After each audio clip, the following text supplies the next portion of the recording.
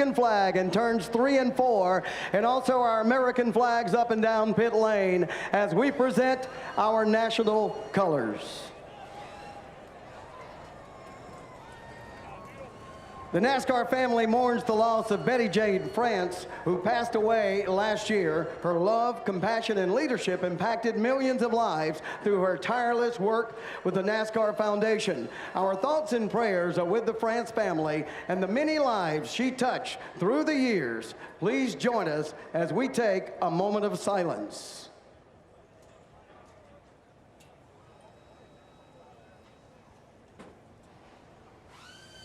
Please remain standing as Dr. Bill Curtis of Cornerstone Baptist Church of Darlington, South Carolina, offers tonight's invocation. Sovereign God, we give you thanks for this beautiful Lord's Day and the opportunity to enjoy it together as family and friends here at Darlington Raceway. Father, we ask for your watch, care, and protection over the drivers as they compete tonight. And we ask, Father, that you keep their teams safe as well. Please remind us that you are the giver of all good gifts. And Father, may we live for your glory tonight, we ask. In Jesus' name, amen. And here to perform our national anthem, please welcome pop music icons, Hanson.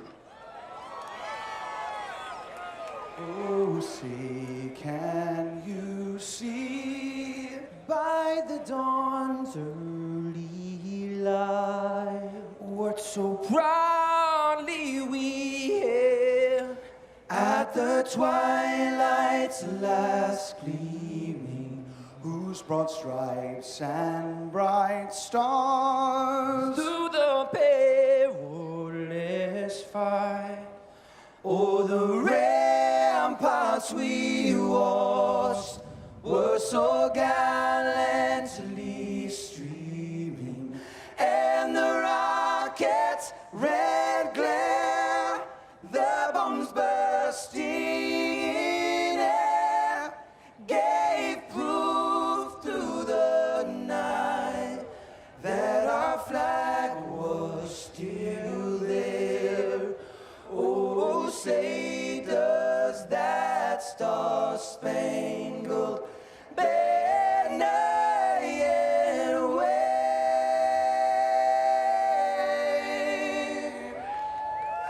Oh, the land of the free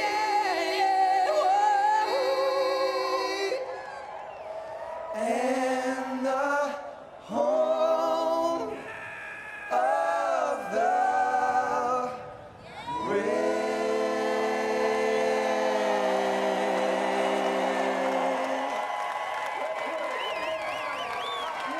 Darlington, South Carolina, Labor Day weekend.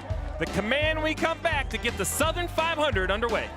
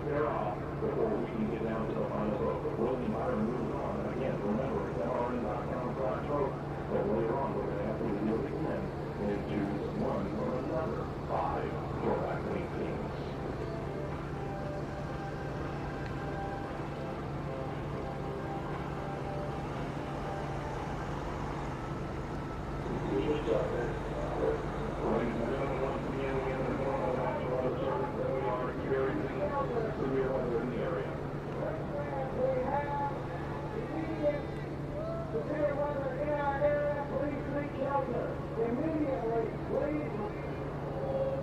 go off the grandstand, please.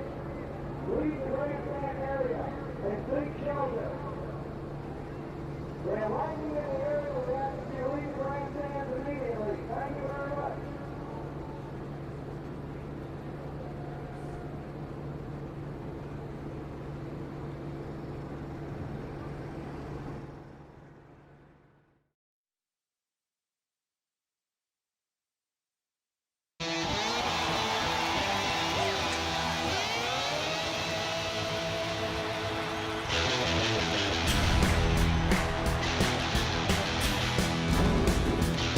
It was a beautiful day, the sun beat down. I had the radio on, I was driving. Trees flew by, me and Del were singing. Little runaway, I was flying. Yeah, running down a dream that never would come to me. Working on a mystery, going where it leads, running down a dream.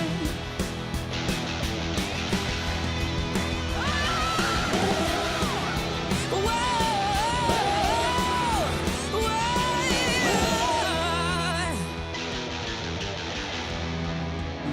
yeah, running down a dream that never would come to me. Running down a dream. Oh, yeah, running down a dream.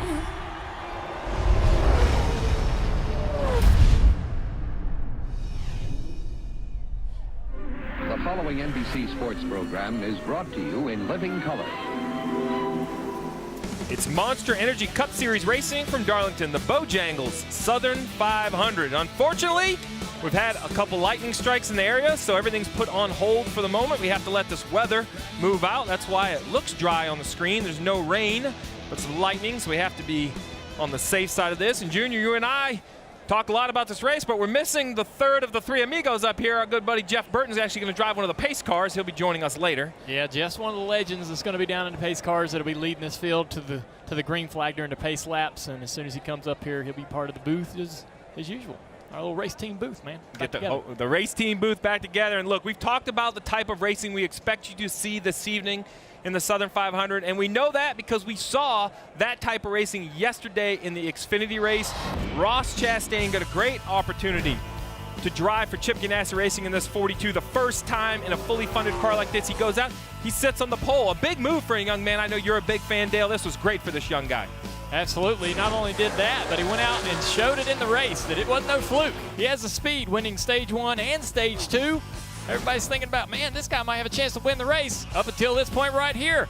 Battling for the lead with Kevin Harvick. We knew the challenge was going to come, and it came by Kevin Harvick when they went down underneath a lap car. Listen, it's the lady in black. There's not room for two cars to exit turn 2 side by side. They make contact. They wreck Kevin Harvick. Very upset with Ross Chastain. I think you see Ross Chastain was upset with Kevin Harvick. Felt like he squeezed him up. A lot of popularity behind this young man getting this opportunity, and the owner, Chip Ganassi, he doubled down and he said, you know what? I think this guy's going to get a lot of opportunity. I like what I saw. Kevin Harvick, he was mad. He parked in Chastain's pit stall. Man, we had sparks, and that was just a 200-miler. Tonight we got 500 miles. You're right. Kevin Harvick said in a post-race interview that driving, racing like that, the inexperience and the mistakes could cost Chastain future opportunities. But then Chip Ganassi comes on social media after that and reiterates his support. Says this is going to mean more opportunities. This guy was running well, doing great, doing everything we could ask in that race up to that point. He's got 2 more opportunities we know of. And this also is something interesting. Think about this. Ross Chastain is more than likely going to make the playoffs in the Xfinity Series. What does that mean for his opportunities in Chip Ganassi going forward in the playoffs? Is that a chance for him to get in that car to try to contend to actually win that championship? Well, what made his performance extra special wasn't just what he did, but where he did it. He did it here at Darlington, and this track has history. It has its own aura. It's the lady in black, the track too tough to tame. Randy LaJoie has, I think, the best quote of Darlington I've ever heard. He was asked, listen, what makes Darlington so difficult? What's Randy LaJoie say? Well, the toughest part of the track It's when you exit pit road and you go onto the track. And I laughed when I read that because he's right. They're very different ends of the racetrack. Yeah. They drive very different. As a crew chief, they're both very difficult to set up for, and as a driver, Dale, they look difficult to drive. Well, the track is the slickest racetrack on the circuit. I mean, the apron feels like and sounds like the beach. Like when you're driving out on the racetrack up on the apron, there's sand and all kinds of debris flying into the wheel wells of the car, and it's so slick you can't even put the pedal down and run wide open until you get up on the straightaway. And so it's just a really challenging track. There's a lot of different ways to attack the corners here, though. This is not a one-groove racetrack, even though it's very narrow. Guys can get into the corner on the high side entering both corners. They can run the bottom. There's really a lot of different ways to go through the corner, and it's going to be fun to see people trying those different lines because you're never comfortable, so you're always trying to move around and find comfort and find speed. So you're going to see these guys sort of altering their lines as they go through the night. Well, the pageantry is just not with the race cars. How about on the pace laps? We mentioned our pal Jeff Burton will be down there. There are 7 decades of NASCAR, 7 different Camaros leading the field, and they are being driven by the who's who, right? You have Rick Hendrick, Richard Childress, 2 owners, Jeff Burton, Ray Evernham, Ricky Craven, Hornaday, Ward Burton. I mean, that's like the all-star list of Darlington. They're going to be pacing the field. Yeah, Ward Burton, a 2-time winner here, and his brother Jeff. I mean, that's got to feel great for those 2 guys to be there. Jeff also a 2-time winner here, and we miss him right now, and he'll be up here soon enough. Rick Hendrick, he's driving in a Camaro that's actually going to be auctioned at Barrett Jackson in January for the Nationwide Children's Hospital, so that's going to be pretty exciting. I'm really looking forward to seeing what that car can bring. Richard Childress, 6-time Cup Series championship owner, 8 Darlington wins as an owner. Ray Evernham, 3-time championship crew chief with Jeff Gordon. Just the list goes on. Ricky Craven, obviously a guy who has the win and one of the most exciting finishes we've ever seen at this racetrack. Yeah, the closest finish in Cup Series history. He still owns it. And Ron Hornaday, obviously 4-time Truck Series champion, Hall of Famer. So we talked about who the drivers were to watch, and you mentioned some of the veterans. A name that's kind of popped up over the course of the weekend, Ryan Newman. This is a track he runs very, very well at, and just moments ago, Kelly caught up with him. Another driver that seemingly finds himself in a bit of a must-win situation to get into the playoffs now with 2 races left is Ryan Newman. But good news for you, Ryan. Of course, you've won at Indy, which we'll go to next week. And here at Darlington, you have your best average finish. Haven't quite won, but you've had a lot of good runs here. Why have you been so good here? It's my favorite racetrack, so that kind of helps. But, you know, I've had good race cars and typically keep it out of the fence, so hopefully we can do that tonight. Our Caterpillar Chevrolet has been good all weekend. The guys have done a good job. We haven't really touched it much, so if we can just keep it going and keep it out of the fence, we'll have a shot tonight. Well, let's talk about that good-looking race car real fast. A throwback to Neil Bonnet and the Goodwrench car. What did it mean to you to see that scheme, and what's it like running it? I mean, there's a lot of guys that are, no offense, still alive and around to be able to represent those cars, and I know Neil and Dale Sr. were great friends and hunting buddies and all that stuff. So I found the irony of Neil driving the 31 car, being at Goodwrench colors as well, and thought it was really cool. So it's kind of a way to give tribute to Neil and some of the, I guess it was the first car of the 31 with Richard Childress Racing. So, you know, big fan of the outdoors and made a lot of sense for me. Well, you heard Newman say it was his favorite track. You have to wonder if it's not a frame of mind because it's this best track, best average finish at all tracks. Darlington, Rockingham, 2 very difficult racetracks at the top of the list. I have to think, we talk about the difficulty of this track, just a frame of mind. Coming in here, telling yourself you love the track has to help his finish. And then he mentioned this one I know you know a lot about, that Neil Bonnet throwback he's driving. This is a good-looking race car. Yeah, this was pretty cool. We were excited when Neil was going to get in this car at Talladega. Thought he'd have a great opportunity to win. He ended up getting upside down the front straightaway. Didn't get the result he wanted. Those sponsors on that car mean a lot to me personally because Mom and Pops was on the hood of my late model, and Prime Sirloin on that quarter panel there was also a sponsor of my late model days. So this is really cool. Love that teams put so much effort into their throwbacks. They put a lot of effort into it. The throwback, you know, the throwback weekend's big for the Speedway. The Speedway, this is their only event of the year, so they center around that throwback campaign, and it's great for the sport. Ryan Newman, man, I mean, you think about what tracks would suit Ryan Newman. Darlington is at the top of the list, and it's right there in the stats, man. He loves this place. We've been looking at his lap times. He was a guy, I have him as a wild card to run well tonight with Bowman and Kenseth as well. So it says right there with the stats, he loves this track and should have a good finish. Well, I mentioned Jeff Burton's downstairs driving that Camaro for the Pace Labs. He'll be joining myself and Dale Jr. up above for the race team broadcast. Well, our old buddy Rick Allen, he's going to hang out on the Peacock pit box with Dale Jarrett and Kyle Petty throughout the race, give us their information at the end of the first and second segment, kind of let us know what they think. And then another great thing, Dale, and you're going to be a part of that father-son duo, Kyle Petty, Dale Jarrett, yourself.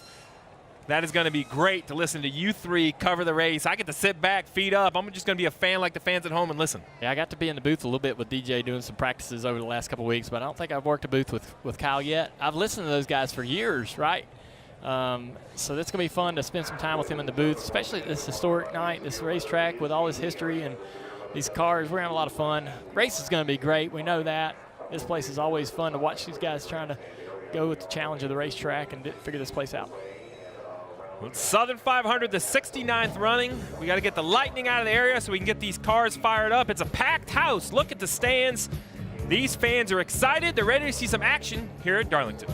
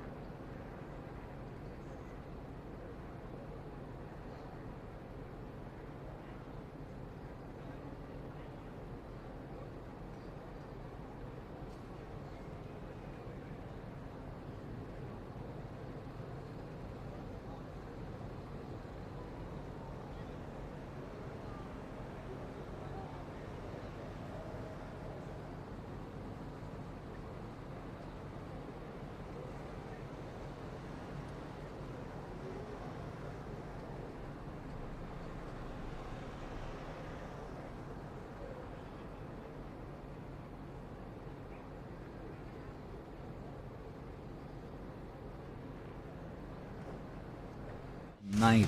Now the 90s saw the birth of grunge rock. Plaid was popular way before Rutledge started wearing it. The kids lined up to get a Game Boy, while a show about nothing turned out to be something indeed. The box office turned out Titanic hits like Pulp Fiction, Forrest Gump, and Jurassic Park. But I have seen Shawshank Redemption about 30 times. And in sports, the Chicago Bulls scored 6 NBA titles, and Jeff Gordon tamed Darlington over and over again. Yeah, we did it! But Jeff Gordon wins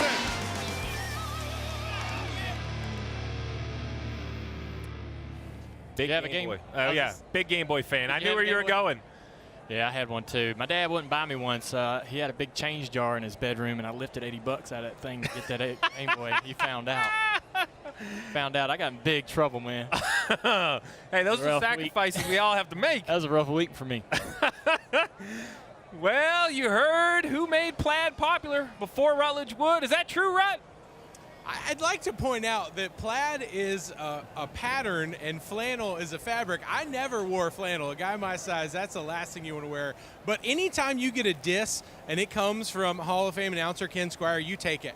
You take it like a man. I'm happy to. Guys, Darlington is all about the throwback. But one thing that is alive and well here is the party. Take a look at what I saw outside earlier. It was a massive gathering of college students Tons of kids from USC are down here, and you'll be happy to know that jorts are alive and well. That's right, jean shorts. When you're this close to Florida, you know you're going to see a lot of them. But today, they were really out in numbers. They had their own bar. They've got a DJ. Everything about this place screams throwback party. And sure, maybe not everybody could steal $80 to buy a Game Boy out of their dad's change jar, Junior. But I think a lot of these kids borrowed a few bucks to have a good time here at Darlington this weekend, pal. Thank you. Well, so my only question is, if the party was that good and it looked that good, what are you doing back in here? Well, you guys saw what Jeff Burton said about my outfit on Friday. I didn't think that I should put my jean shorts on and go join them, because sometimes that line gets a little bit blurred about are you actually at work if you're partying with all the college students. So I just thought, here's good. I'll just wear jeans and a vintage throwback T-shirt. So I'm good here, Steve. Don't worry, buddy. I was concerned about your outfit, especially the Bojangles socks, but I like to confirm I met some gentlemen from Bojangles in the awesome parade Darlington has last night, and apparently those socks moved the needle. People like the socks. I don't know that they were designed to be worn with shorts. That was the only question I had. I got a pair of those socks myself, but not going to be. Dale, you can wear them. It's really not bad. Not going to be caught wearing them with shorts. You know, I wish we could show everybody the video of the great parade we were in. Yesterday, Darlington threw a big parade. We got to roll through town, and Junior, it was your first year riding with us. Did you have as much fun as Steve and I thought you did? Yeah, we got some footage here. That was my first time on a float in a parade. Really? Yeah, look at us, man. We're having a good time. Tossing candy out to everybody. And yeah, it was fun. I mean, it felt old school, just like you think it would. Ricky Rackman up on the Camaro there. Dale, is it true that you put out an APB for a lost blue koozie? I did lose my blue koozie, man, my Yeti koozie. A buddy of mine painted that thing for me, so he's going to be disappointed to hear that. I wasn't even going to bring it up today. I asked everyone in the infield. They did not see it. Ty Dillon, he's not in the car yet, but he's working the crowd. I think he's directing the wave. I'm going to have to give you an update. I don't know, left, right. A lot of confusion out of Ty Dillon.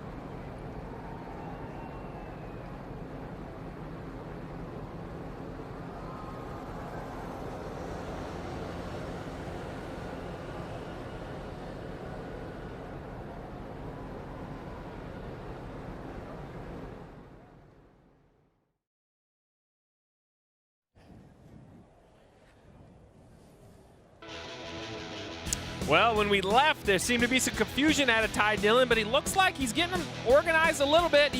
I have to commend him. He's all the way down the exit of turn 4 on the apron, firing this crowd up. You see him down there. He's trying to get them going. I'm impressed. For a racetrack, that's pretty decent. That's driver engaging the fans, man. Way to do it. I like it. I like it. And guys, I like this schedule. We've had a schedule change this year, and it puts the Southern 500 back-to-back with the Brickyard 400, 2 marquee events back-to-back. I can't imagine more fun.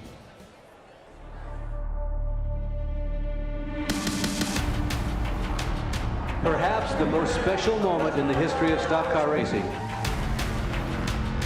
native Hoosier, his dream comes true. The only way to win is to attack it, but when you attack it, there's a price to be paid. It's the hardest race I ever ran. About ready to come into tears. Just as happy winning this than we was the first one. Domination. I can't imagine what should lead into the playoffs better than the Southern 500, the Brickyard 400, two marquee events. I mean, you look at the highlights, it's Hall of Famer on top of Hall of Famer on top of Hall of Famer. These events basically create Hall of Fame drivers. Yeah, when you list, your top 4 events, when the drivers list those top 4 events, these 2 races are in those lists a lot of times. So they're back-to-back here, leading right into the playoffs.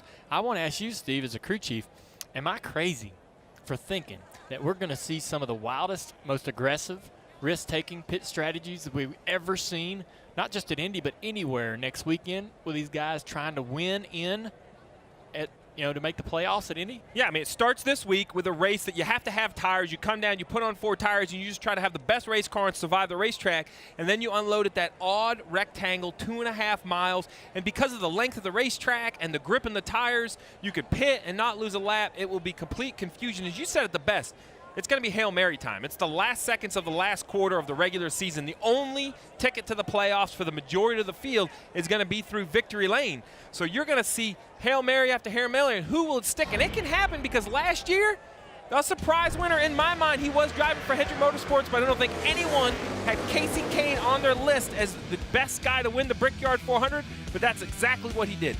Yeah, this is a wreck here right at the finish, that end of the race. These guys had some crazy restarts at the end of this race. A lot of cars got taken out. Obviously, you remember the crash with Kyle Busch and Martin Truex Jr. as those guys were battling earlier in the race. Dream victory and win for Casey Kane. Going down there and be able to kiss the bricks, something I never got to do. That's something that all the drivers in this field hope to achieve one day. Incredible opportunity for you to celebrate with your entire team. Once-in-a-lifetime opportunity, and Casey got to do it last year. Pretty awesome for him considering his retirement this year. And every driver that goes in that race could go in there and use the right strategy to win. So we see the drivers. We're still, like as I mentioned, under a lightning delay. That's what we're waiting for here if you just tuned in. We're lucky enough to miss the rain, but we have to be safe for the fans and everyone involved, get the lightning out of the way, so the drivers are still waiting. And you're not surprised by some of the guys you see there. I see what the Bojangles fire suit out of the man Derek Cope back in the field for the throwback. We had Corey LaJoie driving his dad's car, Randy LaJoie. So many cool paint schemes. But Rutt, I heard you became a popular guy and perhaps found a friend down in the infield. You know what, Steve, I did.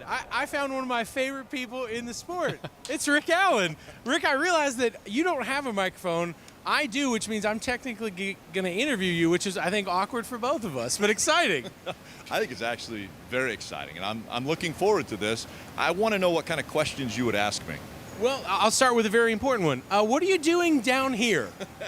That is probably one of the greatest questions. I've spent the past half hour wondering where I was supposed to go because there's a possibility of storms in the area. We're going to be on the Peacock Pit Box tonight. I get the honor and the opportunity to sit with a Jarrett and a Petty for this throwback weekend on the Peacock Pit Box. So it's going to be incredible. Looking forward to that. We'll give updates during the race. It's pretty cool. Now, it's a little hard to hear, I learned yesterday watching the race with Dale Jr. They're from the Peacock Pit Box, but you guys get to have such a prime seat. I know you always have that kind of catbird seat, but what do you think it's going to be like to be on pit road and to see so much action tonight? Well, I did have earlier in the season the opportunity to be a pit reporter, and I was on pit road at New Hampshire, and it was very loud, and actually I was lost the whole race, but I tried to keep fans abreast of what was going on the racetrack. This time I'm going to enjoy the race because when you sit next to Dale Jarrett and Kyle Petty and you have those two historic figures in this sport talking you through what's going on in the race, I'm just going to be a fan. I'm going to enjoy that and sit back and just watch. I'm so excited. I can't wait to watch too. Rick Allen, he's going to be down here on the pit box tonight, guys. It's going to be a big, big time for sure. I was on that pit box yesterday, man. It was pretty hot, but a little different conditions tonight. We got another guy down there trying to fire up the fans. Di Benedetto, look at him, man. I mean, that's a pretty good timing. They got going down. What are they doing? They got to get their act together.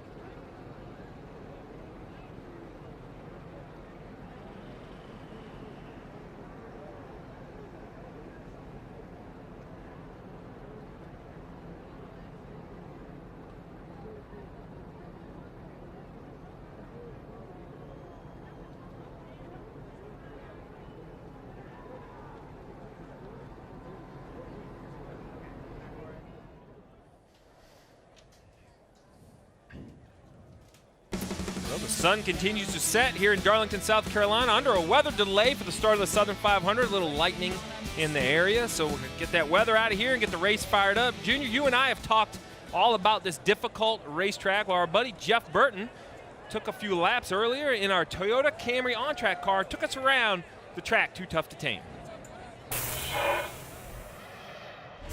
Well, it only takes one word to describe this place, and that's Darlington. It's awesome to be here, so much tradition. Talk about this track being difficult, and I want to show you why. Long front straightaway, but as you look into turn one, it's only one groove. We see people trying to go through here too wide. Doesn't normally work out well, because when I'm in the outside, a guy underneath me, look how quick I get to the wall. See a lot of people side by side hit the wall here. Now I'm going to slow down a little bit. Talked a lot about the exit of turn two, how tight things get. It's been made even worse. Look at the black marks. It's only a groove and a half through here, but check out these bumps, these patches that have been put in here. Look how rough it is. It makes the car bounce around a lot, jumps around a lot, and then you got the exit of turn two wall that we see a lot of people hit. Turn three is just crazy. That's the only way I know to describe it. Look at the wall, how it actually leaves and goes outward, and then it comes back in. A lot of people hit right there. To me, this racetrack offers so many challenges. And then you add pit road. Now, the reason I want to talk about pit road, we don't want to do that, is because so many people miss it. And I want to show you green flag pit stops why. You're looking at what I'm looking at. Where's pit road? Where does it start? You can't see it. You still can't see it. It's not till now I missed it. That's how you miss it, because you cannot see pit road. If you don't practice it, you're going to miss it. We'll see people tonight have problems with it. Everything here is hard, and that's why I love it. You just heard him talk about pit road entry. We're going to see a lot of guys struggle with that. It's a pit road, like he said, you cannot see it as you're coming down into turn three, middle of turn 3 and 4. You can't see that box down there that you need to get underneath, much less the pit wall. The pit wall, all that stuff comes up on you really, really fast, and before you know it, it's too late. Well, I don't know if that was a pep talk for the drivers, but it was a pep talk for me as a fan. I'm ready to watch some actions. What I hear, we're going to get the command after the break.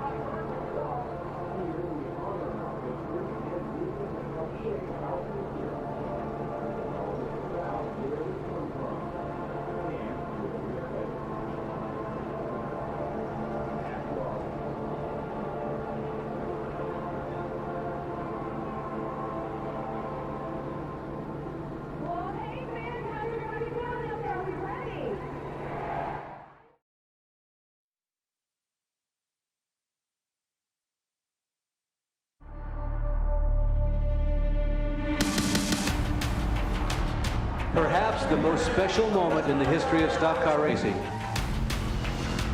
$1 million. Come on, buddy. What'd you expect me to do, man? Oh, they make contact! The only way to win is to attack it, but when you attack it, there's a price to be paid. It's the hardest race I have around. I'm about ready to come into tears. Just as happy winning this than we was the first one.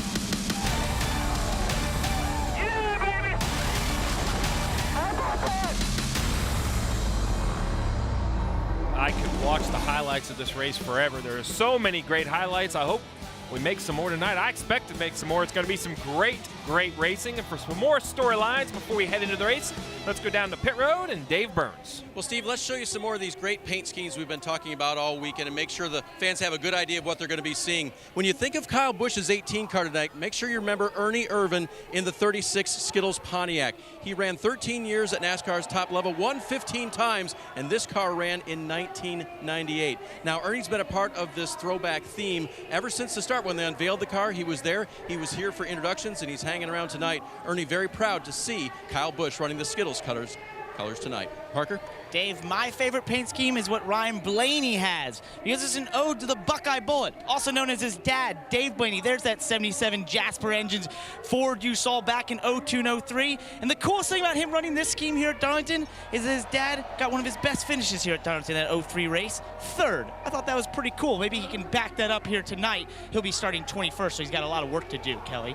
Well, certainly one of the most recognizable and most popular rides out here this weekend is driven by William Byron in the 24. Of course, this is the paint scheme made famous by Hall of Famer Jeff Gordon, the Rainbow Warrior paint scheme that helped Jeff earn 3 of his Cup titles, 52 of his wins. William Byron, by the way, on the outside of the playoffs will need to channel his inner Jeff Gordon here tonight. Gordon, a 7-time winner here at Darlington. William Byron needs that win tonight to get into the playoffs. Marty? Kelly, Denny Hamlin is throwing back to himself for a 1997 paint scheme that was his mini stock team when he won championships back at Langley Speedway and also Southside Speedway just outside of Richmond. And the sponsor on the side, Chesterfield Trailer and Hitch, just like it was when his dad Dennis owned that business. And Denny told me all of that was hand painted on the mini stock, and even the Denny Hamlin on top of the car, the exact signature he had back then in 1997 when he won those 2 championships. And speaking of 2 championships, he's a 2-time Southern 500 champion. He would love to become a 3-time champion tonight, Steve. I love this, man. Denny making it okay to throw it back to yourself. I like that. I mean, look at that car, man. Got that number slid back, got that sponsor on the door. That's old school for sure. You know that he's excited to be able to run this car, a car that means so much to him and his family. And even Goodyear's on board. I mean, you look at that. They got the cubic inches on the hood. How about this? The white Goodyear lettering, like we are back in the 70s, the 60s, 70s, and 80s. That's what the Goodyears look like. Well, guys, I think we're here. The lightning is cleared. It's time to get the engines fired and get the race underway. Race fans, it's time for the most famous words in motorsports. Please welcome your Grand Marshals, 2019 NASCAR Hall of Fame inductee, Jack Roush, accompanied by Bojangles Senior VP of Marketing, Randy Poindexter. Gentlemen, start your engines. Fire in the hole there, bud. Fire in the hole.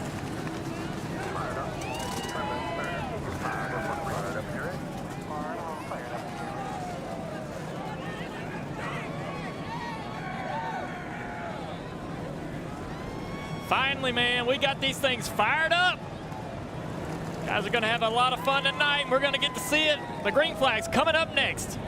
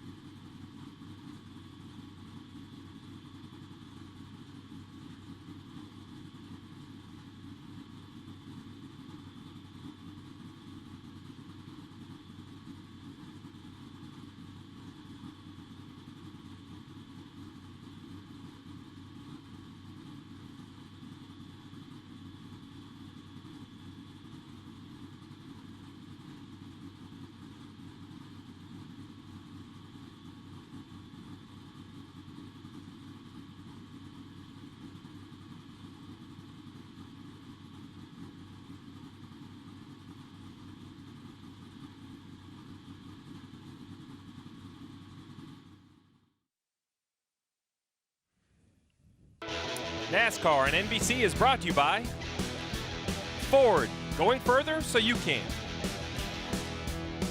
Subway Restaurants. Monster Energy, unleash the beast.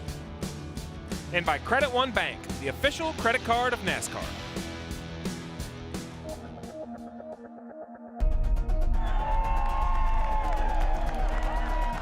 Allison is looking at the checkered flag. Cale Yarborough has the checkered flag. Bill Elliott is going for immortality. Jeff Gordon takes his 5th checkered flag in the Southern 500.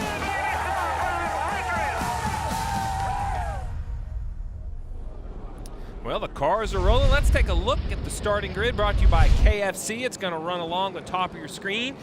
Pick your favorite driver out and see where he's starting. And Junior, we mentioned it's not just about the race cars, the pageantry of the Southern 500. It's the entire weekend. There was a parade. There was an event with a bunch of Hall of Famers. Even this right here, the field being led by 7 generations of the Camaro. That's right, man. We got 7 generations of the Camaro, and plus you got 7 legends from the series. There's our buddy Jeff Burton, man. He's making a pass. Who's he passing right there? Oh, look at RC. Yeah. Having a lot of fun out there, enjoying themselves. So much fun for these guys to be able to come out here. You see so many legends come out for this race that don't normally go to the races. This is an event that they come to. See people in the garage you've never seen before. Well, you mentioned, I mean, a who's who list of people that are driving these cars. Rick Hendrick, Richard Childress, 2 owners, Hall of Fame owners. Jeff Burton, dominant in his racing career, will join us here in a little bit. Ray Evernham, my mentor, also a Hall of Famer. We have Ricky Craven, Ron Hornaday, Ward Burton, Jeff's brother. Man, we chased Ward Burton around here at time or two. He knows how to run around the Southern 500. So those guys are pacing the field. But let's go back into the field, talk to one of the drivers that's taking part today. Let's see if we can dial up Joey Logano. Hey, Joe Logano, it's Dale Jr. up in the booth. You got me, buddy? Got you loud and clear. What's going on? I want to know what's going on with you, man. You haven't drove this car or practiced in race trim since Friday. Just how good is that Pennzoil Ford? I hope it's pretty good. We made quite a few changes. I thought our car was good on the short run, needed a little bit on the long run, so I think Todd hooked me up a little bit. Got this Pennzoil Ford fast as we need it to be, hopefully, and we'll make the adjustments as we need to as the sun goes down and the track transitions, so we get this cool-looking Steve Parker ride up front. Yeah, it's an incredibly long race on a very, very hard racetrack. How do you make sure you not only take care of the car, but you take care of yourself and get to the end with everything you need?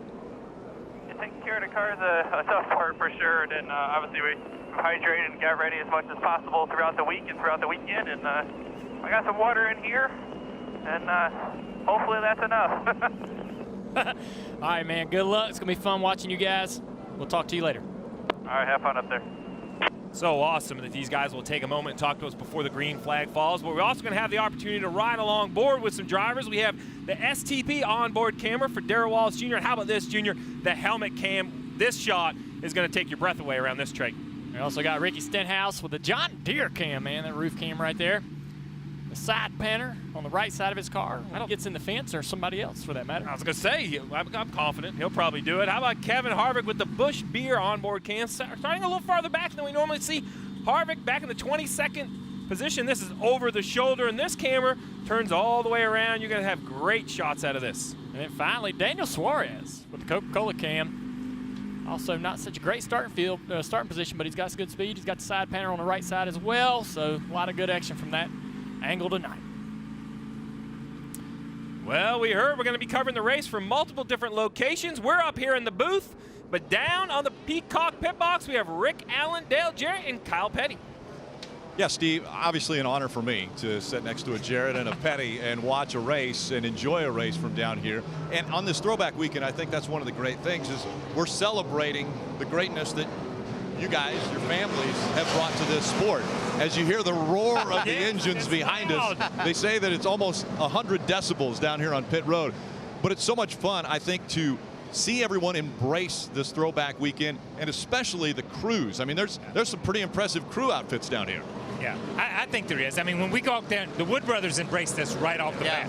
Leonard and Glenn, the first year or so, I think they wore uniforms they really wore in 72 or in the 60s back there. But, you know, and listening to Junior and listening to Steve Letarte and those guys talk, you have an opportunity to see people you don't see all year long. You have an opportunity to honor the Hall of Famers and the pioneers that made this sport. Yeah, and I think that's what makes it all so special at the most difficult racetrack that you could race on for 500 miles. I don't care if it's night, whatever time it is, it's going to be a difficult challenge for these guys. And Rick, you have to admit, when you thought about calling a race with a Petty and a Jarrett, it might have been Ned and the King. Yeah, that's exactly right. It was the other two. Yeah. That's possible. That's all right. That I was thinking about that. One of the things Leonard Wood said last night was that this is the exact day 50 years ago when Cale Yarborough won the Southern 500. That's bad. That was a bad combination right there, Cale Yarborough and the Wood brothers. Let's break the race down. Let's go back to you, Steve. Well, we talk about it. It's the Southern 500 at a very difficult racetrack. We're going to take a look at how the race itself gets broken down. Well, first, 1.366 mile oval, 367 laps, a little over 500 miles. You see how oddly shaped Darlington Raceway is. It's broken down into stages, stage 1 and stage 2, each 100 laps in length.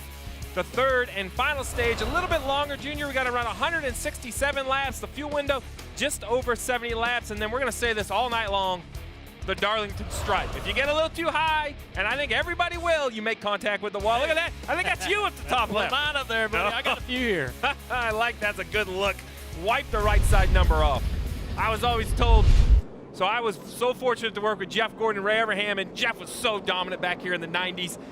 And one year, he came back, he won the race and didn't have damage on the right side. He was so proud. He told Ray, and Ray goes, I don't think you were trying hard enough. You didn't hit the wall one time, so I had to love it. So let's go down to pit road for a few more updates. We'll start with Parker Klickerman. Guys, Martin Truex Jr. won here in 2016. He won the first and the second stage last year, and barring that they tried to go too far on tires, he probably would have won last year, so they'd be going for 3 in a row. I asked Cole Pern what kind of car they have for tonight. He goes, I don't know. We didn't have enough practice. We'll see in stage 1, Dave. Parker, the question was asked about Kevin Harvick starting so far back. Well, in qualifying, his right front tire equalized. What that means is the inner liner gave pressure to the outer part of the tire, making it very difficult to drive. That's why he had such a tough qualifying effort, Kelly. Dave, you might want to keep your eyes on the 48 of Jimmy Johnson. He has to start this race from the rear of the field for unapproved adjustments after fixing some damage sustained during qualifying. Good news for Jimmy. 2 of his last 3 wins have come starting from the rear, Marty. Kelly, if you're looking for one player outside the playoffs right now to make some noise tonight, keep your eye on Ryan Newman. He will start 6th. Both Luke Lambert and Ryan told me best car we've had all year long. There are the updates. Junior, this is the moment we've been waiting for. The pace car is off. Denny Hamlin taking the high side for this first start. They come to the Geico restart zone, but this was controlled by the flag man. There you see it, the green flag is out. The Southern 500.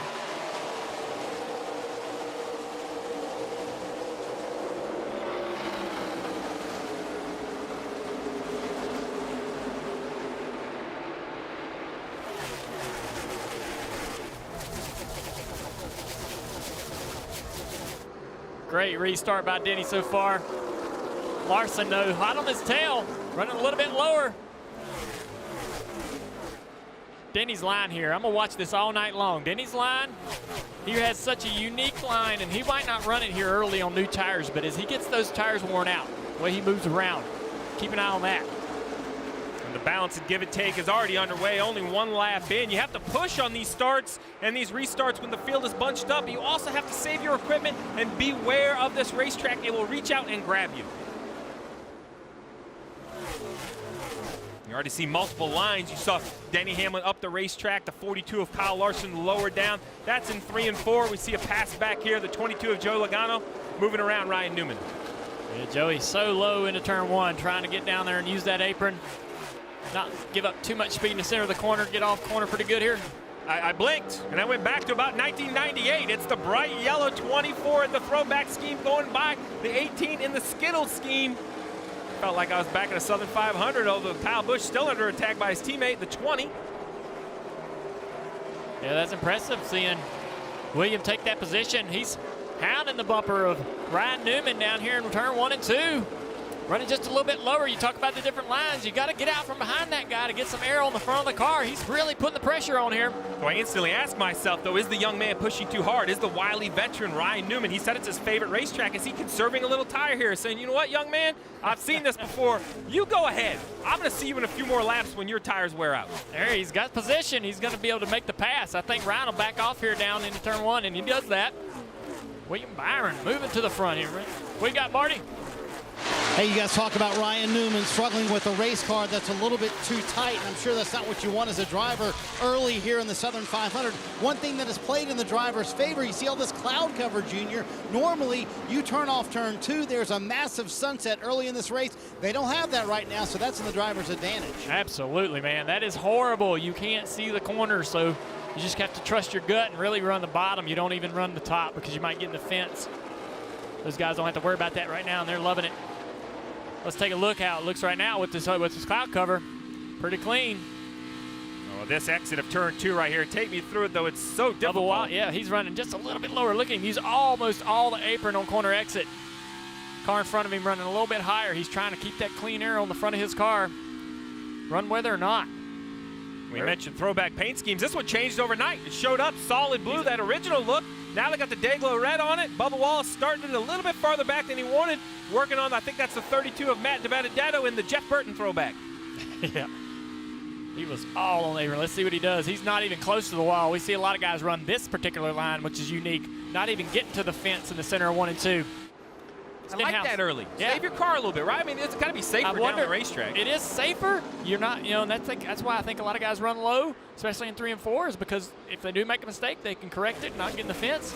But it also is out of the groove, the darkness of the racetrack where the rubber's been put down. That's definitely more abrasive on the tire.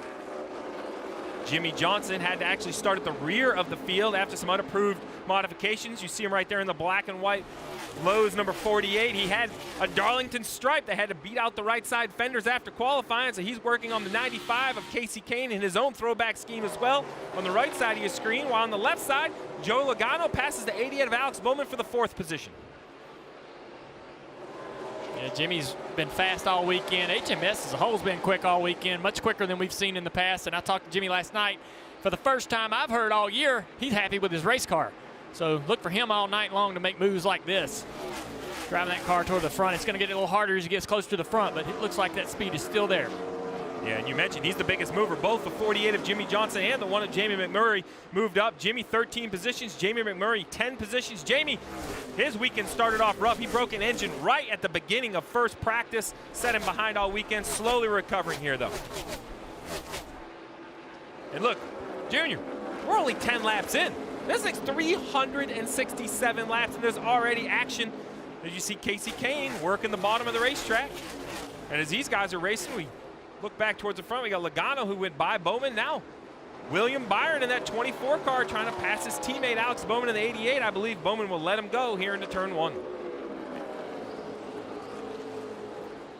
11 laps complete here at Darlington. Denny Hamlin leading. Kyle Larson is second, trying to chase him down.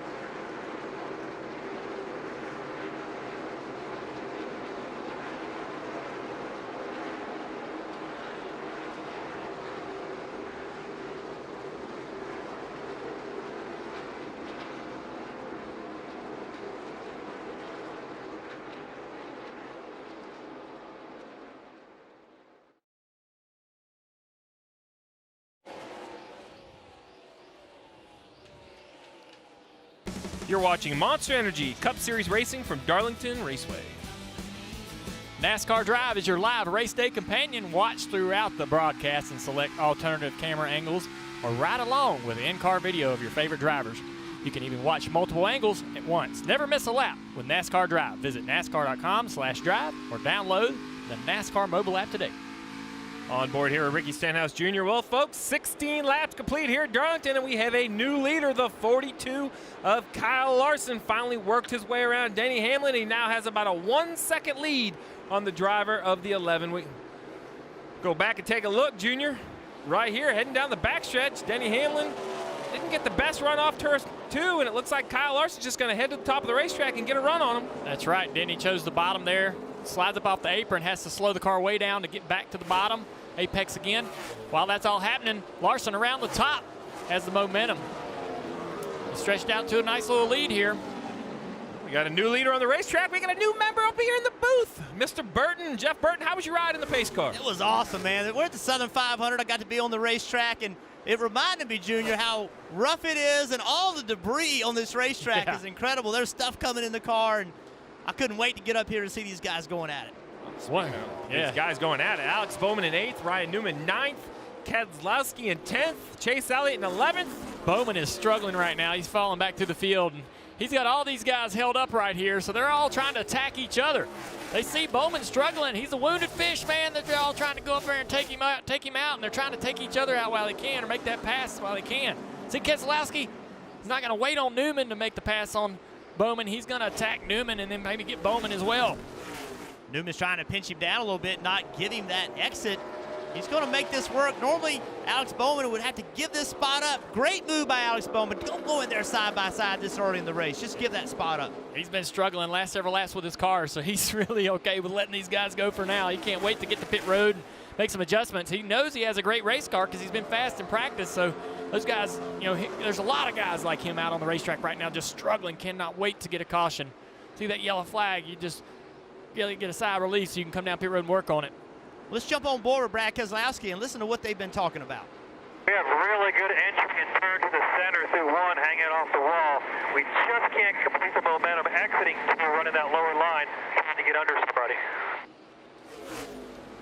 That's it. I mean, the bottom line is really good through the middle of the corner. It's just hard to carry that speed on corner exit. The guy on the outside, he doesn't have to turn his steering wheel as much. He runs a little bit straighter off the corner. It's easier to get a straight run off the top. We see Chase Elliott working by Ryan Newman in the 31. I'm glad we went to the radio of the two of Brad Keselowski because, man, I closed my eyes and it was Rusty Wallace. He was my favorite driver growing up, and that is Brad's scheme, that number 2 Miller Genuine Draft car. That's 1990, the Grand Prix Pontiac on the right side of your screen. What a great replica throwback. I mean, identical, Junior. Yes, sir, buddy. Looks good. Here's a battle for second. Denny Hamlin trying to hold off Mark Truex Jr., man. This team, a lot of people counting out these 78 guys because of the rumors or the idea or potential of that team having to actually close down at the end of the year because of the lack of sponsorship. But it looks like right now they still have the speed. Just harder to make. Oh, Denny almost getting in the fence all that corner. And Truex with a smart move there. He went to the bottom in the middle of 1 and 2. He saw Hamlin wasn't going to give him the spot, so he just lifted rather than coming off of turn 2 side by side, Marty. And Jeff, Denny Hamlin saying his car too tight right now. I can imagine for you drivers, or too free, I should say. Can't imagine having a race car that's free and you're running as close to the wall as you are here at Darlington like Denny Hamlin is. But he also told me before the race, it takes about 20 to 25 laps for my car to even get decent. And then after that, I think we're the best car. So Burton, you've been here with a car that's really good on long runs. How key is that here at Darlington? I think it's huge, Marty. The only thing about long runs and having great long run speed is it can't be so far off that taking off you lose all your track position because it's hard to get it back. So a combination of those two is what you really need. And I'm watching Denny Hamlin. He's changed his line in turns 1 and 2 to improve the speed in his car. Here's a battle for 10th place. Ryan Newman and Kevin Harvick. Harvick coming through the field from way back in his original starting position. He's really working through the field here. Newman's struggling right now, kind of falling back, but trying to maintain the best he can. Harvick all the way down on the apron at corner exit. And Steve, Harvick's situation is really interesting this weekend. They had a tire equalize during qualifying. He didn't know what he had. they weren't real sure what kind of race car they had because of that equalized tire in practice. See Harvick make the pass, running the apron down there. I asked Harvick, how do you run that apron, or why? What are you trying to accomplish? He says, it's just safer.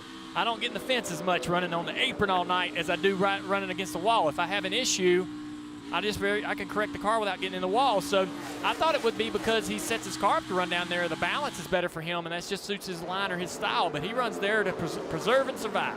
Well, any way you can take some teeth out of this racetrack, I think it's a good idea. It's difficult enough as it is. And he knows what he's doing. Obviously, he goes up top when he has to, right? I mean, he has the ability to move up and down. They changed the left side tires. We come back to this race, and I think it's altered a lot of the lines for these guys. We saw the Xfinity guys and in practice for the Cup guys, all of them running the high line in 3 and 4. But look at Harvick here. He's not against the wall in the middle of 1 and 2. You talked about him trying to protect his race car. Even in 1 and 2, where the majority of cars are going to be just all but on the right side wall with the right side of the car, he is running the middle of the racetrack to protect his race car. Back to the bottom here. 27 laps complete. Kyle Larson, the leader, a little over 2-second lead. And look at this, lap traffic, guys. We're going to say that all day here at the very narrow Darlington Raceway.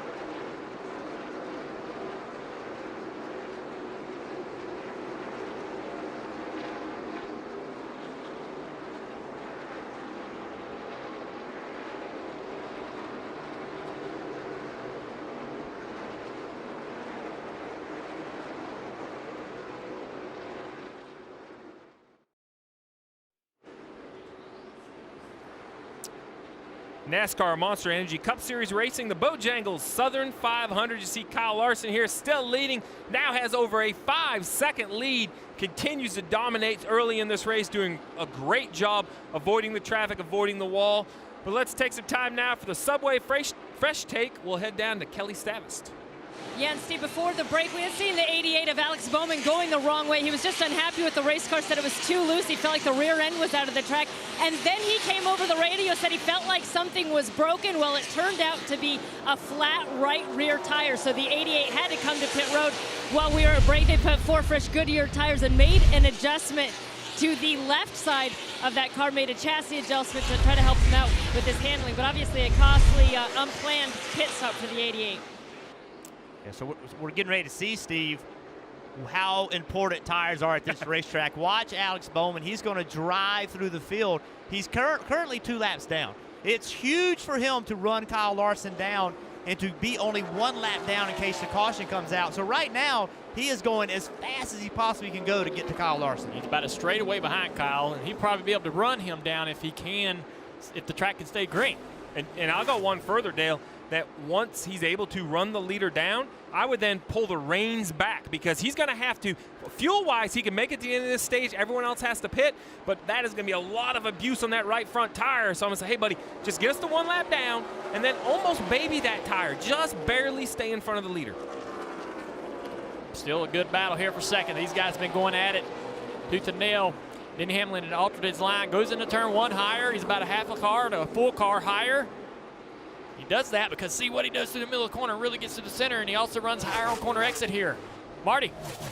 Denny Hamlin still struggling with a loose race car as he battles his corporate teammate here, Martin Truex Jr., trying to hang on to that second position. Steve, now the question is a lot of chatter on the radios about when you come to pit road. Obviously, you want tires. We see what the difference they've made for the 88 car, but how willing are you to come early in this window and give up track position and put on tires? Well, we see the pass. The 78 gets by the 11 of Denny Hamlin. It looks like the 20 of Eric Jones is trying to go by as well. So, Marty, the answer is yes, I'm willing to come early. There's no doubt I'm going to come before I need that Sunoco fuel. The question is how early. I think the easy decision is lap 50, right? Just break it up in halves. 50 laps on each set of tires. I think you can gamble a little bit and come earlier than that. The real question is, how long can your driver hold on, Jeff, right? I mean, as these tires slip and slide, I think on top of the pit box, you're half strategist, half psychologist. Kind of keep rooting your guy on, but at the same time, keeping him off that wall. Well, you mentioned the guy on the pit box. Well, for the 78 car, that's Cole Pearn. We see Eric Jones making a move at him. Well, all these throwback paint schemes. Oh, that was close. Oh, Cole Pearn, he decided that this throwback was from something just a few weeks ago. Check this out. Really liking that throwback to the first win of the year from Fontana. He didn't go back to the 80s or the 70s. He just went back to Fontana. Eric Jones, though, he's taking it to the front here in second place now from seventh place start position. Best car on the racetrack. Well, and Eric Jones's throwback is to a spotter, Rick Corelli. I wonder what it's like to be the spotter on the roof and see your own paint scheme on the car. That's pretty cool. Well, he's running second, so Rick Corelli is going to say, hey, man, that's me. Well, there you have it, guys. On the left side of your screen, the 88 of Alex Bowman has run down the leader, Kyle Larson, and unlapped from 2-1. So currently, the 88, because of that flat right rear tire, had to pit. He's now 1 lap down as we see Eric Jones continue to make some good passes here. Let's listen in to the defending champion, Martin Truex Jr. in the 78. Right here, a little snug landed in one, a little slippery up the hill, but overall pretty balanced. So slippery up the hill. Right, there's no hills here. Well, up the hill is when you drive into turn 1 on the bottom and you slide up to the wall. That's going up the hill. The same thing happens in 3. So he's talking about the transition from the entrance to the corner to the middle of the corner. Parker. Well, and he's also talked about the exit of the corner, Jeff. He's talked about going into turn 2 and needing the tires to work better through turn. You noted how he was running a lower line when he was passing Denny Hamlin there. Well, a lot of that was getting those front tires to work as he comes down that hill into turn 2 and the car compresses and loads up. Dave? Parker, the progress Eric Jones is making toward the front is big news for his team. I talked to Chris Gale, his crew chief, earlier today, and he said, I can preach tire saving all I want to the young man, and he's very good. He knows exactly what to do, but it's only his second Cup race here. Whether or not he gets it will be in how he applies it tonight. And when his spotter told him, Eric, everyone's coming back to you, Eric knew he was doing the right thing. Saved his tires early. Now he's got some grip and a lot of speed in that 20 car. Dave, that's an awesome report. I talked to Eric this morning. Eric told me the strength of his team and his car this weekend was long runs, and that's important at this racetrack. So we're going to see if Eric can keep that up for the rest of the night. Southern 500.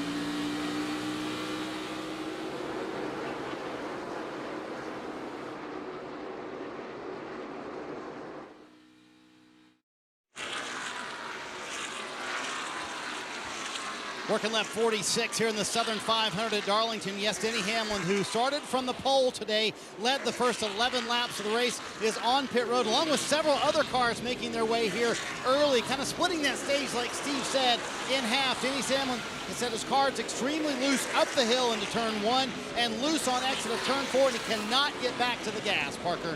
Martin Truex Jr. has been struggling with being too tight. We noted how he's been wanting that car to work better up the hill and down the hill, meaning into turn 1 and turn 2. They're going to do 4 Goodyear tires and Sunoco fuel on that, Dave. Kevin Harvick has made a lot of progress so far. Hits pit road, 4 Goodyear tires and Sunoco fuel. He said his car was tight, but it really wasn't bad, Kelly. Brad Keselowski started by saying that his car was a little bit disconnected with its forward drive, but by the end he said it was phenomenal. Turning down the hill, you see it's 4 Goodyear tires, Sunoco fuel for the 2, Dave. Eric Jones all the way up to second place. His car was operating very well. No changes to the 20. 4 Goodyear tires, Sunoco fuel. Crew going to work now, trying to get him off of pit road in the same spot, Marty. Joey Logano coming down pit road, as he told us in the pre-race show. Very good on the short run. They did fall off, but not as bad as they did in practice yesterday on the longer run. Logano saying his car too tight for him. Going to be an air pressure adjustment, Dave. And Kyle Busch has said too tight about his race car, too. They make adjustments for that and send him back out.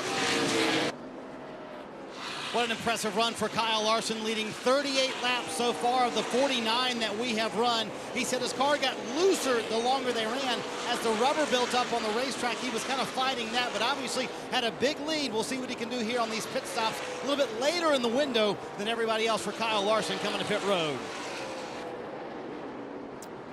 That is a great point, Marty. We'll see. The 42 did come a little bit later than most. He did have a 9-second lead, though, so I have a sneaky suspicion he's going to be okay as far as the lead goes. We'll have to compare how it looks after the pit stops.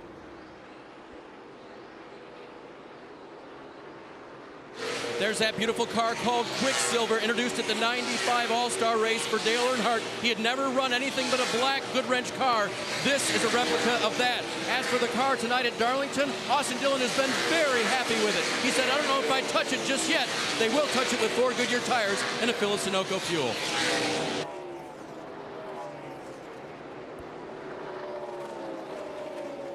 Junior, you've been talking about this car all weekend.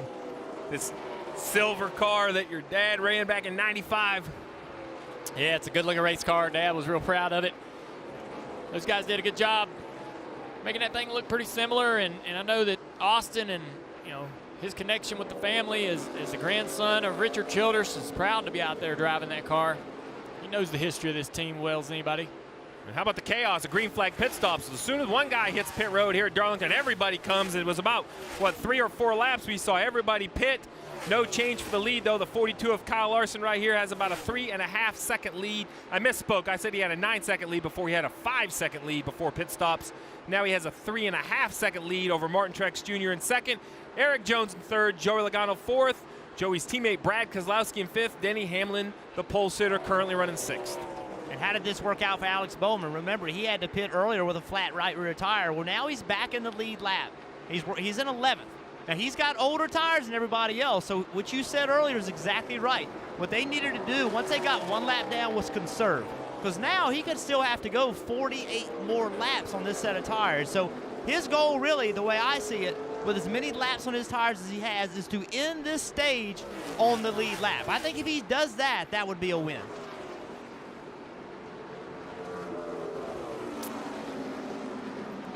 Pit stops, the pit crews are going to be busy. Green flag stops are complete. We expect to see 10, 11, maybe 12 more pit stops tonight in the Southern 500.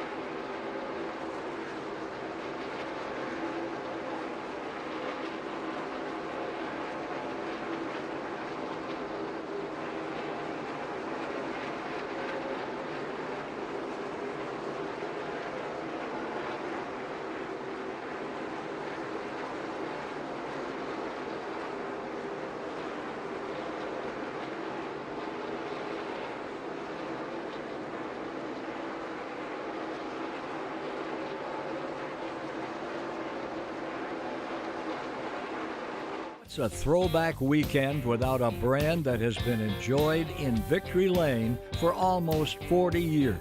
Busch Beer. Busch has been there for iconic moments, like the classic 1979 Daytona 500 with the battle between the Allisons and Cale Yarborough. Now they're more involved than ever with their sponsorship of Kevin Harvick, the return of the Busch Pole Award, and Harvick driving a car inspired by Busch's racetrack-specific collectible can series dating back to 1996. Busch Beer, the official beer of NASCAR. Man, I don't know about you boys, but that made me thirsty right there. That was a great little read. The Busch Pole Award, that's been around forever. Riding in car right here with Kevin Harvick. He waves at a competitor for letting him get on by. Probably a lap car. He's moved all the way to 7th place from 22nd. I mean, you just don't make that kind of ground on this racetrack. These guys get pretty spread out and be able to make those positions. Pretty impressive. Great fast car. Yeah, look at this right here. I'm really surprised. Ryan Blaney in that 12 car just has not had a lot of pace this weekend, and going a lap down on lap 60 in the Southern 500. I know they expected to run better than that. They just haven't shown the speed, been struggling. But this is the moment where you have to not panic. I mean, you're going to have a caution guaranteeing 40 laps at the end of the stage. I mean, look what new tires are worth. 14 miles an hour. So make this place awesome. You got to be able to go fast on new tires and still find a way to go fast with tires with no grip.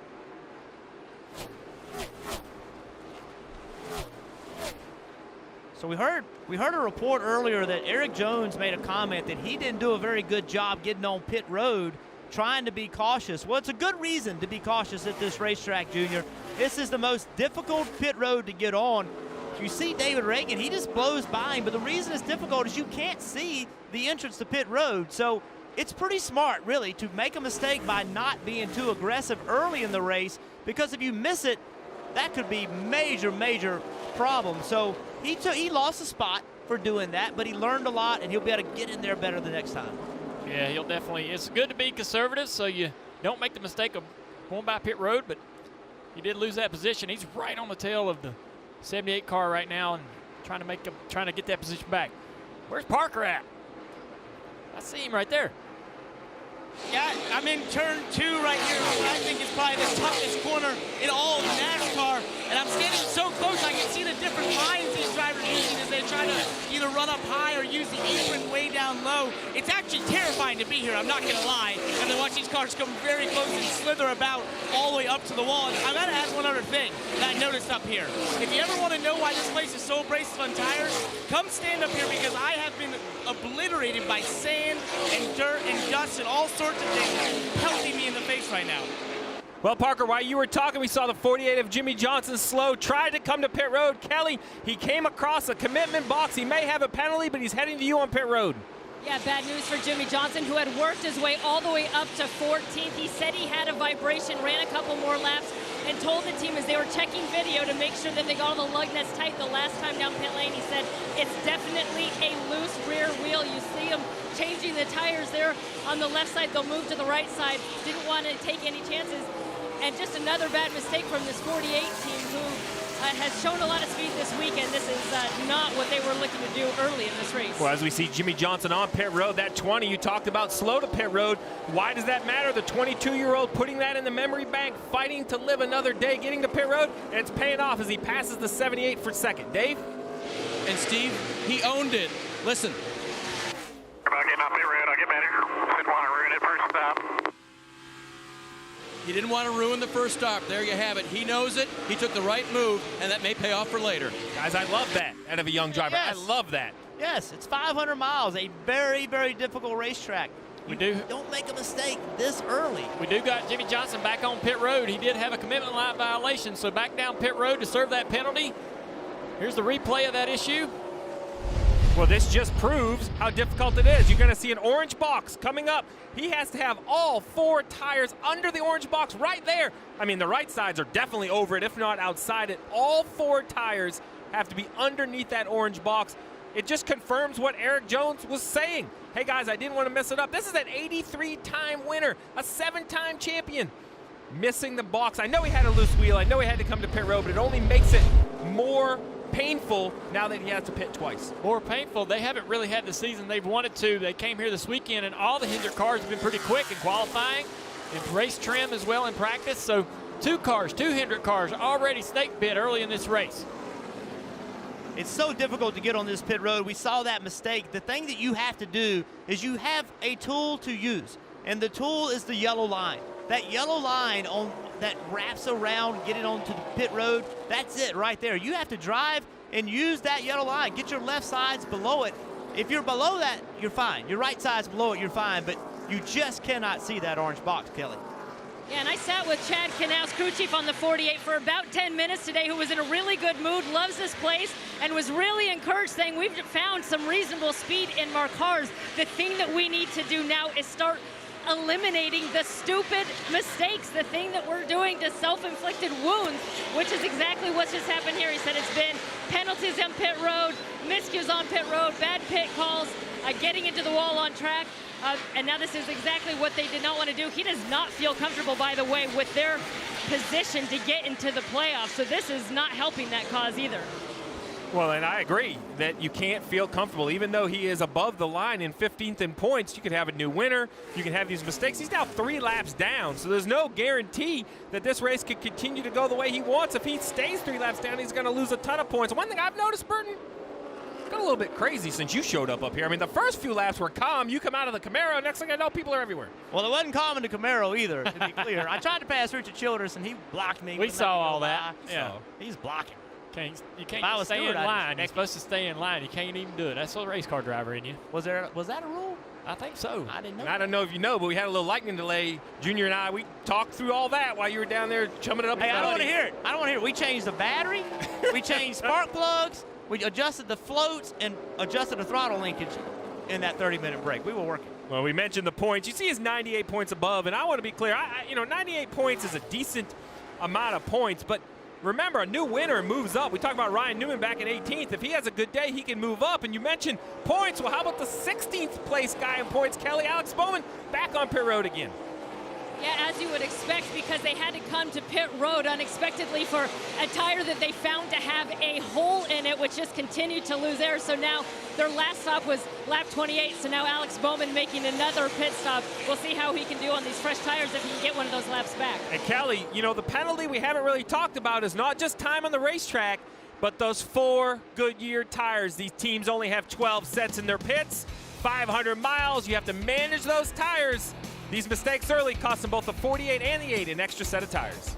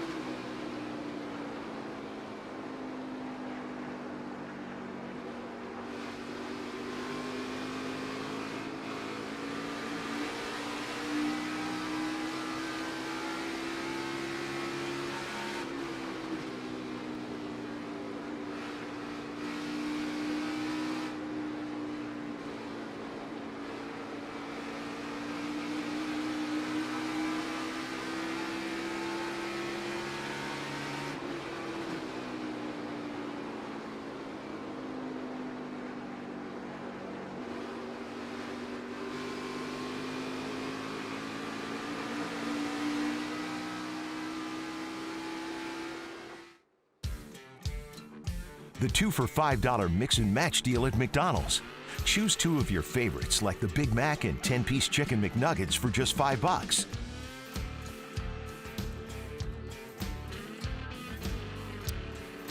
NBC Sports on Sirius XM, NASCAR Radio Channel 90, Wednesdays at 9 a.m., the morning drive. Dale Jr., this is your week. You're going to call in, join Pete Pistone, Mike Bagley, have a conversation about the Southern 500, perhaps the upcoming Brickyard 400. Yeah, it'll be a lot of fun. Have never called into that show and done this. It should be a lot of fun for me. I look forward to it. Well, it's almost 8 o'clock here in Darlington. Still 92 degrees on pit road, and look inside this car. 119 degrees. You know, this race just started. We only have 289 to go, and it's 119 degrees in that car. Just please make sure let's make sure we know everybody that's Dale Jr. on the telestrator, because I don't want to take credit for that half-connected circle that just happened. Yeah, it says it's 119, but you know the humidity inside that car is just unbearable. And at your feet, down there at your feet, it's a 249,000 degrees. It's so hot.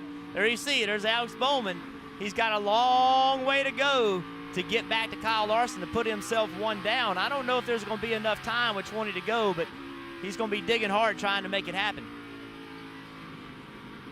Well, we've talked, has gone green from the start of the race. Kyle Larson continues to extend that lead now over the 20 of Eric Jones at 6.5 seconds. I think the story is how many cars he's lapped. He's up to the 17th position. He's lapped Jamie McMurray at 17th.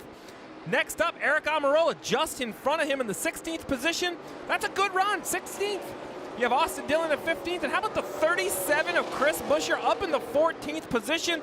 A great run out of that car. So they're doing what they need to do, but the 42 of Kyle Larson is just putting such a pace down.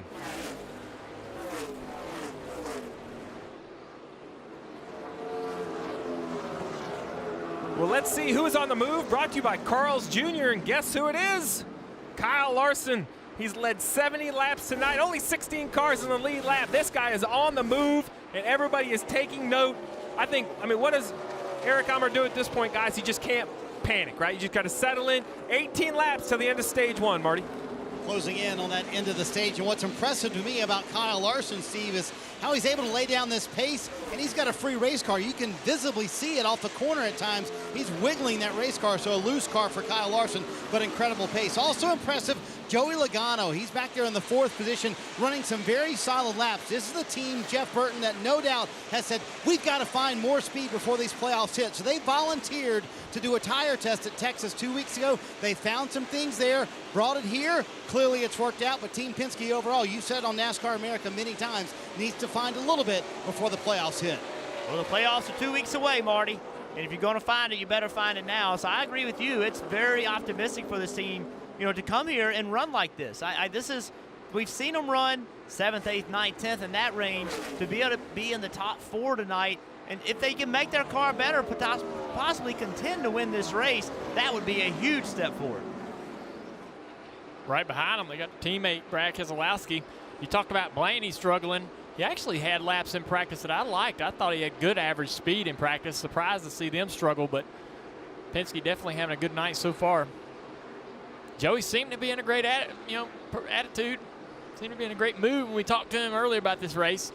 And you mentioned the throwback paint scheme. Well, that you should recognize this is DEI days. This is the Steve Park throwback, Junior. This is while it's different colors than the Budweiser car you drove, it's that same sort of solid with the stripes down the side. Such a great job. I mean, that's an accurate throwback right there. Yeah, it's a good-looking car. I know Steve Park was very happy that they did this throwback. Steve did a great job for us at DEI. He laid the groundwork really for that Xfinity team that I got to drive for, where we won the championships. They had built that team up to being that competitive once I got in the seat.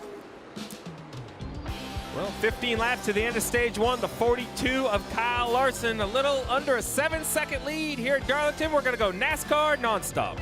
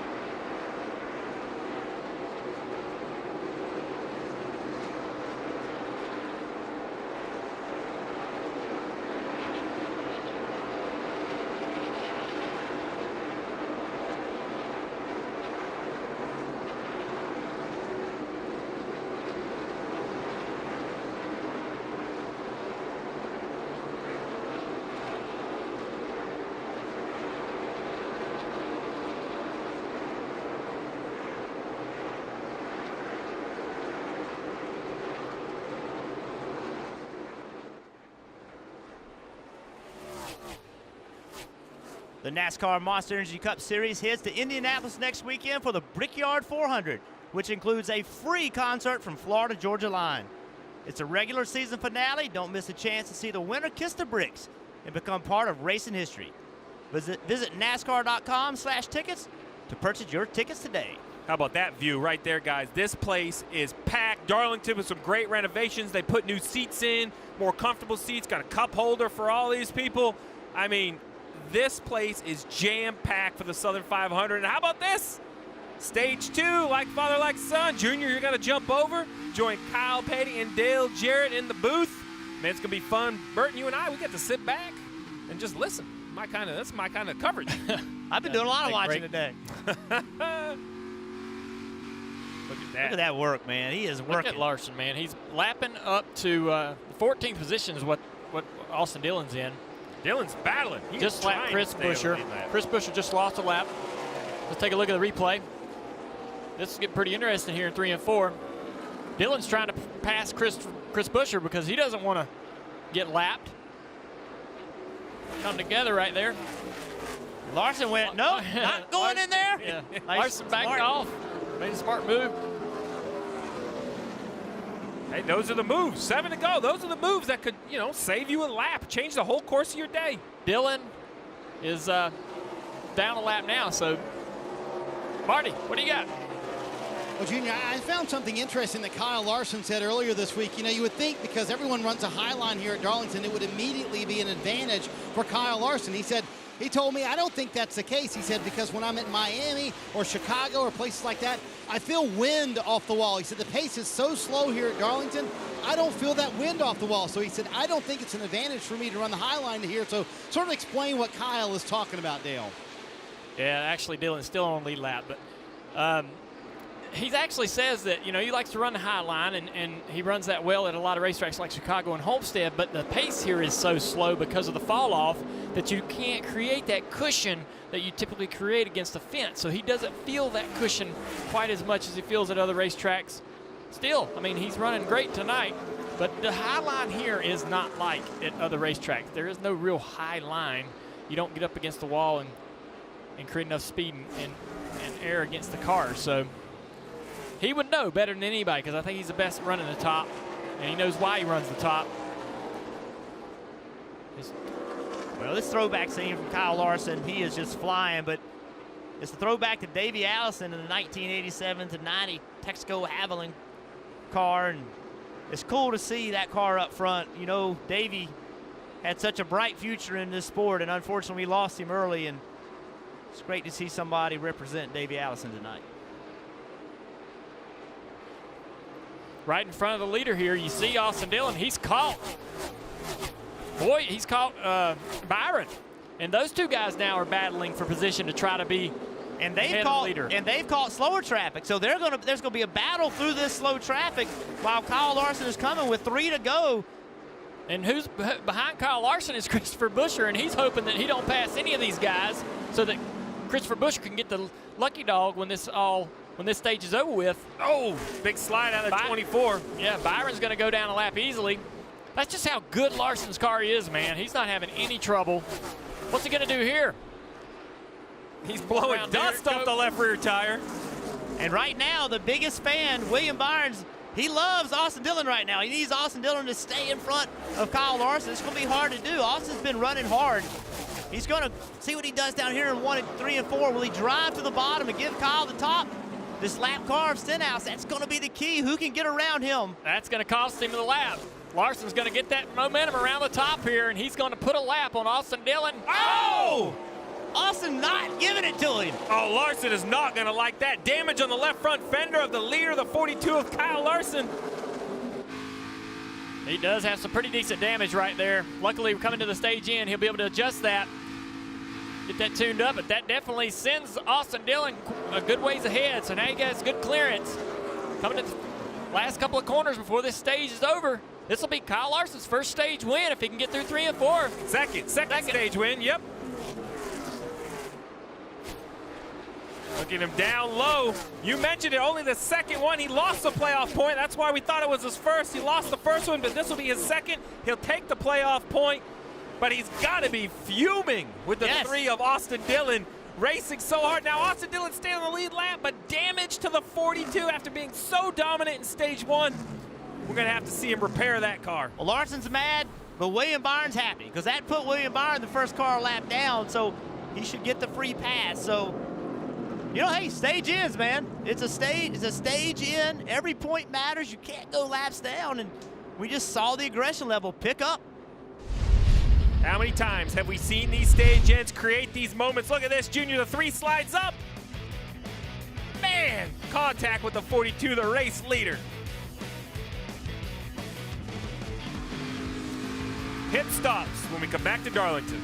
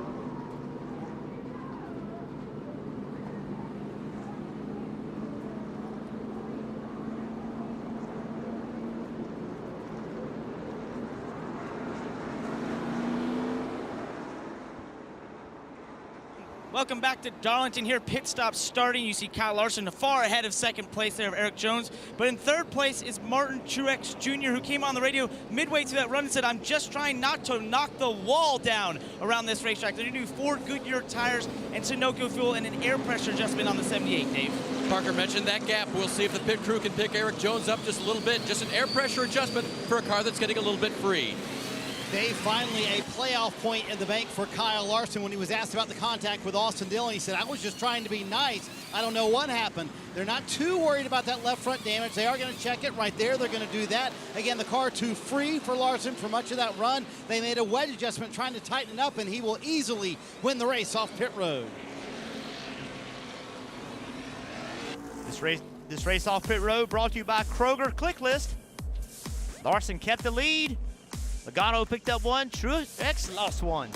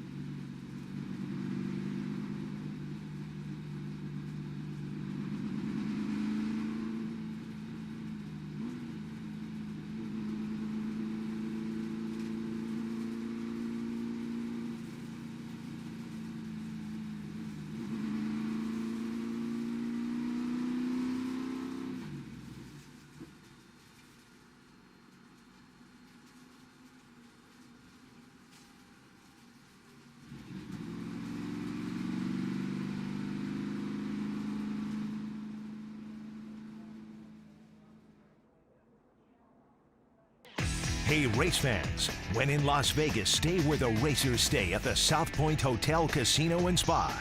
Your ultimate pit stop on the Las Vegas Strip. South Point, everything you want, all under one roof. Stage 1 at Darlington in the books. The Lady in Black, too tough to tame. So many nicknames, and it didn't disappoint. So much history, so much pageantry. This place has it all. Currently, Kyle Larson is taking advantage of it. Rick, Kyle, DJ down in the Peacock pit box. What did y'all think about that first stage?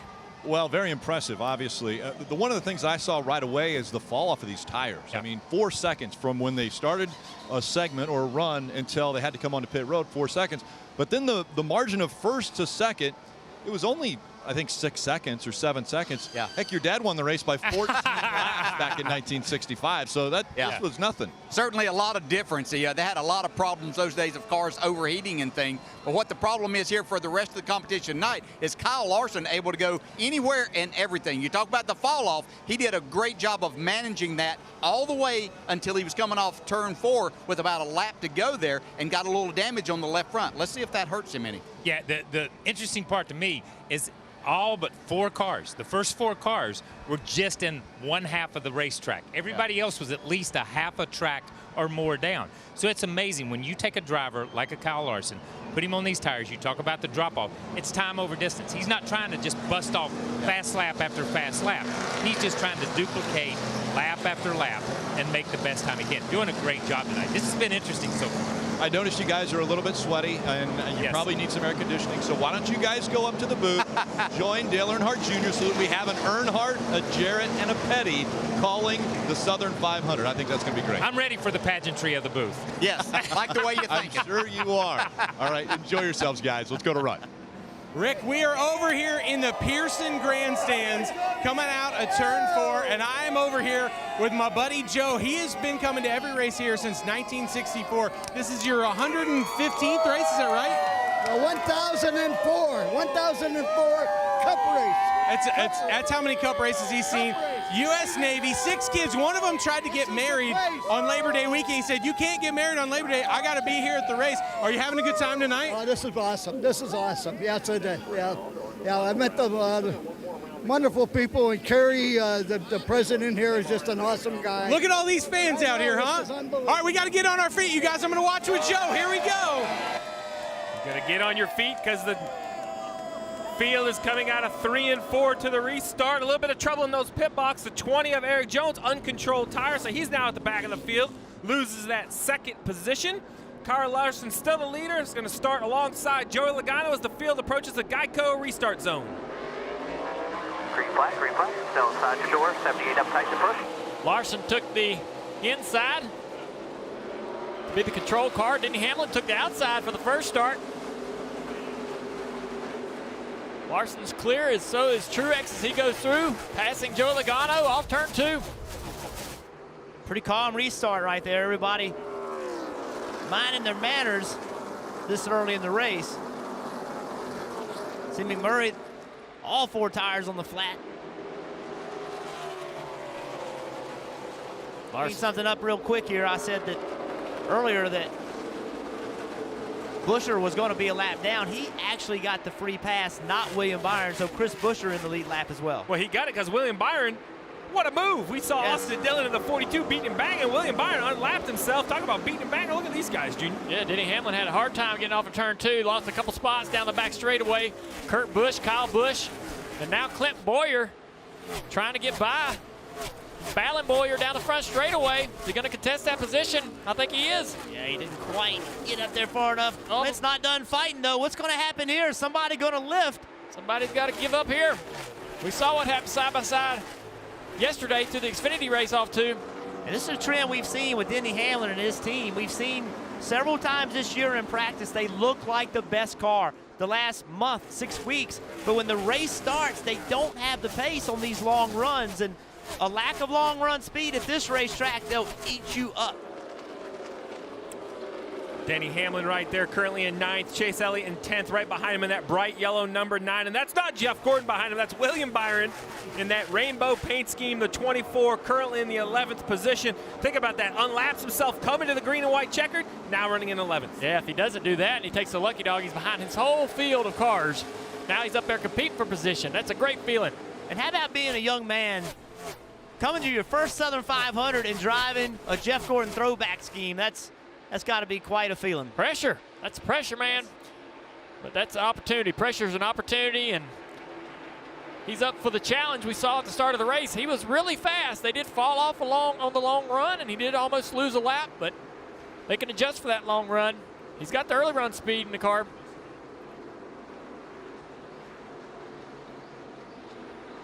Yeah, we talked about William Byron and that Jeff Gordon throwback scheme, and there it is. The Rainbow Warrior paint scheme. You had something to do with that, didn't you? That scheme made my career. That was the big break. I got a chance to work with Ray Evernham as his tire guy for Jeff Gordon back in the mid-90s, eventually becoming Jeff's crew chief. I owe my career to Jeff and perhaps that paint scheme. That is a recognizable paint scheme. That ruined mine. So, guys, we mentioned William Byron in that move coming to the checkered. We showed you the replay of the 3 and those guys getting together. But look at Ricky Stenhouse and William Byron. Look how close that is. Race back to the line. There's no yellow. That unlapped him. That could change the entire course of his race, Kelly.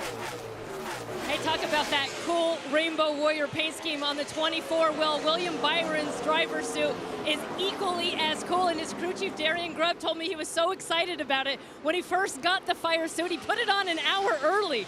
Just couldn't wait to get into that iconic rainbow paint scheme.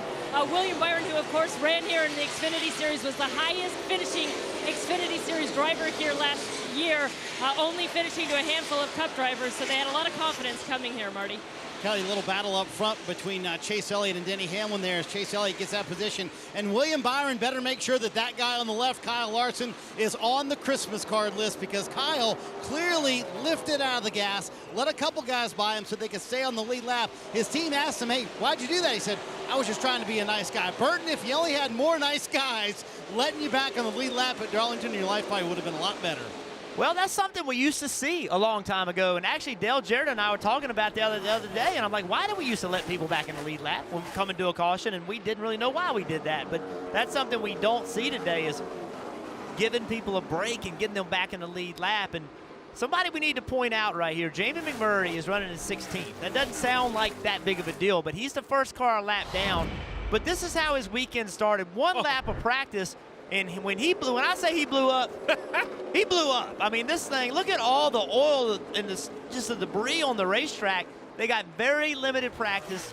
And even to the point in qualifying, they just practiced. They went on the racetrack and just made practice laps. So to be the first car a lap down, I think that's a good achievement, Parker. No doubt, Jeff. And to add on, that wasn't the only engine they changed this weekend. They had to change another engine before qualifying. They said that one was a little bit more self-inflicted. And then, as you noted, they used qualifying basically as a practice session because they felt like they got no laps. And I asked his crew chief about tonight what would be successful, and he said, just moving forward. If we were to move forward, we consider it a successful night, and that's what they're doing here. Well, Kyle Larson, 1.4 second lead. We showed you the replay of Byron getting his lap back. We showed the damage of Austin Dillon contact. Well, the car looks really good. How they did it, look at this. Slick pit work right here. Tire Care hangs the tire. 2 good pulls. No time on pit road. Left front fender looks as good as new.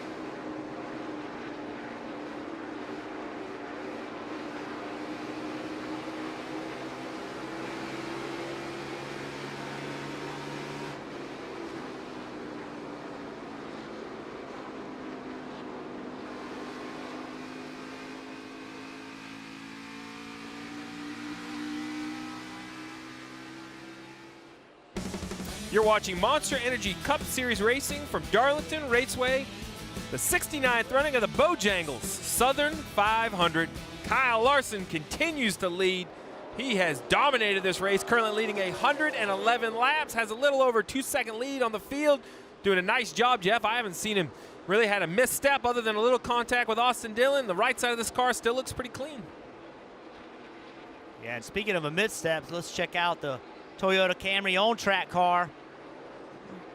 Look at Eric Jones. We mentioned Eric Jones. He was running very well and came on pit road, and check out the left rear uncontrolled tire right there. That's a penalty. So he went from having a solid top 5 to working his way back. Right now he's in 14th, but it's tough sledding passing at this racetrack. And you know the frustration, that's a behind the wall thing. The tire changer bounced it off pit wall. Someone back there has to catch that tire, help the guy out.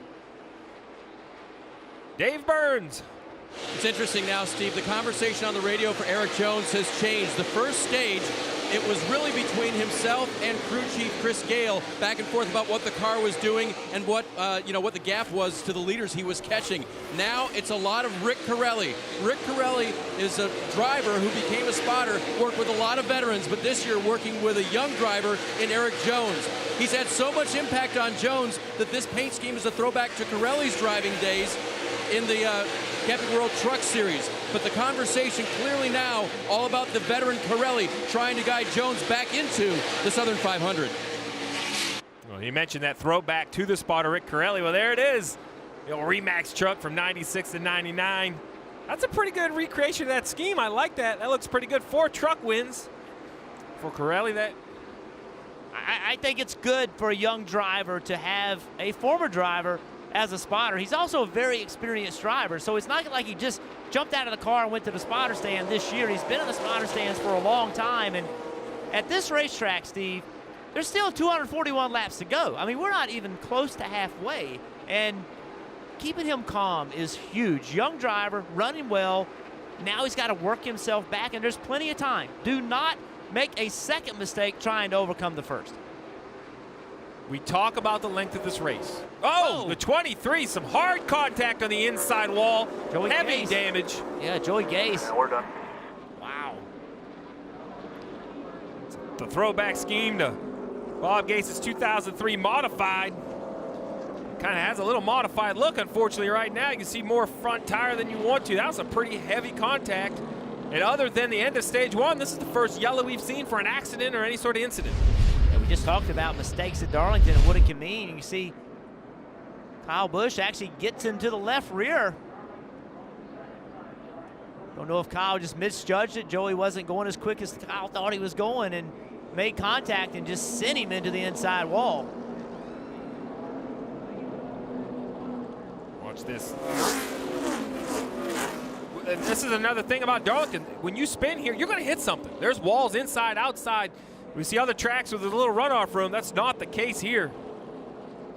We've talked about at Bristol, and this racetrack is the same way. The closing rate is so fast between a slower car and a faster car. You really have to be careful and judge it right, and not things like this happen. And we're going to see lap traffic play a role in tonight's race.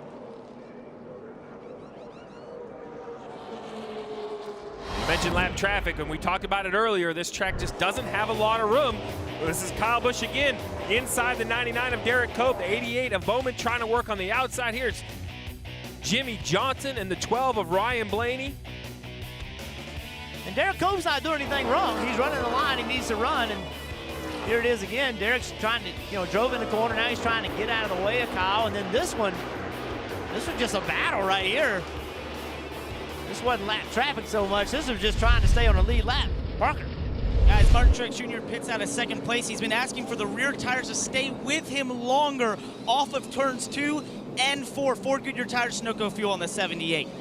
Having a day for Kyle Larson, letting 118 laps to this point. He said, if I push it hard in 1 and 2, I'm too free through there. So that's why they're making that wedge adjustment you saw them make just a moment ago. He said, I want to be more aggressive with the gas. Still more in that 42 car. For Joey Logano further down pit road, you saw a wedge adjustment there, too free for him. Also, seems like the track has gone through a swing here and also a swing on pit road. Martin Truex Jr. wins the race off pit road this time. Yeah, Truex got the lead. Larson lost one. How about Harvick, that new pit crew? They picked up 1. Boyer picked up 2. Elliott picked up 3. Well, we haven't heard Dale Jr. over here for a little while. Jeff, why is that? Because he left us. He went next door. Coming up after the break, Dale Jr., Dale Jarrett, Kyle Petty.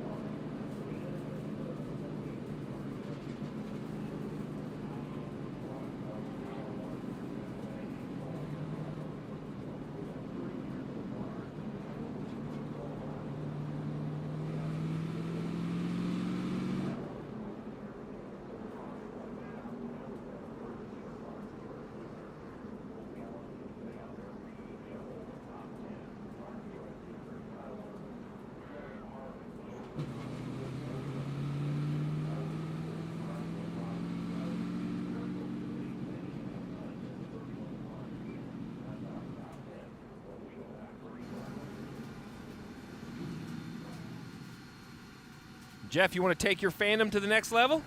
Get the latest t-shirts, twill jackets, hats, and die-casts. Visit NASCAR.com/shop. Did you say to the next level? Because I have a feeling that between a Petty, a Jarrett, and an Earnhardt, there was a few souvenirs sold in their time. Let's go listen to them for a little bit. Yeah, here we are, man. Finally. I've been waiting. How about it? Yes. I've been waiting on this all week. The opportunity to be in the booth with you, Kyle Petty, Dale Jarrett. You guys are awesome. I've been over there with Letarte for a while. It's been hard to get a word in with that guy. We were sitting down there thinking. We thought maybe it was because we were down there and couldn't really hear good. Yeah, we thought it was because we were on pit. I don't know how you drove a car with him on the other side end of the headset all that time, man. You are the man. You just took it up a notch in my level. I've been able to work with you a little bit in some practices. Never worked with Kyle before. This is going to be exciting for me, but we're having a pretty good race. We got some guys down there that have had some pretty tough luck so far. Kyle Busch just spent a long time on pit road making a lot of repairs to his car. The HMS guys have struggled on pit road as well with issues. But Kyle Larson, he has not struggled. He's been fast all night. Been pretty amazing to watch him navigate. I mean, and be able to be so good to get a big lead that when he gets in a bad position, most of the time, except with that little run-in with Austin Dillon there, that he's been able just to back off and not have any pressure from behind him. Watching Kyle Larson this first part of the race, and we talked about it earlier, has been like putting on a clinic on where to catch traffic, where not to catch traffic, how to adjust yourself. Now, having said that, when you got a 9-second lead, you can give up a half second here and there. You know what I mean? That's right. Behind him, we have Martin Truex Jr., who's been steady all night, as well as Joe Logano. He's had a pretty good night as well. Harvick has drove from 22nd all the way into the top 5. We expected that to happen at some point, maybe not quite as quick. Chase Elliott also very strong. Yeah, how about Eric Jones all night? Yes. They had that problem on pit road they were just talking about. But that's a car that and a driver only wants the rest of the night. Can he keep himself calm enough coming up through this traffic still? He's back up now to where he doesn't have to deal with the lap cars or anything, and he can kind of race the guys that he's been doing that with. But he's really, really strong. See all the Gibbs cars running well. Let's take a look. I talked about the 18 car with the trouble on pit road, or the work on pit road. Here's why. Got into Joey Gase coming off turn 4. This damaged the right front corner of that 18 car. Yeah, you don't expect a mistake like that from somebody like Kyle Busch of his caliber, but when you start losing that nose of the car, sometimes jumping out of the throttle makes it moving even more. So let's hear what he's got to say about it. I can't get closer than 5 car lengths to the car in front of me. It's so aero sensitive. It's horrible. Yeah, gonna have to pop the right front fender out in front of there's no rub. It just pushed in front of the tire. He's talking about his car being aero sensitive, just dirty air. Having a hard time tonight with traffic. Hopefully they can make adjustments and improve that for him. Coming up on the restart. There you see the Geico restart zone. Those guys will get going here. Larson's a control car. Larson struggles though. Yeah. Wonder how NASCAR will look at that. Larson really struggling through the front straightaway, through the gears, losing a couple spots.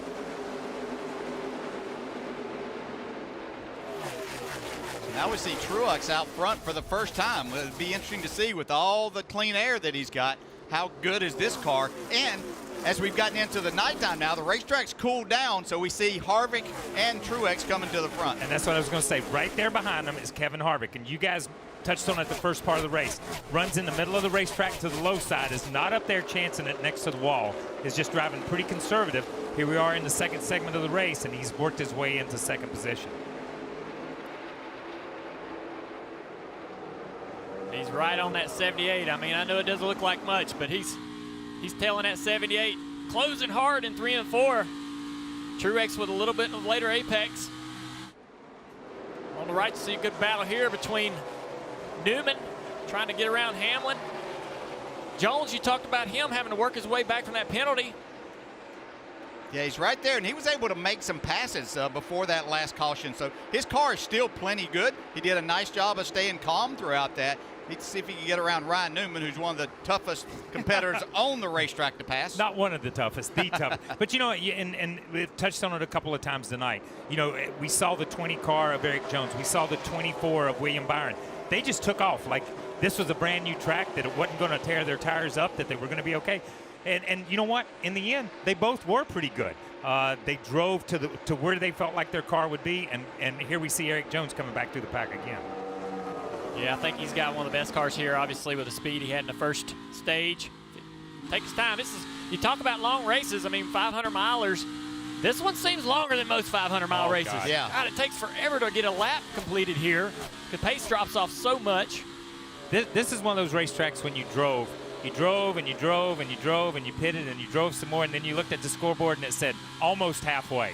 You know what I mean? Yeah, and you felt like, oh my gosh. That's exactly right. During the cautions later in the race, you'd almost have to talk yourself into not looking at the scoreboard because you were going to be disappointed. Yes. Yeah, and you just have to work so hard through the corners. I mean, you never get a break. When you have fresh tires, you got to make as much time as you can without abusing them. And then as the tires get more laps, with each corner, it just becomes more of a battle. And so you're constantly working. You just never get a break. What amazes me about the Cup cars is watching Kevin Harvick right there, how smooth he is on the wheel on good tires.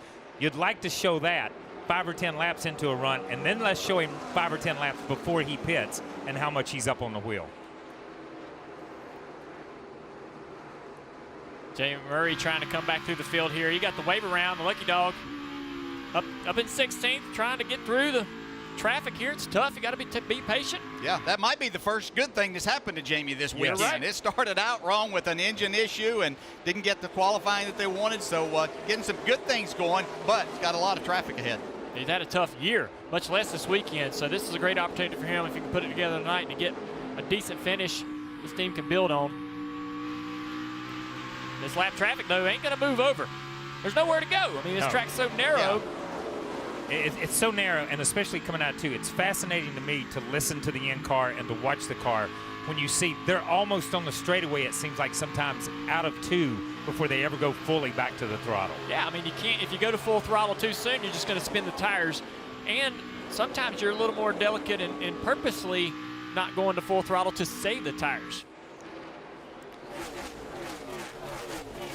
Jamie Murray using all of the racetrack there. When you've got a good enough car and you can get down on the bottom like we see Jamie here, there's a lot of different options that you have. You get a good run on the exit of the corner, Now, 3 wide going down into turn 1, I'm not sure is a position you want to put yourself in. If I'm going to be in that position, I won't be down where I can use the apron, but you can see he lost both spots. Yeah, you see how much he lost there because he was not, and we talk about the apron is that first 4 or 5 foot of it. Just like that, man. Kevin Harvick has run down the leader. Truex was pulling away, but Harvick altering his line, moving around. Truex dealing with lap traffic right here, the 51 car. McLeod gets out of these guys' way. Now look at Truex. He's actually altered his line, trying to move down, get in front of Harvick, make it tougher for Harvick, create dirty air on the front of that 4 car. We saw Truex was up against the wall in 1 and 2, but now he's trying to move and mimic the line that Harvick's running to defend this position. He doesn't want to give up the lead. You can't let Kevin Harvick take the lead. No. Even as long as this race is, that's it. You don't want to put him in that position. It's so interesting to watch Kevin Harvick go about his business at so many tracks. Think about how many times he's driving a different line at these racetracks. Yeah. A place like Phoenix where he just dominates a lot of time. And here to watch him do something completely different and be able to go up and challenge Truex right now for the lead, he's going to get the spot. Yeah. Here he is on the inside. I'm not so sure. Truex trying to stay out there. If Truex can stay out there, it's going to be hard for him to get the power down. You see him fighting to get the power down there. And it's so hard because the racetrack, you're on the apron, it's flat, it gets out from under you. But I want you to watch the 4 car of Kevin Harvick. He seems to get in the middle of the gas, drive it through the middle of the corner, and then diamonds it right here and comes back across the flat. He's running so much. Totally different. Yeah, he's so much lower than Truex. Yeah. So different. And he almost like, that's old school. When you used to come down here and watch some of the old guys on the bias ply, they would almost drive it over and diamond the car across of turn 2 over there, which used to be turn 4. Parker? Guys, Martin Truex's team has been letting him know the different line that Kevin Harvick is running, but he just came across radio and said, I cannot do that line, I know, but I cannot do it. I can't run that low. He really wants to, he just can't get the car to work down there. Yeah, you saw him try to do it, Parker, for 1 lap. Now he gets bottled up on the inside of a lap car. The 66 car. Timmy Hill. In that Darrell Waltrip throwback. Truex, though, man. Boy, watch this. I love this. I don't want him to let him go. No. And listen to it. It's He's trying it, and he wants it so bad. This is great for the fans. Great for us in the booth. He's making Harvick use up tires that Harvick doesn't want to by trying to keep going there. And eventually, as a driver, if you're Harvick, you try to let the car roll a little bit more. But it looks like we got Clint Bowyer on pit road, Marty. Yeah, fun battle on the lead for the right between Martin Truex Jr. and Clint Bowyer. Martin Truex Jr. and Kevin Harvick. On the left side of the screen, Clint Bowyer coming down pit road with what he believes is a loose wheel. They were in 6th when he reported to the team, tried to stuff it out or muscle it out for 3 laps, but it is a loose wheel for Clint Bowyer. Man, we've seen it tonight. Yeah. These guys either flat tires, loose wheels. It's costly. But again, it's a long race. Look at this. Derek Cope making things challenging for Truex. Harvick thought about going to the top there. Yeah, he thought it just a split second. Dave. You guys are talking about the lines that Kevin Harvick runs as he tries to find a way around Martin Truex Jr. Rodney Childers loves to watch him run practice here because he tries all that stuff out. I said, give me an example. He said, we did one run that was 27 laps long, and I swear to you, he never ran the same lap, the same line twice. He said he stores all that information away for the race in addition to his race preparation, but on race weekend, he's practicing every single line here at Darlington. We watch this battle now, and you talk about the lap traffic and the difference that it can make. As this race winds down and gets into the latter stages, the lap traffic could determine who wins this race because everybody's going to be a lot more tired. It's hard to hold your head up and going through these corners and know exactly where everybody's at. So really paying attention and looking far ahead, making the right decisions. And that's a great point. Looking far ahead. As we saw out the front of the 4 car of Kevin Harvick, there's nobody in front of them for about a straightaway. It didn't appear to be. This is where Kevin has to put himself in position to be able to clear him if he's going to clear him without traffic. Now, Kevin's smart enough that he'll use traffic as a pick at some point in time. We saw it yesterday. It didn't work out for him, but we saw him use a lap car in traffic yesterday as a pick on Ross Chastain. Funny thing about all this, though, Larson was so good in that first stage. I thought this kind of battle and lap traffic would allow him to close. He's not been able to close. He's actually been a tick slower, maybe a half a tenth to a tenth slower every lap than these guys, even with these guys battling like that. You have to wonder, is part of it the damage that he suffered, is that hurting the handling of his car, or has the changeover into the night and more rubber on the racetrack created a situation that's now better for Truex and Harvick versus the Larson setup? Right there you see battle for 5th. Keselowski takes the position from Chase Elliott. Parker. You guys just hit the nail on the head with Chase Elliott. The nighttime, the racetrack's coming to him. If you've noticed, he was running mostly about 10th the first portion of this race, and now he's starting to creep in to just outside the top 5, battling for 5th there with Keselowski. And the track just coming to him. He's been a little tight at times, but as the nighttime has wore on, they've made changes on that car, and as I said, it's just coming to him right now. And that's a good place to be, knowing that this race is mostly going to be run more so in the night as we go forward. Behind him is Kurt Busch in that 41 car, and you look at that paint scheme. That's a pretty familiar paint scheme at this place because he was a part of that finish against Ricky Craven in 2003 where they banged doors to the start-finish line. He finished second, but a cool story about his crew chief, Billy Scott. He actually said that he was listening to the radio and remembers that race so well because it was the week before he moved to North Carolina to pursue a career in racing. But you still got a battle for the lead here, and you're not going to miss a lap of it as we go nonstop.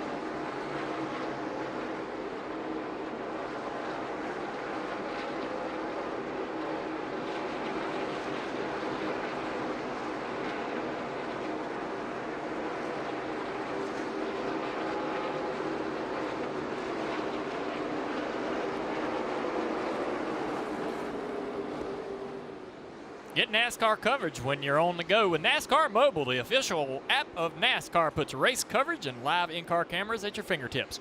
Try out the premium features including live driver audio, enhanced telemetry, and an ad-free experience by signing up for a 7-day free trial.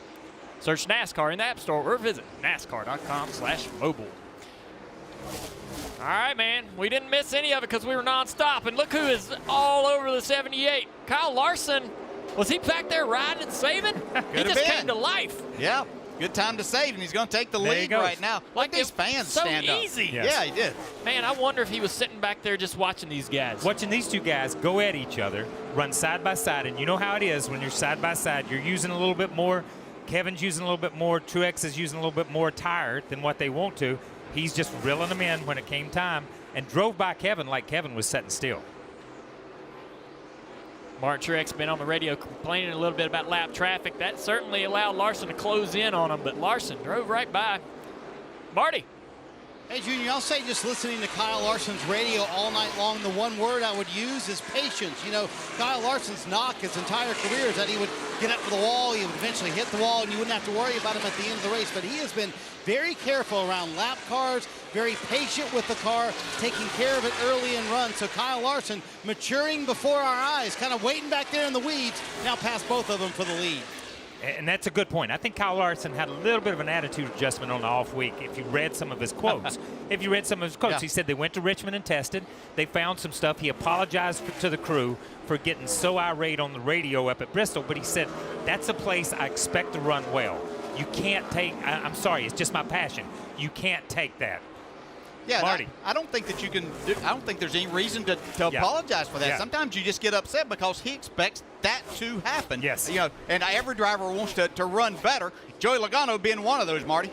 Yeah, DJ having a nice run in fourth, but they had a problem on the last stop. Listen to the conversation between Todd Gordon and Joey Logano. You're going to be track far down because I went the wrong way. Dylan did and I did.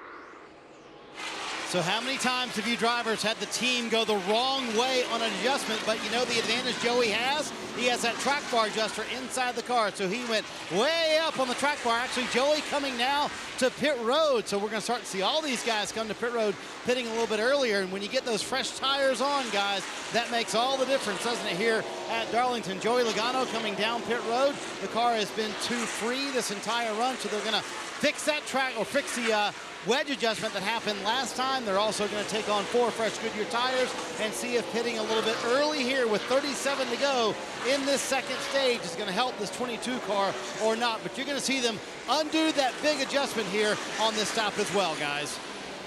Yeah, it should draw a lot of guys down pit road making this stop. Anytime you see the leaders come down pit road, you wondered if any of our crew chiefs ever went the wrong way. I know Steve Letarte always made the best adjustment for me. Yeah, he just never told you when he went the wrong way, did he? That's good.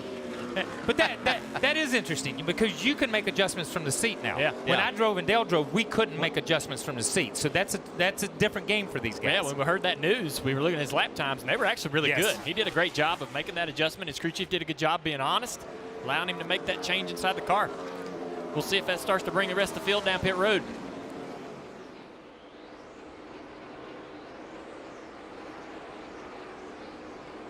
Larson still out front. Yep. About a second and a half, second three-quarter lead. Over Harvick. Harvick has moved around Truex, obviously, and it is absolutely amazing. And they talk about the speed, you know, and you guys have documented it well, running up against that cushion of air. But this is a slower place. Bristol's a slow place too, and Larson gets it done up against the wall at Bristol. Yeah. He just seems to know where that line is at most places. Kelly. Keselowski felt like his teammate Joey Logano in the 22 came to pit road a little bit too early, so they left him out for just a couple more laps. Brad's been looking for a little more bite in the car. Now he said it's gotten just a little bit free, although he said he was really pushing it there. Those last laps were some of the fastest in the field, Dave. Kyle Busch says his car feels just like it did in happy hour. That's not a good thing. The car was very tight, and with that damage on the front end of the right front fender, they've been trying to get that sort of out of his mind, Parker. Ryan Blaney pits a lap down here. Not been the night they were looking for. Really struggled with the front end of that race car. 4 Goodyear tires, Sunoco Field. Also pitting out of the top 5 is Kurt Busch. Right now the front is tight on that race car and just lacking right rear grip on the exit. 4 Goodyear tires and Sunoco Fuel for that awesome looking car, Dave. Ricky Stenhouse Jr., a very good run after qualifying 25th. Brian Patty told me we are not a 25th place car. We just mistimed some things in qualifying. So he's worked his way up to just near the lucky dog position, and a car that's been handling better and better as the night goes on. 4 Goodyear tires and Sunoco Fuel, Parker. Martin Truex pits out of 3rd place there. Right now it's going to be 4 tires and fuel and an air pressure adjustment. He's been struggling still with the front end and keeping rear end grip at the same time. Looks like it might be a little bit of a slow stop there on the right side. Obviously adding Sunoco Fuel. Not a fast stop for them, guys.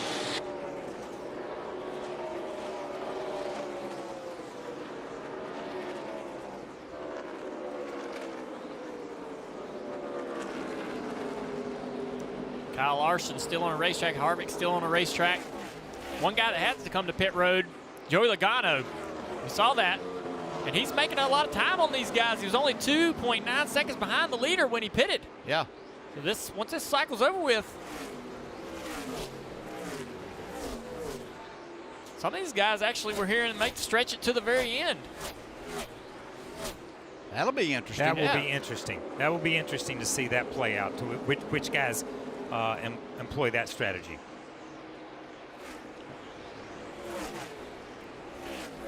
Uh-oh. 78 car. Yeah, 78 car's got an uncontrolled tire back on pit road. A little tight on this run, the 20 car of Eric Jones, but it's been very, very good. He picked up 6 spots before everyone started pitting. They'll get 4 tires and no adjustments on the 20.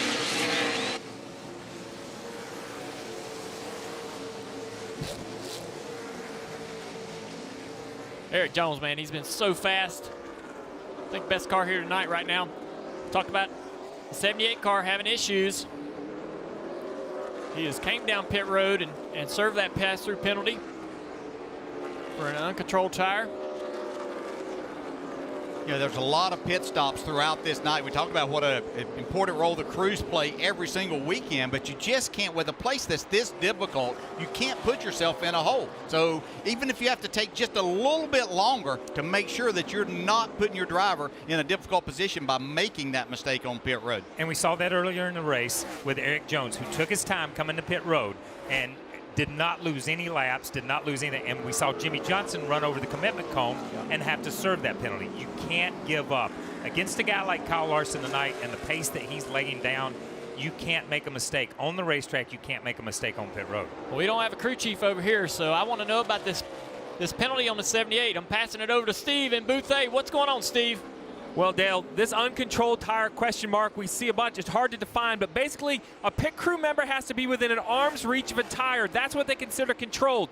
The right front tire goes on. Look at the tire he took off. It's sitting there. So as this tire changer leaves right here and leaves that tire, if you freeze it right there, no one is managing that tire. The jack man's at the jack. The tire changer's left. You know he's messed up. He looks back. The carrier rolls it around. I know it is only for a second, but that's the definition of uncontrolled, outside of an arm's length from a pit crew member. That's a tough penalty right there. Tough I mean, right there, it was still in the box and Yes. everything. But, you know, the rules are the rules, and Yes. everybody knows that. That guy feels awful. Yeah. You know that. I mean, that's on one man there. Marty. Hey guys, 26 to go here in this stage, and they just told Kyle Larson a moment ago, we're planning to run to the end of the stage. Now, they pitted with about 70 to go here in the stage, so you in theory could make it on fuel, but this is a big gamble by the 42. But remember, Kelly, they came into this race with 0 playoff points. They've already gotten 1 tonight. They would love to get 2. Yeah, the 24 of William Byron also trying to stretch this to the stage, and for the rookie, he is in a must-win situation now with just 2 races to go ahead of the playoffs. His crew chief, Darian Grubb, known for some aggressive calls. He said William Byron is excellent at tire management. He learned a hard lesson at Atlanta earlier this year on his first stint, realized just how much these tires can get eaten up in the Cup Series. So William Byron still 25 laps to go to the stage end. I can't believe Larson's going to stay out. It'll be interesting to see how this works out. It's going to reshuffle the entire field. More to come. We'll find out when we return.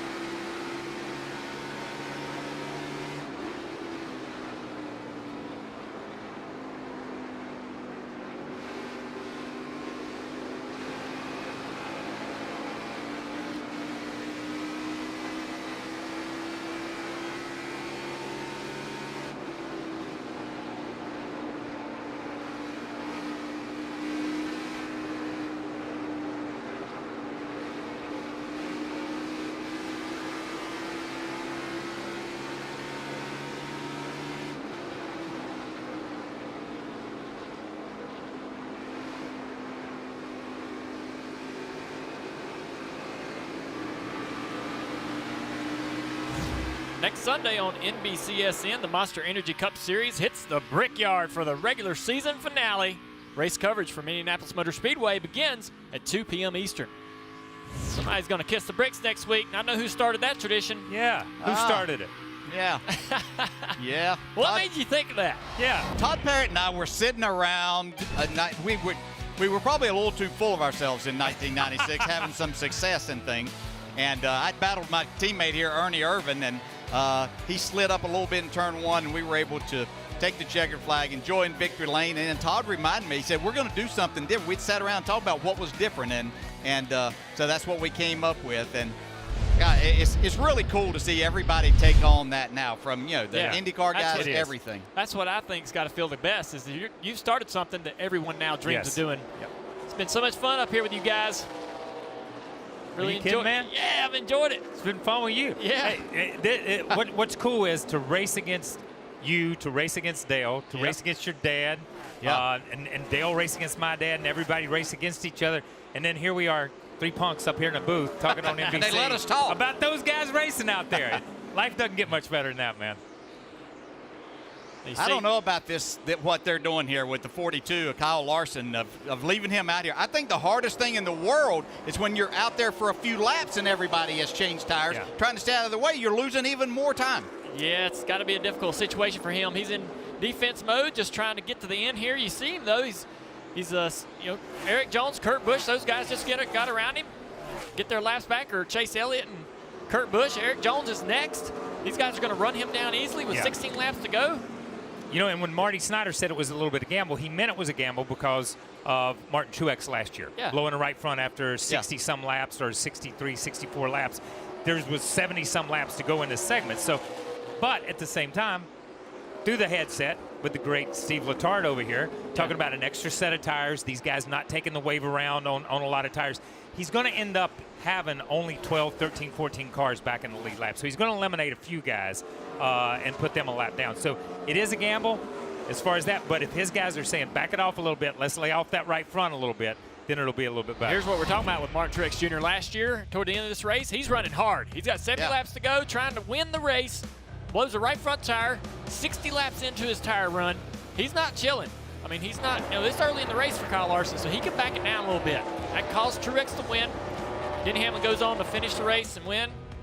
I just have to wonder, how much is another set of tires worth? Because you're with everybody else, and the cars that you may be keeping a lap down, they're not of your concern anyway. Yeah. So I just don't know if you want to put, if Kyle Larson came to pit road, he would drag a lot of those guys with him. Exactly. And if Kyle Larson was out there trying to keep Kevin Harvick a lap down, and some of those guys, and Joey Logano, guys like that a lap down, guys that are going to be a threat and raise their head late in the race and come back on him, that's one thing.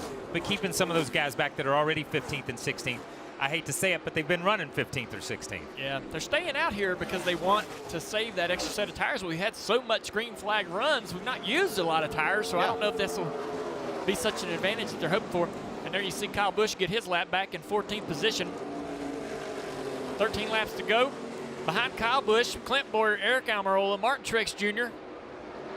Those guys all will be next if they can catch this man leading. Yeah, I'm not sure Bowyer will get there. Remember, he had to come in for a vibration, so he's got a lot of laps on his tires. He's not running too much faster, but we'll see if he's able to pick it up a notch and get there and get himself situated back on that lead lap. He's trying. Yeah, the trick one, the one that we need to watch is Truex, who is, if he can come to the front of the one lap down cars and get the wave around, or get the lucky dog, that's where he's got to put himself in position, because remember, he's serving a penalty for an uncontrolled tire. He actually just got one of his laps back, so he's got a really long way to go. Yeah. I don't know that he has enough laps. Too much racetrack. Yeah, and what he's hoping are these other guys that Bowyer and Almirola can go up there and get their laps back, get on the lead lap, and he'll be fine. I think he's moving. He's really close to Almirola right now. Parker. Well, he just lost a couple positions there, guys, but I wanted to point out Chris Buescher, who's just running in 5th. And, you know, each week on NASCAR America on Tuesdays, we do a segment called Running with a Pack. And we point out some other winners in the field. And a lot of times, I've chosen Chris Buescher. That's because he finishes in the top 25, maybe a top 20. But tonight, he has run just outside the top 10. And as I just said, was all the way up to 5th on this run. They're going to extend this run as long as they can, just like Larson, to try and finish it out in the top 10 and get some stage points. But the craziest part is, whenever I talk to this team, they tell me their goal each week is just to stay on the lead lap by stage 3. And tonight they are doing that and more. What an awesome run by Chris Buescher. Yeah, and you go back to Bristol and think how good a run he had going there inside the top 5 late in that race before kind of getting sandwiched between a couple of cars and had a tire to go down. So they're starting to put this program together for a really good race driver. And we talked about this earlier this week on NASCAR America, how this track, like the short tracks, we talk about it being an equalizer. When the racetrack gets slick, when the power, you can't use everything you've got. When it goes back into a driver's hands, it equalizes. And some of the teams that are maybe a little underfunded or don't run up front usually can get good, solid finishes here and look back at Darlington and say, yeah, that's a place we're going to circle for next year too.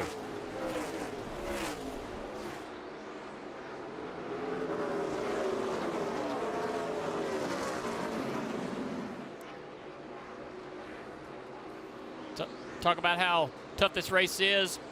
Ricky Stenhouse here running along. This is a long run for all these guys. We've been going green for quite a while now. Go to the in-car here, see what they're doing. You talk about, hey, man, we're going to see what these guys are doing with the race cars on the long run. Watch his hands down the front straightaway under the flag stand. He's got the leader right there in front of him. He's trying to get one of his laps back. This will put him 1 lap down. Watch his hands through turn 2 here. Working glitch to the throttle. Yeah. That's the deal. It always fascinates me how you drive with the throttle and with the steering wheel in conjunction with each other. But I'm going to tell you something. This John Deere, I love this paint scheme. Yeah. I love John Deere green anyhow. I love that song, love everything about John Deere green. But it was cool when Chad Little run it. And Chad works for NASCAR now. So maybe that's why they didn't give Chad a shout out in the driver's meeting. Yeah. It was like he was talking about earlier, because he's already working for NASCAR. Yeah, his car looks great. Ricky's working hard. I mean, we talk about how hard this place is for the guys that are running up front. When you've got a car that doesn't handle good, wow, you think, could this place get any more difficult? Just passed Austin Dillon. We just said he just passed Kyle Larson. So Austin Dillon, who's actually trying to stay on the lead lap, could go a lap down here. That hurts Clint Boyer, who the 4 car actually is lifted.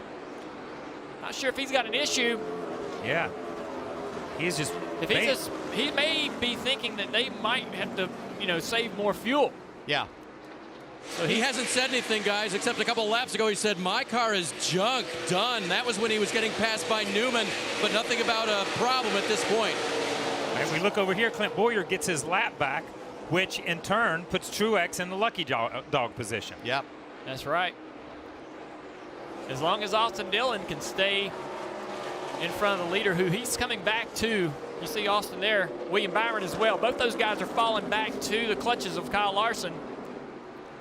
This is like watching the end of a regular race when everybody's running out of gas and you're trying to figure out what lap they're gonna run out on and where they're gonna be, because basically they're just trying to make it to the end of this segment and get in and get their tires. Yeah, and we saw Austin Dillon earlier tonight at the end of the first segment. I'm sure that Kyle Larson's gonna be a little more careful this time, because he saw how hard Austin Dillon raced him trying to stay on the lead lap. William Byron was in a part of that too and was able to get his lap back right at the end on the last lap of that. So I don't think he's going to push the issue here. There's no reason to right now. It's deja vu all over again, man. That's right. And that's it. 3 laps to go. Austin Dillon. 3 laps to go, and Austin's back in about the same position he was before. Yeah. And that's the way it is. You'll find yourself in races like this continuously trying to fight to stay on that lead lap till you can improve the car. You can see Larson's car kind of step out as he went back to the throttle, but he's got enough. It looks like Austin's not going to give up here. Man, no, Austin did not give that position up. He isn't. His car was weaving down the straightaway trying to get traction with the rear tires down the straightaway. This is going to help him. That's how bad his 4-wheel drive is. Look at him. Wow. His forward drive's so bad right now. And look this at him. You see him on the straightaway spinning the tires? And this is what makes stage racing so exciting for me, is this lap matters. This lap matters in this race because it matters to Austin Dillon. It's a source of pride for the 42 car of Kyle Larson because he's already been into it one time with him. He's got one more lap to go on this thing. All of these cars are helping Austin Dillon right there, putting some distance. That's a big help right there, man. I think Kyle Larson just said, you know what, I'm just going to chill. Yeah. I'm going to back off here for a second. I've already had to beat my fender out once. I don't want to do it again. I got a chance at a stage point, another stage win. You know what? But great job by Austin Dillon, getting up on the wheel, looking in that mirror, the spotters telling him what to do and where to go. Great job by that team. Yeah, it's not gonna get into a win situation tonight for them, but it could be a good points night and an opportunity to stay on the lead lap and see what they can get. Oh, Oh, this is, I wonder. Come on, give it to us. Kyle Larson wins a stage. He puts Austin Dillon a lap down. I wonder if somebody got in his ear and said, you need to lap the 3 car. Wow. And mainly because it keeps Truex back there from getting the free pass. Exactly. Hey guys, he just came on the radio, said I needed to lap the 3 car for what happened earlier. So there you go. Yeah, pride, sense of pride. Sense of pride, that's what I said, man. Let's take a look, man. I didn't think he was going to try to do that, but he went for it. He saw an opportunity. And this is like we talk about. Right here, he caught guys in the right place at the right time. Austin had to mess with the 96 car, Jeffrey Earnhardt. They almost get together up there. They both have to check up a little bit, and that's how much it is. Wow. It keeps Martin Truex a lap down. That's crazy, man. Well, guys, this was a lot of fun. Oh, it's a blast. Something I'll never forget. I hope it was we get, fun, man. I hope that Let's take get, a selfie. No. I hope we get to do it again. But don't forget, you guys aren't done yet, man. After the checker flag, you guys are going to be on the NASCAR American Post Race Show presented by Honda Power Sports. It's going to be a lot of fun. We got a great show, man. We got a lot more racing to go, though. Yep. I'm going back to A booth. Well, Tart, Burton, y'all ready? I'm coming to the booth. Hey.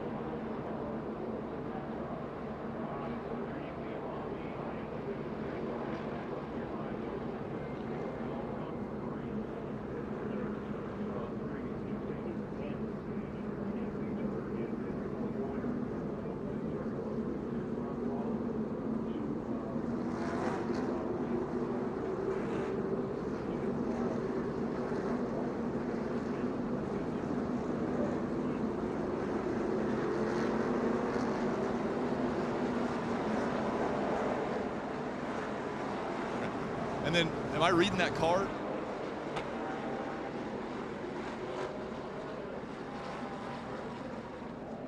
Coming down pit road, the leaders are coming to get service and 4 fresh Goodyear tires. Kyle Larson's going to definitely want those fresh tires after going nearly 70 laps on the last set. Kelly? Brad Keselowski will be happy to take them too. He comes to pit road from the 2nd position. He said he was just a little bit free everywhere. They're going to make a slight air pressure adjustment to help him out. 4 tires and fuel, Marty. By saving that extra set, Kyle Larson's team will have 9 sets of tires to play with here in the final stage of the Southern 500. He's led 162 laps. He said he's too tight on entry early. Then I'm good for a long time and a little bit too free at the end of the run. How big are tires here at Darlington? Joey Logano was a lap down and drove up to 3rd with those fresh tires. You see Kyle Larson wins the race off pit road. Yeah, maintains that lead. Pit crew doing a nice job keeping that track position that Kyle Larson has earned. Joey Logano, Chase Elliott, Brad Keselowski will make up the top 4. Keselowski lost just a couple spots. We still got a long ways to go in this one, guys. 164 laps to go right now. So let's take a minute and check in. It's time now for the Toyota Social Spotlight. We'll go down to the pit box and Rick Allen. Hey, Steve, I've been enjoying this weekend because the paint schemes are incredible. And on Friday, Toyota Racing said, hey, we want to know what paint scheme you think is the best. So they said, go ahead and use social media and send us what you think are the best throwback paint schemes. And so right away, somebody thought, well, it's, of course, Denny Hamlin, because he threw back to himself when he started out first driving for Joe Gibbs Racing. But then, of course, you've got the Skittles throwback, Ernie Irvan, and the 18 of Kyle Busch, another one there. But in the end, I think Denny Hamlin ended up winning because more and more people said the 11 car was the one that they loved the best. Denny Hamlin throwing back to himself when he first started out, his old late models. We also had one, Cole Pern. They thought, throw it back to my win earlier this year. Not a big throwback, but pretty good one.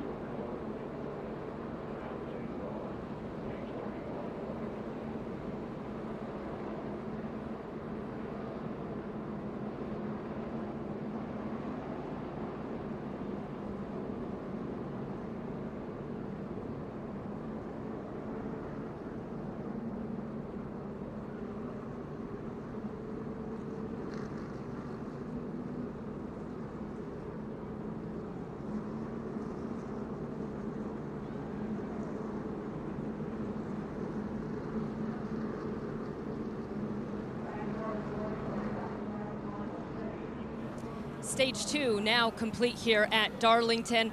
I can tell you that the entire Hendrick organization is racing with the Hendrick family in their hearts here tonight. Rick Hendrick's niece, Alicia Hendrick Gainey, passed away at the age of 38 last week following some heart complications. A memorial service was held for her a couple days ago, and all 4 Hendrick cars now have this special decal to honor her memory.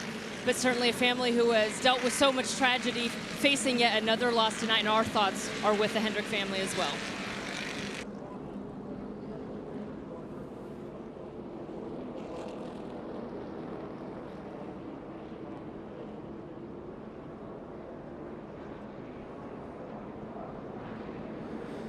Yeah, it's such a sad story.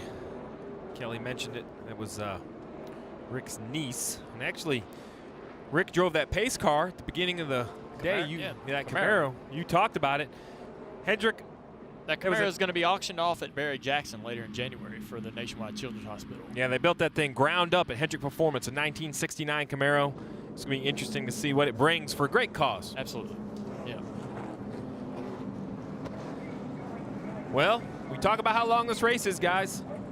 But now we're finally into the final stage. 161 laps to go, 160 when they take the green.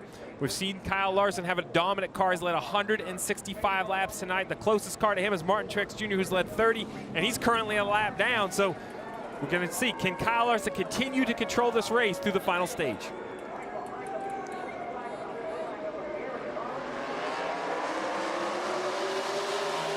Pretty good restart by Larson. He's going to clear Joey pretty easily. Fights for second. And everyone else for that matter. Joey's going to hang on that quarter panel here. But the 9 just too strong. Chase Elliott into second place. And chasing that, driving that bright yellow number 9. Yeah, he's driving it on up there to Larson. Larson's going to get a good exit here off of 4, though. Remember a few runs ago, Kyle Larson didn't look like he had a lot of speed, and then later in the run, he came flying up to the front. So will he run hard here, or will he try to save a little bit of tire? Yeah, that was impressive. I didn't know he was saving or think he was saving until the end of the run. He just went right by those guys. So that's what he does. Now, in my mind, guys, the strategy for this race would be to stay on the lead lap for the first and the second stage. I know that sounds silly, but this race is so long. Small goals. Well, now here we are. We're in that final stage. We have 15 cars in the lead lap. I think now's the point where you can start to push, be a little more aggressive, maybe take up that last few feet up to the wall to see what your car really does.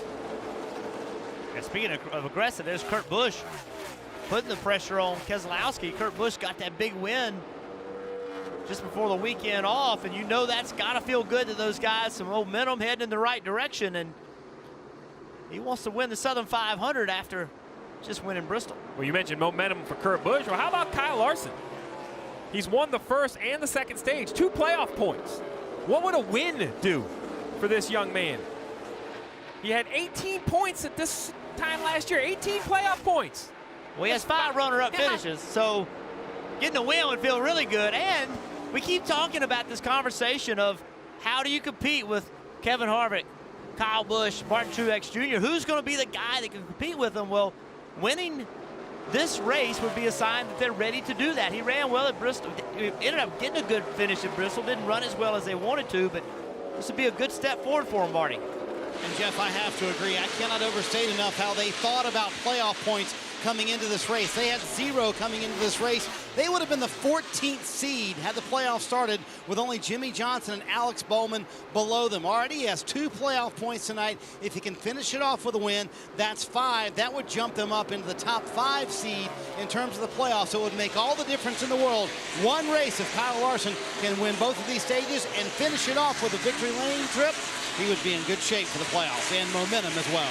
You just never know where those playoff points are going to come into play. Think about some of these races we're going to see in the playoffs. Talladega, the road course at Charlotte. We see people tie at the end of these rounds. Those playoff points can be hugely valuable. Yeah, Junior, we see Kevin Harvick right here, that battle for 8th. He just took that away from Ryan Newman, but that strategy of staying out on old tires, that worked for Larson, but it did not work for Kevin Harvick. He was so slow the last 10 laps of that run, just killed the tires. That really hurt him, fell back some spots, and now just fighting to get himself back up, Dave. Jeff fell from 2nd to 10th, and you want to see how much that hurt those tires? Well, the right front, when it came off, had a really bad damage spot to it. There you see it there. And when I talked with Goodyear officials, they had a good look at it. Doesn't look like he ran over anything. They determined that was just extremely high wear. And when you look at the amount of rubber that was left on there, I mean, basically nothing all the way around, and certainly not where that spot was. I love it. I mean, this is a racetrack that's abrasive. We need tires that wear out. We need tires that are challenging, and you have tires you have to take care of, or guys will just be out there running qualifying laps every lap. But that puts Kevin Harvick in a unique situation, because now he knows if he gets a long run, he may be at a disadvantage to his competition. So what do you do as a driver? Do you now take it easy for 8-10 laps, trying to run as fast, trying to run those tires out longer? Well, you remember in that first run, or that run where he did have the issue, how hard him and Truex battled. Maybe, he just thinks, hey, that was a unique situation where I was trying to get by Truex and maybe abuse the tires a little bit too much. Well, 152 laps to go in the race. Kyle Larson continues to lead. And guys, he has led all day. He won stage 1. He won stage 2. We're currently in the final stage of the Monster Energy Cup Series racing from Darlington. Let's see who can try to outlast the Lady in Black. Who can win the Southern 500?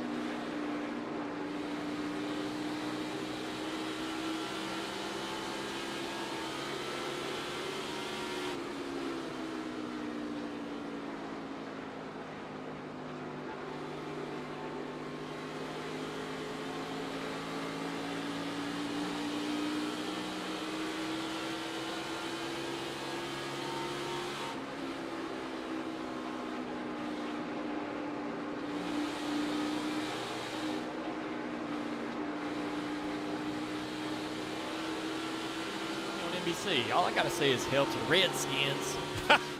You couldn't say it. Yeah, what happened here? You say Redskins. Yeah. Alex Bowman had the Eagles on the car. Hey, I washed my hands of that thing, man. I ain't got nothing to do with that. How about Jerry Glanville, 1992 Xfinity Series? Jerry was so much fun to hang out with when he came racing. He was just a big time, man. He enjoyed it, loved it, loves racing. He ran a lot of races. He did. He's offensive coordinator in CFL now. So. Oh, really? Yeah, still in football. Wow. He is a blast. Well, Jeff Burton, it's your favorite time of the race. Oh, my goodness, we got a little trouble. The 19. Right front tire's down. He might have had some contact with the fence. Parker. Yeah, guys, he just came on the radio and said, I got a right front down, coming obviously onto pit lane at this moment. You see him getting on pit lane safely. Well, you see right there, there's a lot of damage. There's a lot of damage. Going down to turn 1 right here, up the hill. Oh, no. He had a flat right front tire before he got the fence, before he got the corner, obviously. And funny thing, not many cars have hit the wall tonight. Looking at that wall, no flag marks on it. I mean, these guys, they can't hit the wall. We talked about the bodies on the Xfinity cars, carbon bodies. These guys don't have that. You see the damage. They can't afford to rub the fence and knock the side force and downforce out of the car. Yeah, the corner before that, he had gotten into the fence, and then that corner, it was a total failure. So I don't know if he had a slow leak, got into the wall, or got into the wall, and that caused that major problem into one. So I tried to do this before Mr. Suarez had his issue. I was going to say, my favorite time of the race is not when somebody blows a tire. No, okay? your favorite time of the race is when we go through the field, brought to you by Hardee's. And Steve, pretty amazing to me, 142 laps to go. That's almost the entire Xfinity Series race yesterday, still to go here in the Southern 500. And this is where endurance comes in. Kyle Larson said earlier this week, I had a tough time keeping up with my hydration. We tested at Richmond for 2 days. It was 100 degrees. Then I went on vacation in Orlando, came here and raced. He said, I've been trying to drink water throughout the race. We'll see if he can keep it hydrated and out front, Parker. And what a run for the guy behind there. Chase Elliott in second place, ran the beginning of this race around 10th, then slowly moved his way just outside the top 5 and now finds himself in the top 3. And speaking to his crew chief, Alan Dustin, before the race, I said, why have you guys been getting such good finishes? He said, because we're not beating ourselves. We're improving the cars throughout the race, Marty. Maybe the most impressive race for the 22 team of Joey Logano in several months. They're in third right now, and he loves this racetrack. 2 top 10s in his last 3 Southern 500s, trying to come home with a top 5 today, Kelly. Coming into the weekend, there were just 2 tracks on the NASCAR Cup circuit where Brad Keselowski had never won at any level. Well, yesterday he crossed the Lady in Black off that list by winning the Xfinity Series race. And even though the cars are so different, he told me in Victory Lane that it was definitely a confidence builder. He's been running top 5 all night, 4th right now, Parker. Kelly, keep your eye on that 41 of Kurt Busch. This is a pivotal time of the race for this race team. And speaking to his crew chief, Billy Scott, he says the worst part of every race for them is stage 3. That is their #1 conversation come Monday mornings after a race. The reason when the track rubs up, they seem to lose the handle, but tonight they seem to keep up with it well, Dave. Man, this track is a challenge. 10 laps in, Eric Jones said, my car is really coming in and it's working on the bottom. Then 10 laps after that, he said, I can't do that anymore. I lost the ability to run the bottom. He's searching now to try to keep the 20 competitive. Speaking of competitive, Kyle Busch has regained that competitiveness in the 18 car. Balance is better now, and remember, he had damage early from contact with the 35 car. That has been repaired, and Kyle's running in the top 10. As for Kevin Harvick, what a turnaround for his Darlingtons. The first 16 times he raced here, he only led 63 laps and had an average finish greater than 18th. But the last 518 laps led and an average finish of 4.4. Trying to get there now, Parker. Behind him is the comeback of the night, in my opinion. That is the 1 car of Jamie McMurray. We noted earlier how they blew an engine in first practice. They had to change an engine again this weekend. They used qualifying as a practice session, essentially. Started at the rear of the field and drove all the way now into the top 10. What a great run for that 1 car, Marty. How about the rally for Clint Boyer? Remember the loose wheel? It was a right rear wheel that was loose at lap 146. He has since rallied back into the top 10. Very impressive. And throwing back to Ned Jarrett, who once won this race by 14 laps. Boyer, he loves this racetrack, but he only has 1 career top 10 here ever. That was 11 years ago, trying to get another one tonight. Ryan Newman, high hopes coming into the race. 91 points out of the playoffs. They know they need to win in the next 2 races. It has not been the night they had hoped for. Car has been tight for much of the evening for Ryan Newman, and 2 loose right there off the exit of 2, Kelly. Well, the last time William Byron's crew chief, Darian Grubb, went to Victory Lane was right here at the Southern 500. It was with Carl Edwards back in 2015. They came back from 2 laps down. Darian told me he knows it's a long, hot race. You got to be patient. Right now, William running 12th, but we still got 135 laps to go, Marty.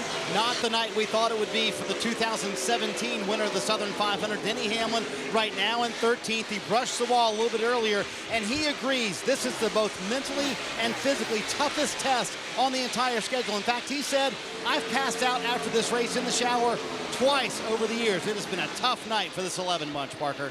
And it's been a great night for Chris Buescher. He was actually as high as 5th as we came to the end of stage 2, but then he started to drop back quickly just as it ended, fell almost outside the top 10. The reason, he had a right rear tire coming apart. He actually had to pit before pit road opened because he heard it hitting the sheet metal and he thought it was tearing the right rear apart. Now trying to come back from that, Dave. When I talked to Austin Dillon's crew chief, Justin Alexander, this morning, he said, I haven't been around long enough to have seen Dale Earnhardt run this paint scheme, but I'm so honored to be here doing it tonight. In case you missed it earlier and recognize it, that's the Quicksilver paint scheme that he ran in '95 at the All-Star race. Guys, great work down on pit road. Updates on all cars in the top 15. A little bit of trouble for the 48 of Jimmie Johnson. Sounds like they're having some oil pressure issues. They go behind the wall to try to make mechanical repairs. There'll be multiple laps down at this point.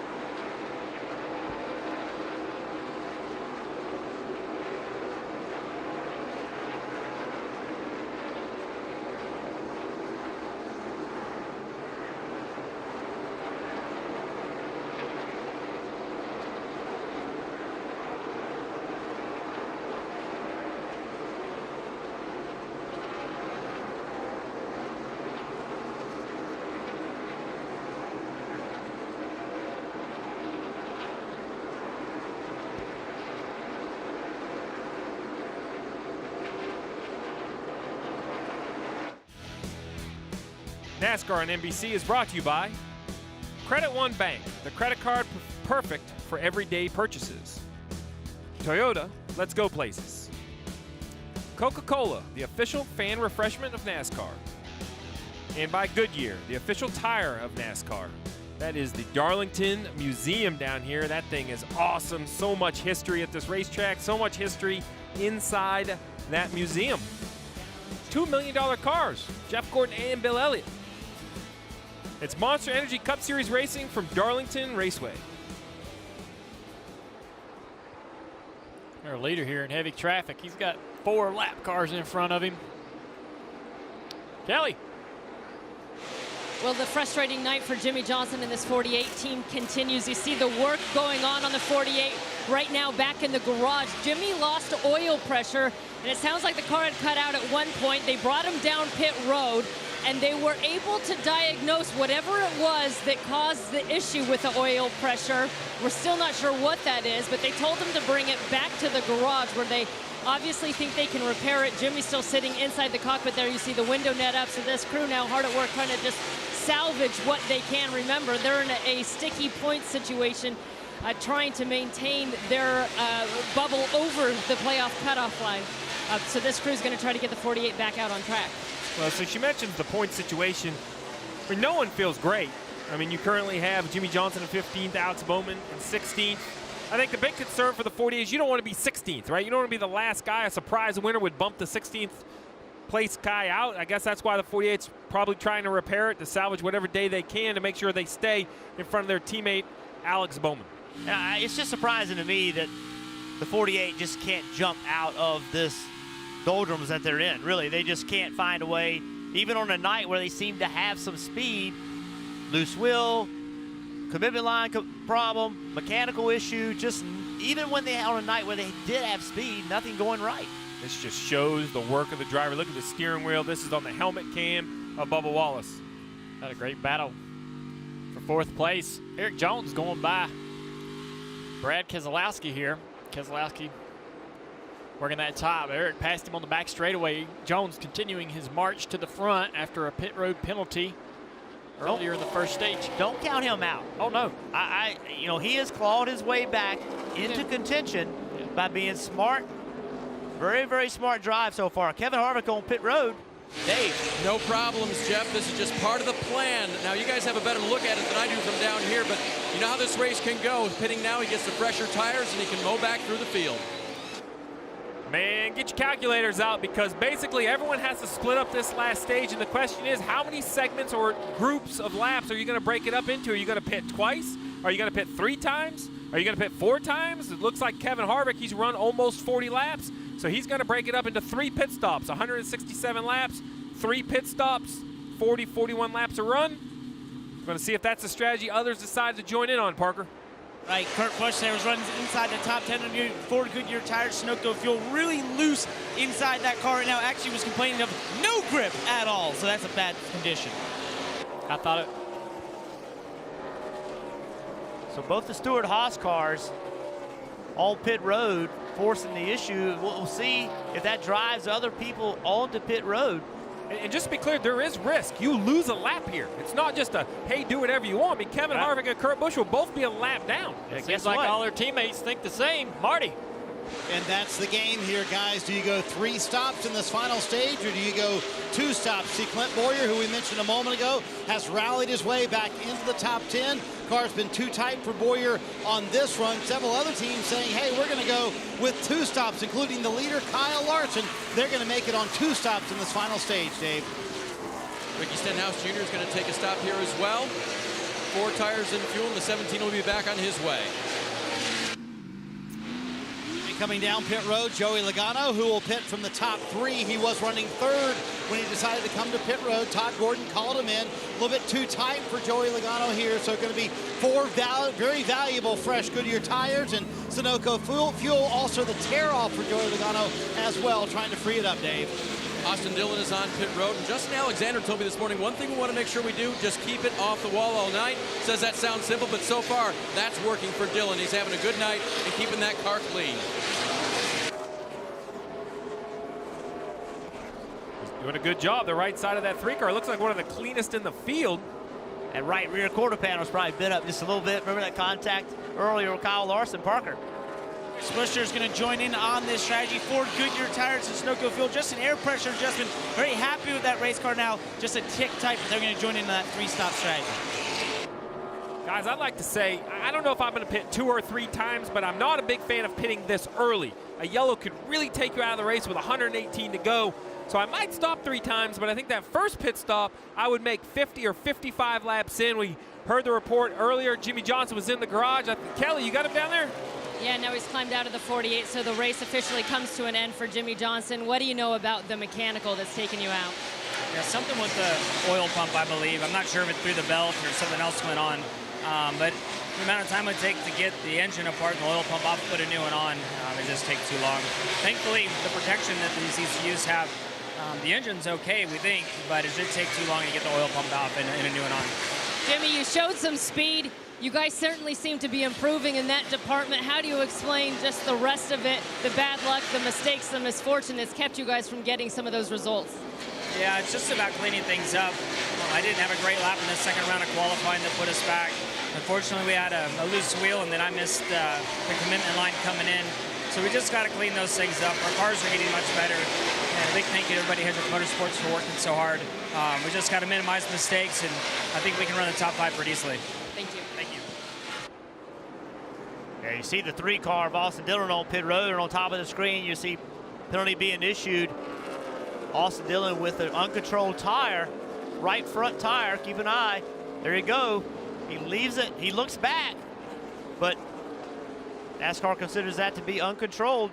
Got to be within arm's reach. You got to give it a couple swipes. You can't just roll it all the way to the wall from the right front. We're also hearing the 88 of Alex Bowman. You see it as well, top of the screen, Jeff. A second one, tire violation, uncontrolled tire. This goes all the way back. Remember, guys, 5 pit crew guys this year instead of 6. Even this late in the year, still trying to clean up those pit stops. Kyle Larson continues to lead, about a 5.5-second lead.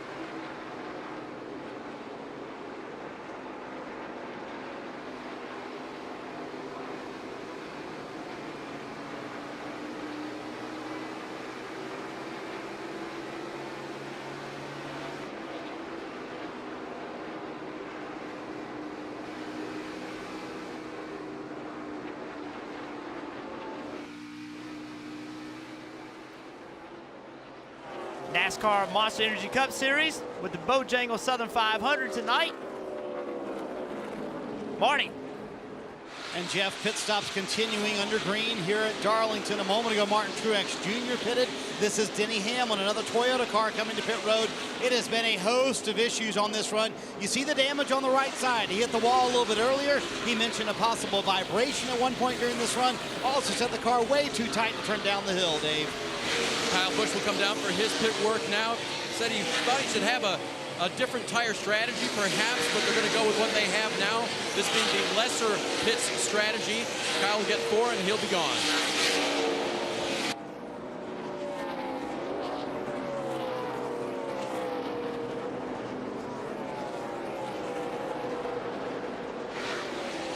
Hey guys, Kyle Larson coming to a stop here in the stall. Nice and easy during this run. And for a while, Chase Elliott was able to kind of keep up with the 42. But then at the end of the run, that 42 just took off and built an 8-second lead at one point.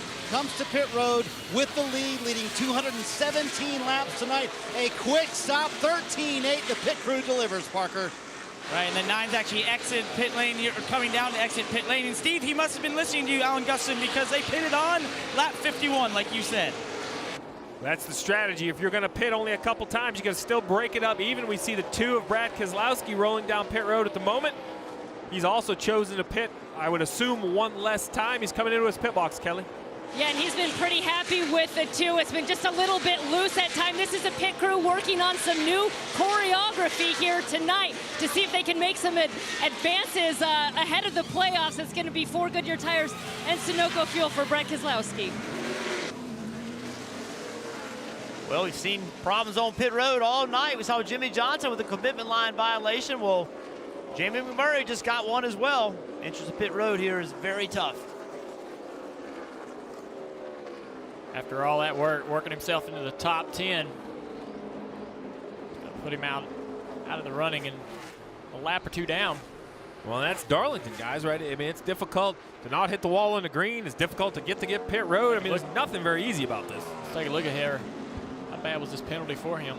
So he's just in too hard, too fast, because you just can't see it. Oh, man. And it's, it's inches, but that's the rule. Yeah. You gotta call it. It is what it is. Yeah, the rule is you cannot touch that orange box. You have to be underneath it with all 4 tires. It's so difficult because you can't see it. You cannot see that box, and you have to look at those yellow lines and use that as a guide. Joey Logano out with the lead right now. Remember, he pitted on lap 247. Harvick in second, Kurt Busch third, Clint Bowyer in fourth. Remember, they use that strategy of pitting before than everybody else. So let's go through that strategy. You see the leaderboard on the left side. Joey Logano, Kevin Harvick, Kurt Busch, Clint Bowyer. Those 4 cars all pitted in the lap 245 range, give or take a lap. So they're out there currently on like 16, 17, 18 lap tires running 30.8 second laps. We have Kyle Larson back there in 5th. He just came off pit road.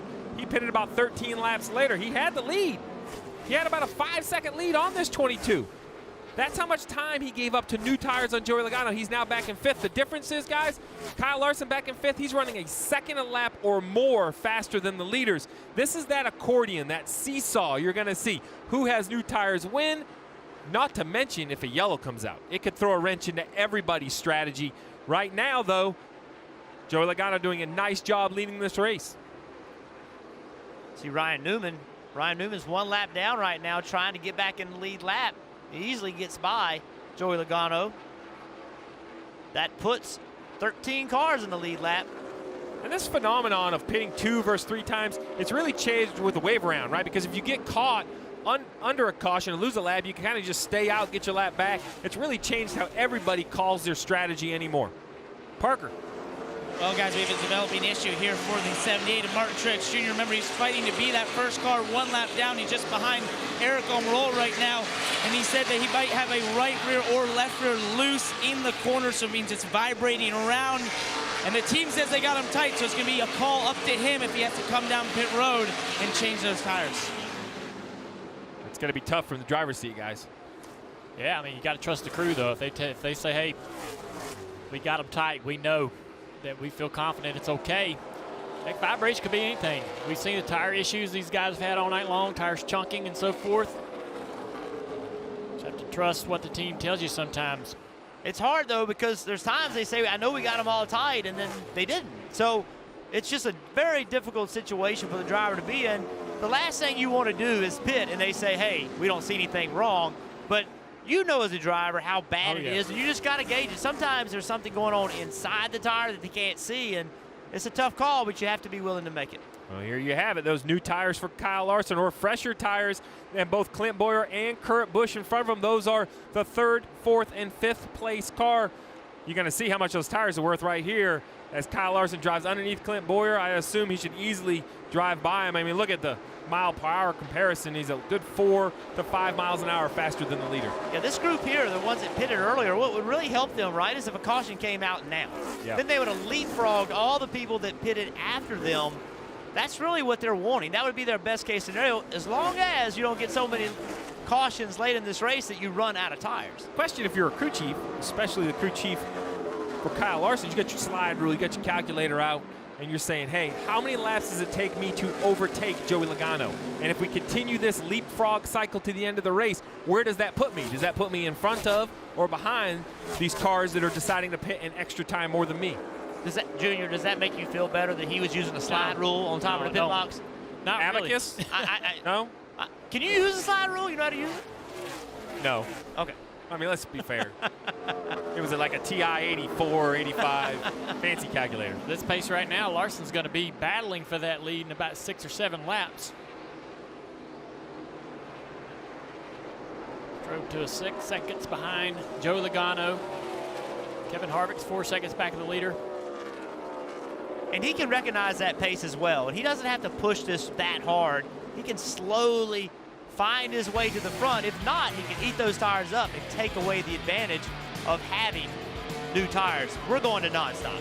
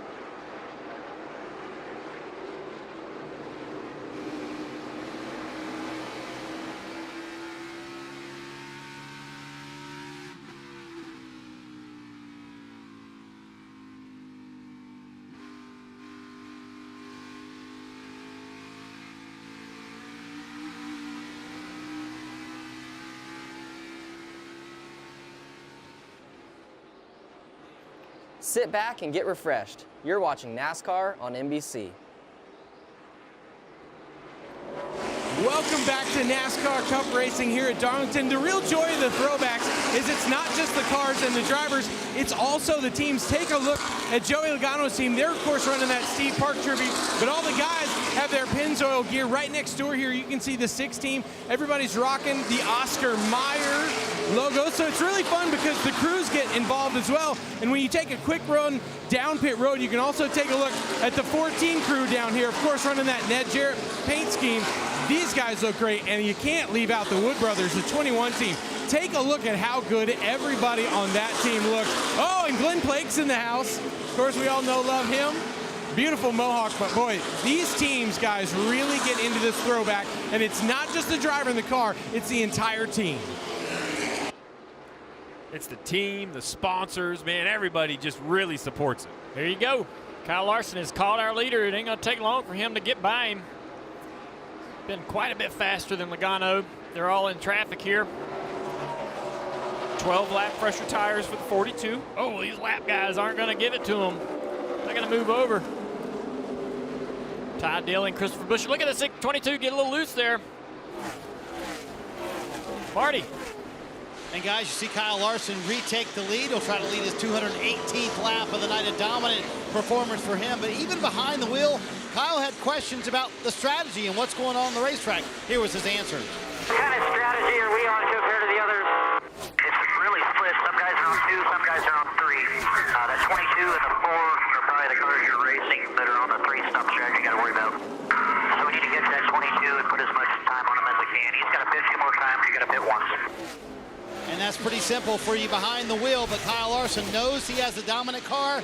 Can he finish off the race? This might be the most dominant race he's had in his Cup Series career, guys.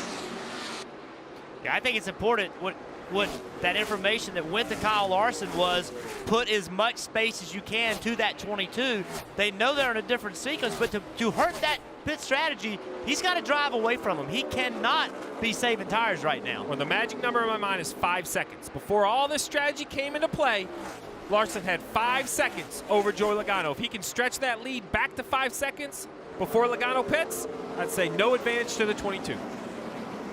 Well, Steve, let's take a look at tonight's lap leaders, brought to you by Honda Power Sports. And Kyle Larson, 219 laps. I'd say that's dominating compared to Martin Truex Jr. at 30, Logano 18, Hamlin 11, and Keselowski only at 2. Well, we've seen this before with Kyle Larson in his career. It's the 4th time in his career he's led 200-plus laps in a race, but yet to win in either of those 3 previous starts. So, Mr. Negative, come on, man. I mean, it's a stat. All right. Numbers don't lie, do they, Junior? They don't. Even with a slide rule. Man, I've tried to test them. Hey, guys, we're in the last 100 laps, 86 to go. As a race car driver, is this where you're starting to really feel the effects of 500 miles at Darlington? Yeah, I think it is, but you can't. That's the thing. At this racetrack, you have to be conditioned. You have to have taken care of yourself and put fluids in your body all during the week, because at this racetrack, if you don't stay attentive and you don't stay in the right mind, you are going to hit that wall. So this is a place where driver preparation really comes into play. You don't anticipate running so many green flag runs. Man, that's one thing that almost doubles the fatigue factor physically and mentally. You got to see these guys. They get out of these cars tonight. You're going to see a lot of things like we saw after Chicago. Guys struggling to compose themselves. And it's still hot. Yeah. I mean, it's nighttime, humid. but it's South Carolina, Labor Day weekend. It is still exceptionally hot outside. And now as that fatigue sets in, we'll be coming to the most important green flag pit stops, the ones at the end of the race. So the drivers have to get on pit road, have to be underneath that orange box. How about the pit crews? They've been sitting around all day in this heat. They have to continue. We've seen a few mistakes with uncontrolled tires. They're going to have to be clean on these final pit stops. Yeah, we've even heard Kyle Busch on the radio talking about wanting something to eat, something to put in his body. And under caution, you can find time to do that. If it's a green flag pit stop, it's hard to get something in that helmet and try to get it eaten. We need a yellow here pretty soon, or our stat guys, I think, are going to go on strike over here. They said they need some food as well. Parker. Well, guys, the 78 of Martin Truex Jr., we told you how he felt like he had a loose wheel. That was a long discussion during this run. They're going to come down and change all 4 of those tires on the 78. Also pitting there is Kurt Busch. We noted how he's most likely on that 3-stop strategy that the Stewart-Haas cars are doing. He's going to do Ford Goodyear tires in Sunoco fuel in that 41 car. Just struggling, still being a little tight off the corner right now. Here comes his teammate, Kevin Harvick, to pit road as well.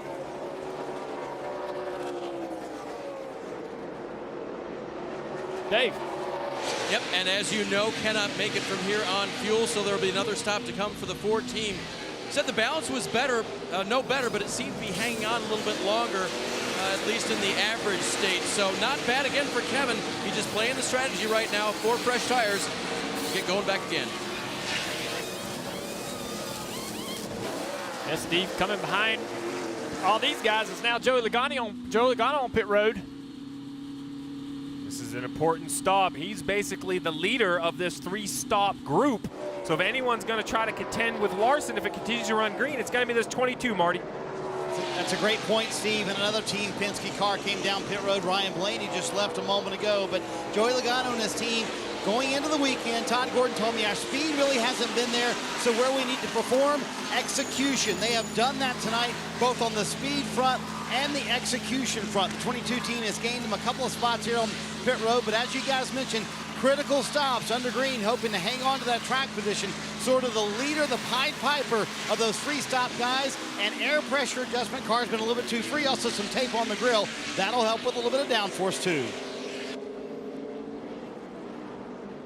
Well, the one Stewart-Haas car that we have not seen on pit road that we saw earlier is Clint Bowyer. They were all on that same sequence, and Clint Bowyer is yet to come on pit road. And Jeff Mike Bugaravich told him a moment ago, our teammates are pitting, we are not. We're going to run longer here. So an interesting call by Mike Bugaravich with Clint Bowyer leaving him out a little bit longer than those other corporate teammates. We talk about how hard it is to get to pit road. Well, the 43, Bubba Wallace just missed the entry. Let's take a look. Great shot here. I'm looking forward to this. Whoa down, slow it down, whoa it down. Not gonna happen. You can see he's gonna not be able to get under that commitment cone or that orange square, so make another lap. So when you're watching at home, you're like, how does this happen? Like, how in the world can they not make this? Well, when you were riding along, that showed why. Yeah, you can hear the sand and debris hitting the wheel wells of the car. It's like a beach. I mean, it's so slick on that apron, it's like driving on the beach. It's impossible to do it at such a high rate of speed. And you just can't convince yourself. And Matt Kenseth, you see at the top of the line, Matt Kenseth also with a commitment line violation. You just can't convince yourself you have to be going that slow in order to make that, get underneath that box. Well, the replay you guys showed, I looked at the tire tracks. There was a lot going out to the right, barely turning left to get back underneath that box.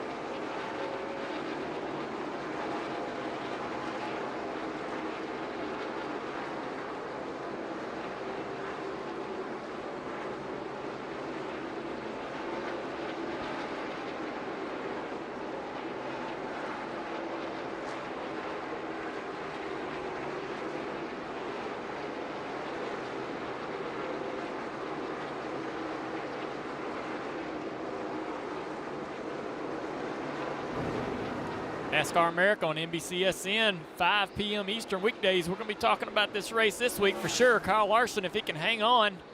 Yesterday, that 42 dominated the Xfinity race. Couldn't finish the deal, but seeing the same thing tonight. Be interesting how this strategy is going to play out. Some tells me we might be talking about that race on NASCAR America buddy. as well. Oh, contact. Eric Jones worked his way into second place here. He's 4.5 seconds off of Larson. Actually been faster than Larson by quite a bit over the last several laps. Larson with a little trouble there in turn 1.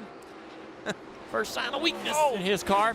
And you want to say, hey, you have a 4.5 second lead. Like, why are you doing that? But that's where the line is. That's where the groove is. And well, and Jeff, he's racing Joey Logano back there in 10th on those new tires. He knows those new tires are coming. You mentioned it. Look at this. Wow, what a slide there. Woo!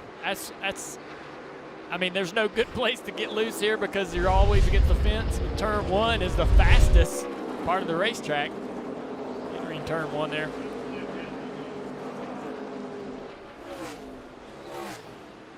All right, let's get some updates from pit road. We'll go to Parker Kligerman. Well, guys, Chase Elliott running in third. You may notice that yellow and blue paint scheme. Well, this is inspired by his late cousin, Casey Elliott, and what he drove in the NASCAR All-Pro and Xfinity Series. And he's the son of famed engine builder Ernie Elliott, who's obviously Chase's uncle.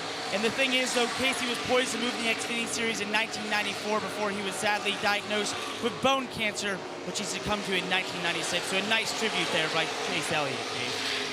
Sure is, Parker. Ty Dillon takes us back to 2009 and Germain Racing's first foray into the Cup Series. The driver, Como Italy's Max Pappas. He raced 15 times and got the team's first top 10 in the series, 8th at Watkins Glen. Marty? Clint Bowyer staring at his best ever Southern 500 finish. He is in 6th, and maybe he's channeling a little bit of Ned Jarrett. This is Ned Jarrett's paint scheme from 1965, and check out the cool lettering with the Carolina Ford dealers on there. Ned, by the way, won that race by 14 laps. Clint Bowyer's number 14 there. The biggest margin in Cup Series history. You see him coming to pit road right now, Kelly. Jeffrey Earnhardt running a paint scheme that his grandfather Dale ran for 4 races for team owner Will Cronkite. Well, 80-year-old Mr. Cronkite has been on hand this weekend. What's more, when Jeffrey wrecked during qualifying, the 80-year-old was there to try to help make repairs. And how about those throwback t-shirts to when Dale Sr. wore the damn I'm good. Pretty cool to see those in the garage area this week. And we mentioned Clint Bowyer coming to pit road. Here he is. He said the car really took off better this run, but got free. And Mike Bagaravich said, I honestly think the track's going through a little bit of a swing here. It has gotten cooler at Darlington. You see it fall off the left side jack. We talk about execution. That's going to cost them time, some time that it could not afford. And a long stop on a green flag stop for the 14 bunch. Marty, that is definitely not the pit stop they were looking for. The 14 kind of switched strategies. He ran long this second stint. We're going to see how many more pit stops he makes with 64 to go. It'll be interesting. It's going to be also interesting to see how much that slow pit stop will hurt his efforts as he returns to the racetrack. He returns to the racetrack. One man burning up the racetrack right now, Eric Jones in second place. Faster again than Kyle Larson. He's chopped the lead down to 4 seconds. Last lap by just a little bit slower because of some traffic, but I know Kyle Larson is on a plan by himself, and he's competing against all these other guys who are on a different strategy. But Jones has clawed himself back into this race. He's gained 1.5 seconds on him since he got to second place. So, and we see by the car that Kyle Larson's not riding around. He is driving that car hard. Marty. You guys remember that shot a moment ago of Kyle Larson sliding in the corner? And right after that, his team came on the radio and said, how's your car handling? He goes, it's been the same all race, just a little bit free. So that is a little bit free for Kyle Larson. That's a lot free to me, Dave.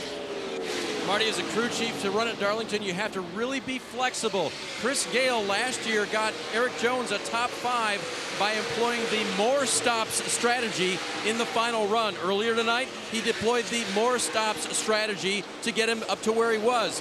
But tonight, for the final run, he's going the less stops strategy. Flexibility, Kelly. William Byron in the 24 cars had a car that's been a little bit too loose all night. They've taken some pretty big swings at it on pit road. Last time down, they just made an air pressure adjustment, which seemed to help him out. He said his balance was really not that bad this last run, so it's going to be 4 Goodyear tires and Sunoco fuel for William Byron. William Byron's did a nice job. You talk about how difficult this racetrack is. Look at the right side of that race car. Relatively clean. I don't see any damage from the wall. 60 laps to go. That's a good run by the driver of the 24. I think Jeff Gordon, if he's watching, he's going to be impressed to see that paint scheme running well here this weekend. And now it's gets into the wait-and-see game. Kyle Larson leading the race. I would expect we're going to see him on pit road in just a handful of laps. He has 60 laps to go. Imagine he's going to want to pit somewhere mid-50s, maybe 55 to go. Eric Jones, these last couple laps, has lost some time. Eric Jones has been in traffic. Kyle Larson's been running by himself. And he's actually been able to stretch that lead back out to 5.5 seconds on Eric Jones. Now up to 6 seconds almost.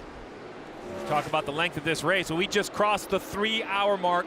All but 2 of the last 11 races of 2018, guys, they were over by now. So while it may not seem long at 500 versus, say, the Coca-Cola 600, but time of day, this is without a doubt a marathon. Watching Kyle Larson run turn 3 and 4. He's using a pretty unique line, going in against the fence and right in the center of the corner, turning the car down right across the bottom of the corner. Apex in the apron on exit.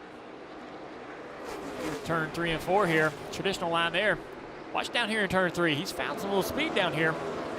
Like he can run wherever he wants, but certainly using this line. Watch him enter high, right on the wall. That's old school there. Center of the corner, though. He's turning down and apexing late here instead of staying on the fence. Getting a great drive off on corner. Yeah, watch. The job by Kyle Larson, how much racetrack he's using. Well, right here in the middle of the corner, I thought he may have gotten in the wall right there, just right against it, real close. You see those tire marks on the wall. I don't think that's Kyle Larson's, but he was using every inch of the racetrack, Dave. Eric Jones said he was fighting the back end of the race car on the exit of the corner. Crew chief asked him, well, what do you want? He said, well, maybe nothing. So no wrenches going in, possibly a slight air pressure adjustment. His teammate Kyle Busch comes down pit road as well. Kyle, on the other hand, has been, his car has actually gotten better. He was asked, is your car better? Absolutely, he said. So not too many changes for the 18 here to the end as well.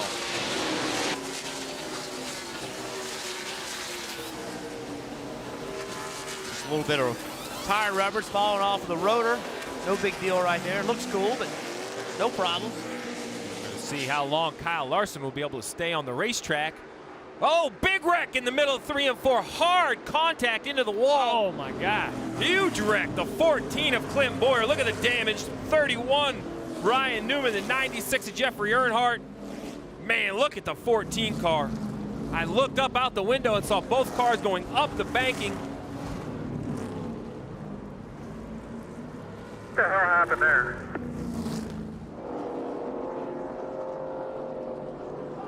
And Clint had pitted on lap 301. He had pretty much the freshest tires in the field. Talk about the closing rate. You know, Yes. new tires, old tires, multiple lines. That is such a huge wreck. The 14 was running 12th. The 31 was up in the side of the top 10 in the 6th position. That's a hard hit for the 14. Clint Good to climbing see him out. climbing out there. I think we're hearing Ryan Newman was trying to come to pit road. I don't know if that contributed to the accident. We're going to have to see the replays when they come. Back up, just kind of tape it up so it stays on, okay? Get a piece of bare bond and put the bumper cover back up, 4 tires. Here's Newman. Oh, man. It's very clear to me the 31 was coming to pit road, and Clint Boyer had no idea. He had no idea the 31 was pitting. Heavy contact. Man, look at this right here. Clint Boyer hit hard twice. Twice he hit way hard. Yeah, that's the last hit's the worst because all the crumple zones and everything, the absorbing impact stuff is already absorbed the first impact. This is a big hit. Oh. Jeffrey Earnhardt sliding in there. This one right here is not much better. No, this is the worst one because he's already got so much damage. Look at that wall, how much that wall moves when he makes contact.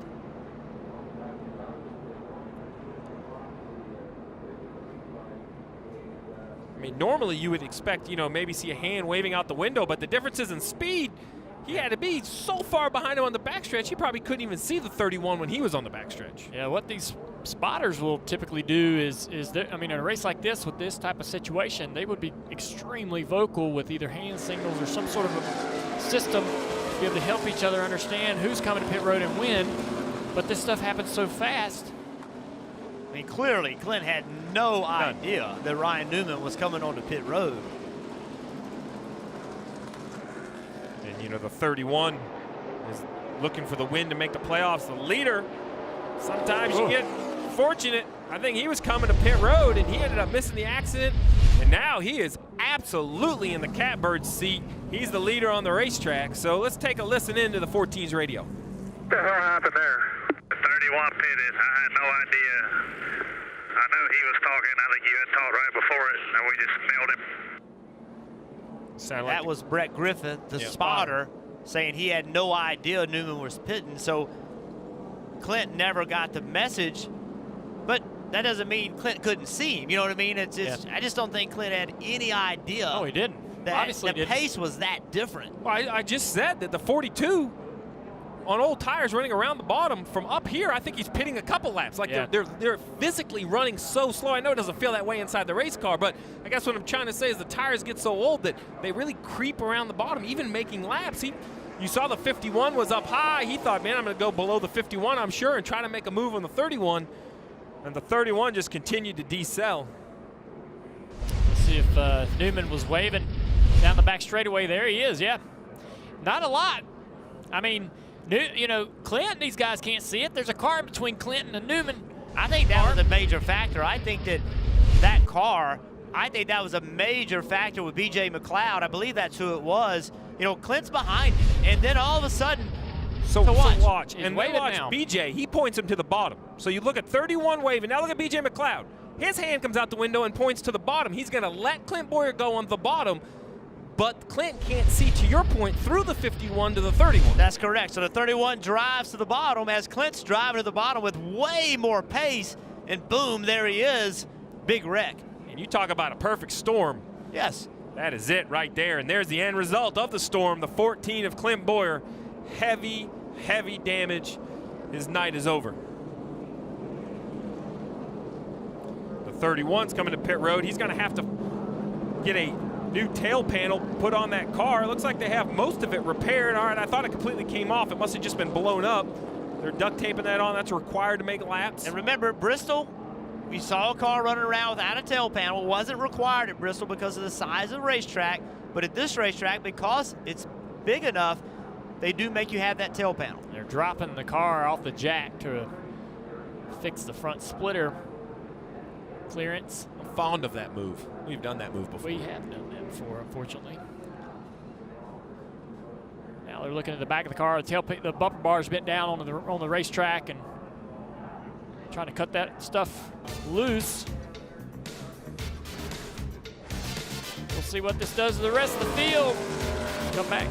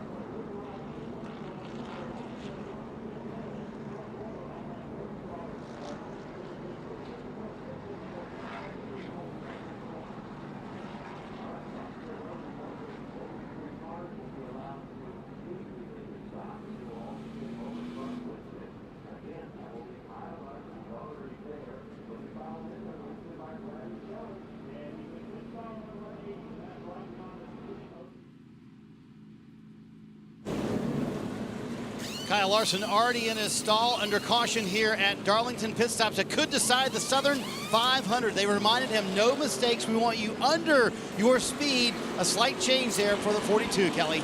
Brad Keselowski pits from second. He said he was losing grip and struggling, especially on entry and exit of the corners that are going to go back on a previous adjustment. 4 tires and fuel, Marty. We saw a wedge adjustment there for Joey Logano, who comes in running third. They said, we're good, but the 42 is lights out good so far tonight at Darlington.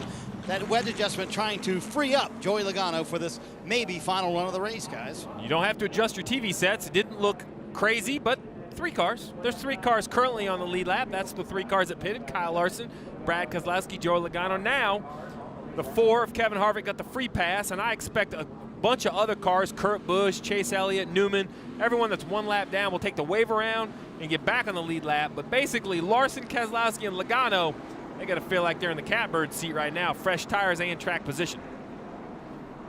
Yeah, they can go the rest of the way to the finish, obviously. And if there's no caution, there's no threat for these other guys to take advantage of being able to get that wave around. They only got to compete against themselves. It's the best. Yeah. And so far, nobody's been really able to compete with Larson. I mean, he has been, it's like a switch. Like, he runs as hard as he wants, when he wants. Yeah, as we talk about, throwback weekend, there's so many great sponsors in the sport. We see Skittles back on the 18, all these other cool cars. That 3 car looks like the car your dad ran, the 24 car. That 42, DC Solar on the side of that. They were on the Xfinity race and the Cup race. That's a sponsor. It's kind of new. See Oscar Mayer in the field today. Bojangles is on a car. It's just, there's so much to this weekend. We talked about the crews, the uniforms, the drivers, even the sponsors are getting into it. It's cool to see sponsors like DC Solar let them do that Davey Allison throwback scheme. Yeah, that is awesome. But I think it's really important to remember that Kyle Larson has led a ton of laps in many races that he has not won. And this is the Southern 500. It's not going to be easy. He's had the fastest car. There's no question he's had the fastest car. We've seen this before out of this team and in this race. So you're going to have to stay on. Any mistake at all, and they're there to take it away from you. Hey, Rutledge, what you got going on, bud? Jeff, I was trying to find a good place to watch the race during this caution, and I found a great one right underneath one of the Jumbotrons here in the infield. But take a look. These fans always come out here and line it. This year they got smart. They found a power cable, and they even brought fans, of course, Fireball, so it's a real party now. But look at them. Everybody's just hanging out. Don't be scared. You look great. Good fans. Yeah, it turns out, guys, they might be here to camp, but they still want to watch the race, so why not just watch it on a huge screen? Great idea. I don't know if you guys saw it. That last screen, we saw Kyle Larson's car. Looked like some damage to the left rear quarter panel. Maybe on this pit stop somehow or another, the left rear quarter panel was rolled up by the tire. Yeah, like if you're looking at the side of it, what is that, like 10 o'clock or so, kind of in front of that left rear tire? It's hard to say with the paint. Right under that D in DC Solar, it looks like there maybe have been a rub or something. We'll have to watch that. Yeah, you guys are paranoid. Man, maybe. Looked a lot worse. Maybe. Crew chief in me. Kelly. Hey, I've got Paul Wolf, who's calling the shots for Brad Keselowski in this 2 team. And earlier today, Paul, you told me, hey, a top 5 would be a success for you. Now you're going to be on the front row in this restart. What do you think you guys might have for the 42? Well, he's been good all night. Obviously, he's been pretty dominant, but we're getting down to the closing laps, and usually Brad's able to save a little bit for the end. Just proud of the effort. It's been a long night. We've worked on the car all night, and Brad's done a great job of slowly working our way towards the front, and our strategy worked out there. We caught that caution to put us up here in the front row, so just time to capitalize. All right, we look forward to seeing how this plays out. Marty? Let's chat with Chad Johnson, the man who has put the dominant car on the racetrack tonight. Well, you've been in this position before, leading a lot of laps. How does Kyle close it out? I feel like we've had a better car all night long. I think you're racing the 2 and the 22 at this point. We just got to keep it clean, keep the right side on it. And he's just got to run 47 of the best laps he's ever ran around here, and we'll see if we can't close it out. Any damage on the left rear? We kind of noticed a little bit of something there. No, none that I know of. We got a little left front damage from where the 3 cut across the nose earlier, but it hasn't been an issue. So I think right now we're still pretty clean right side, so we're good to go to the end. There you go, Chad Johnson up here. Fingers crossed in the 42 pits that they can close this out, Steve.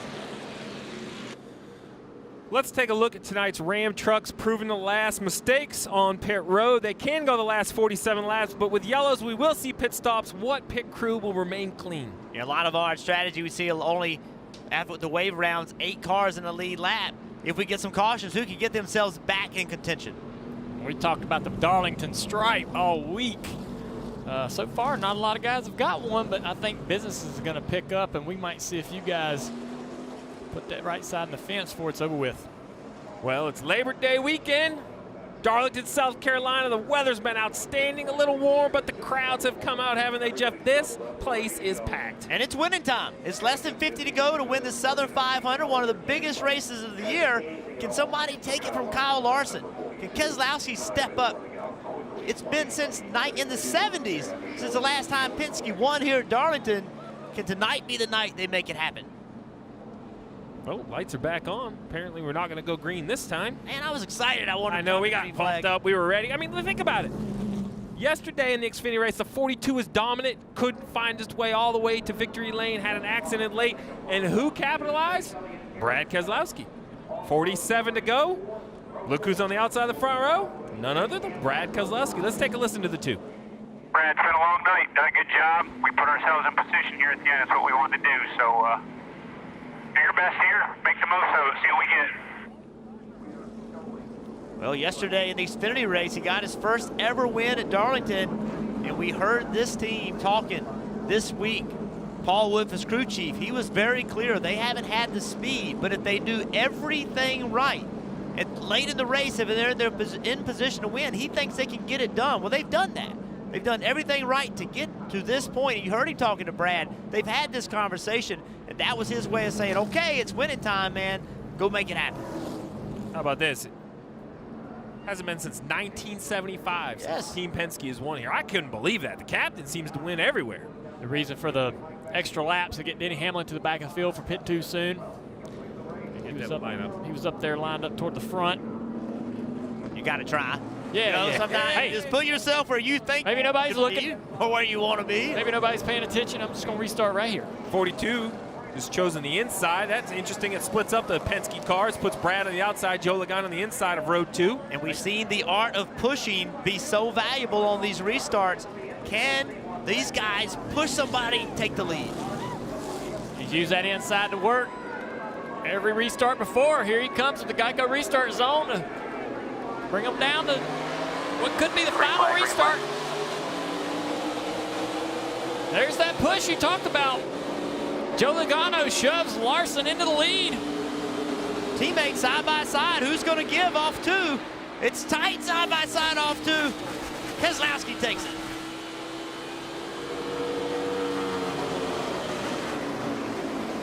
So Logano back to the bottom. Going to try to get all 4 tires below that white line. Can't get the run. You see those new tires, man. These guys are driving away from the rest of the field. Kurt Busch hanging in there pretty good. Kurt has those new tires as well. The only problem is he's 1 lap down. He's racing for the free pass. Looks like he's solidly in that position right now. Now he needs a yellow with 44 to go. Larson's just put a half a second on these guys already. Penske guys just don't have much for him. But 44 laps is a long run at Darlington. You know, at what point do you get away and then manage your tires? Is as hard as you can go? How do you run these last 44 laps? I go. I just go and get as far away as I can. That would have been my strategy. I thought there'd be a trick. That's kind of what I would try to do. I never saved tires. I just went as hard as I could. Now, maybe my hard wasn't as, me going hard wasn't as hard as some other people would go, but I just gave 100% every lap. Last lap, Keselowski a little faster by 10th. So Larson, is he smart enough and tactful enough to maybe just pace himself right out here in front off the nose of that Miller Genuine Draft Ford? Guys, I know it isn't the fastest racetrack we go to, but something about the groove these guys have to run and the wall, that classic white and red painted blocks. It just looks like they're going 200 miles an hour through the middle of turns 1 and 2. It just is crazy how fast they look. Brad again faster. Cut it down to 3/10. You see it right there. Larson just trying to save a little on the front end, knowing that he needs, you know, what that can do to the car. If you do go just a little easier those first 5 laps, it pays dividends on the long run so much. And Junior, you can see that 2-car catching the 42 of Kyle Larson, but all night long, Kyle Larson has said his car's a little bit tight to start off with, and then he gets really good for a long time. What they tried to make a change for on this last stop is that he's too free at the end of the run. That's what they were shooting for, but right now, hoping to hang on that lead until the car gets, quote, really, really good. Looks like some debris off of somebody's car. Well, if he's tight on the start of the run and they made an adjustment to work on the free issue late in the run, that's only going to make this car tighter at the beginning. That may be what he's fighting right now, but getting to him and passing him, that's 2 different things. It's going to be difficult to get around that 42.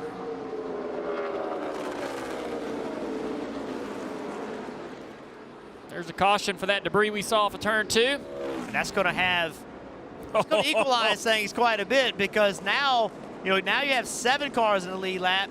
Somebody will get the wave around. That'll be 8. There's the debris. We saw it fly up, and it's going to change things a little bit. Now the pit crew is going to have to step up right here. You see it. Oh, yeah.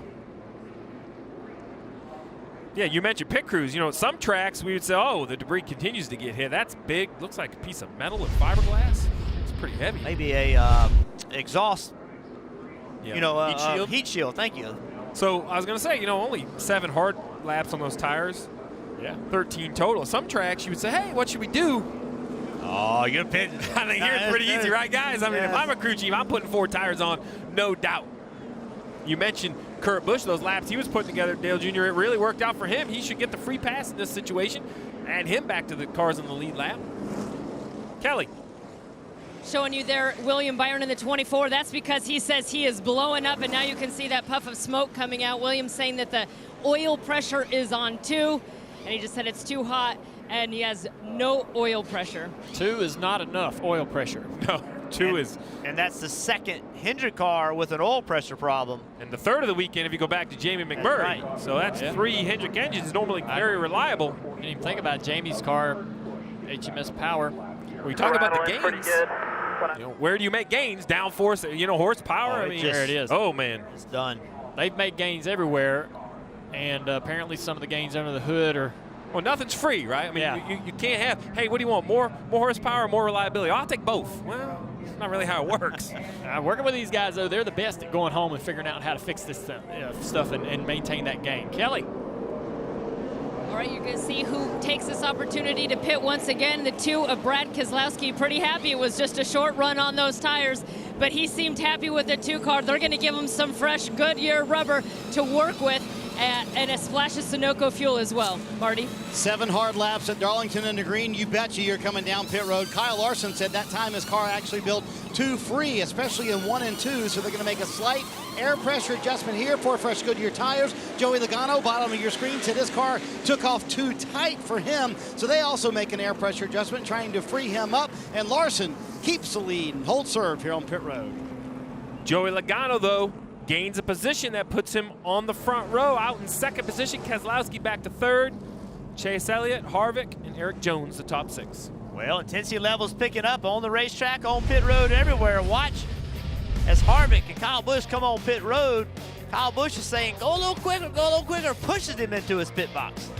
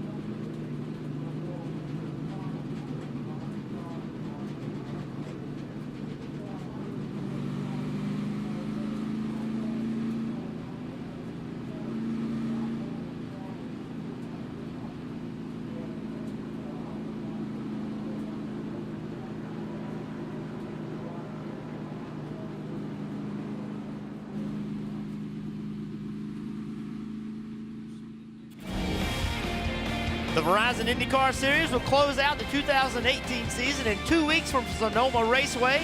Who will claim the championship at this double point race? Find out September 16th on NBCSN. Here's the standings. Remember, that's double points coming up. Double point race. Put the pressure on Alexander Rossi. I was going to say, it's a big day for Dixon. He was in a wreck, I think, like the first or second lap today. Rallied back inside the top 5 to keep that points lead. Marty. Let's chat with Todd Gordon, his driver Joey Logano in a great spot here, starting on the front row. So what did you do to coach up your driver for this final restart? What might be the final restart? Yeah, I hope it's the final restart. We'll see where it goes. You know, it's just he's done a great job all day long. I'm not really coaching him up, just to let him see what's in front of him, do what he has to do. But you know, it takes us 4 or 5 laps to really get rolling. At 42's got a lot of speed, but I'll put Joey against him, see where it goes. A lot more players with more cars on the lead lap too, guys. We saw the launch that Joey Logano got in the second row. Joey's acceleration from that third position was excellent. We'll see if Brad can do the same thing. So we have Kyle Larson, Joey Logano on row 1, Brad Keselowski, Chase Elliott on row 2. Behind them, Kevin Harvick. He'll be behind Brad Keselowski in the inside row. And Larson has dominated every restart. They're going to have to do something different. Right now, everybody's thinking, okay, we got to try something different. I just got my eyes on the 9 car of Chase Elliott. Can he push Logano to the lead here? So far, Larson's chose that bottom groove. Good traction down there.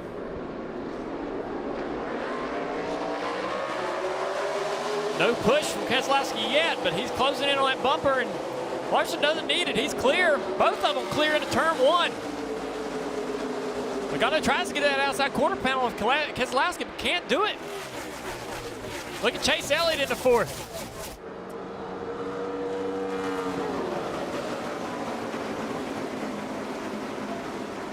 Harvick trying to get under the 9 of Chase Elliott. Not going to be able to do it. Chase carried a ton of speed. Center exit. Run before, Keselowski had pretty good speed, was putting a little bit of pressure on Larson.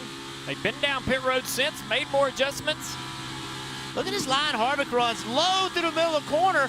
Big run on Chase Elliott. Now can he make the pass through the middle? Chase is going to try to carry speed in. Harvick's going to slide up in front. Nice move by Harvick. That lower line we see Harvick runs it in practice all day long. Use it right there. All 4 tires on that apron getting in the corner. Doesn't use the apron right there coming off turn 2. We see him do it. Now Jones is trying to get by Chase Elliott. Chase Elliott just seems to be struggling here on this set of tires. Parker?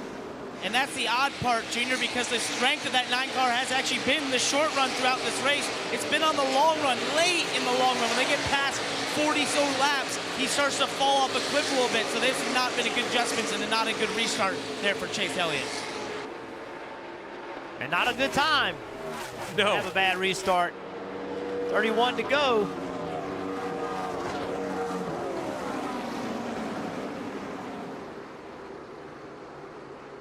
Eric Jones run well all night. Yeah, he has. Doesn't seem to have quite the speed he had earlier in the race. That's what happens late in the race, man. This thing tightens up. The track physically tightens up. The balance of the cars tighten up. You got to stay on top of that, Steve, and keep adjusting your car, especially for that last 50 laps. And the pace. Not just the track change, but the pace. It seems like, you know, you have to find something, right? Another tenth. Well, how do you do it? You attack the corner a little deeper. As a crew chief, I have to know that, right? That's one advantage of working with someone for a long time. You and I, towards the end of our careers together, I knew what you needed in that last run. I thought we were better that way. I could try to anticipate how much harder you're going to have to drive the car. Well, we saw that huge accident in turns 3 and 4. Clint Boyer was involved. Moments ago, he caught up with Dave Burns. With Clint Boyer now, Clint, that was a big hit. You all right? Yeah, it's a shot. I don't know. I guess must have been pitting. I mean, he just stopped right in the middle of the racetrack. I don't know. You come up on, first of all, the damn lappers out there. I don't know who the 99 car is or whatever, but I think I lapped him 50-some times. He's all over the damn place. You come by him, you come by this guy. you don't even have a chance to get track of where you're at because of who you're racing and some of the guys that are in the race. Everybody deserves a chance out there, but I'm tired of that crap. Frustrated. I was really proud of this car with Ned Jarrett here today. It was a pretty special day. I don't know what it is about this place. I run decent here. I never can finish. It's always something stupid. Always something stupid like that, but I don't know. We guess I'll go home, pout some more. You hear the frustration. Well, you run all night long, you put all that effort in, you don't get to finish. It's never any fun to have to go home early while the race is still going on around you. You guys aren't going to miss anything. We're going nonstop.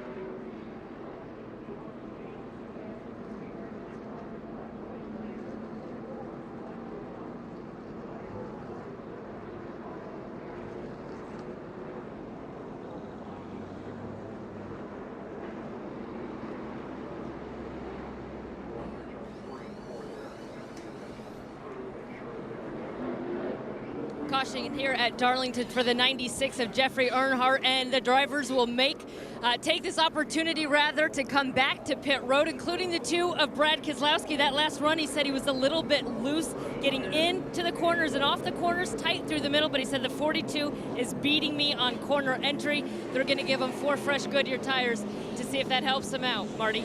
The conversation between Chad Johnston and Kyle Larson, very simple. He said, how's the car? He said, I'm pretty good this run. No changes for the 42 at all. Meanwhile, Joey Logano said, if it makes you feel any better, to his crew chief, Todd Gordon, I was 8 up on the track bar last run. I'm 1 up. That means the car was extremely tight. It is still too tight for Joey Logano, but not as bad. And that is a drag race off pit road between Brad Keselowski and Joey Logano. In fact, 3 of them. Logano joins it. Keselowski wins the race off pit road. That was tight, 3 wide. Oh, Joey Logano having to get out of his box. Brad came out, they were side by side down pit road with Larson in the lead. If Brad did not go over the speed limit, that was incredible by not only his pit crew, but Brad to maximize pit road speed. And now, guys, though, Larson doesn't control the restart. Nope. 22 to go. He doesn't control the restart. We've seen how hard it is to start on the outside of the front row. Most of those guys end up 3rd on the backstretch.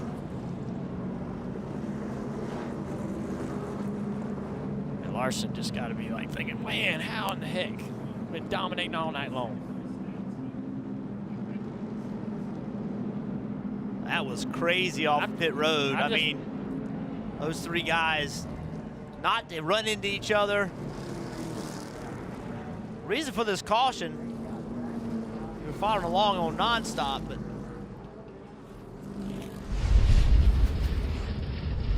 Earnhardt down there.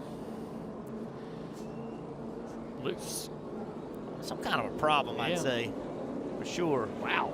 Spun back up into traffic. Don't go that way. Very close. Truex comes through here.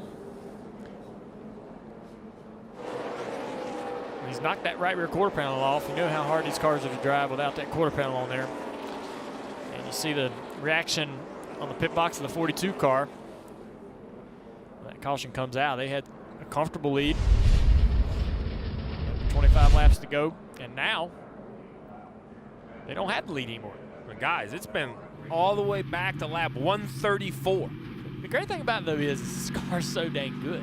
Yeah, but think about this. On lap 134, that's the last restart he didn't control. The 78 beat him. It took him 30 laps to get back by the 78. All right. The other thing is the bottom line, many times the guy in third has gone to second. And if that happened here, that could put Larson back to third, and he'd have to work himself back to the lead.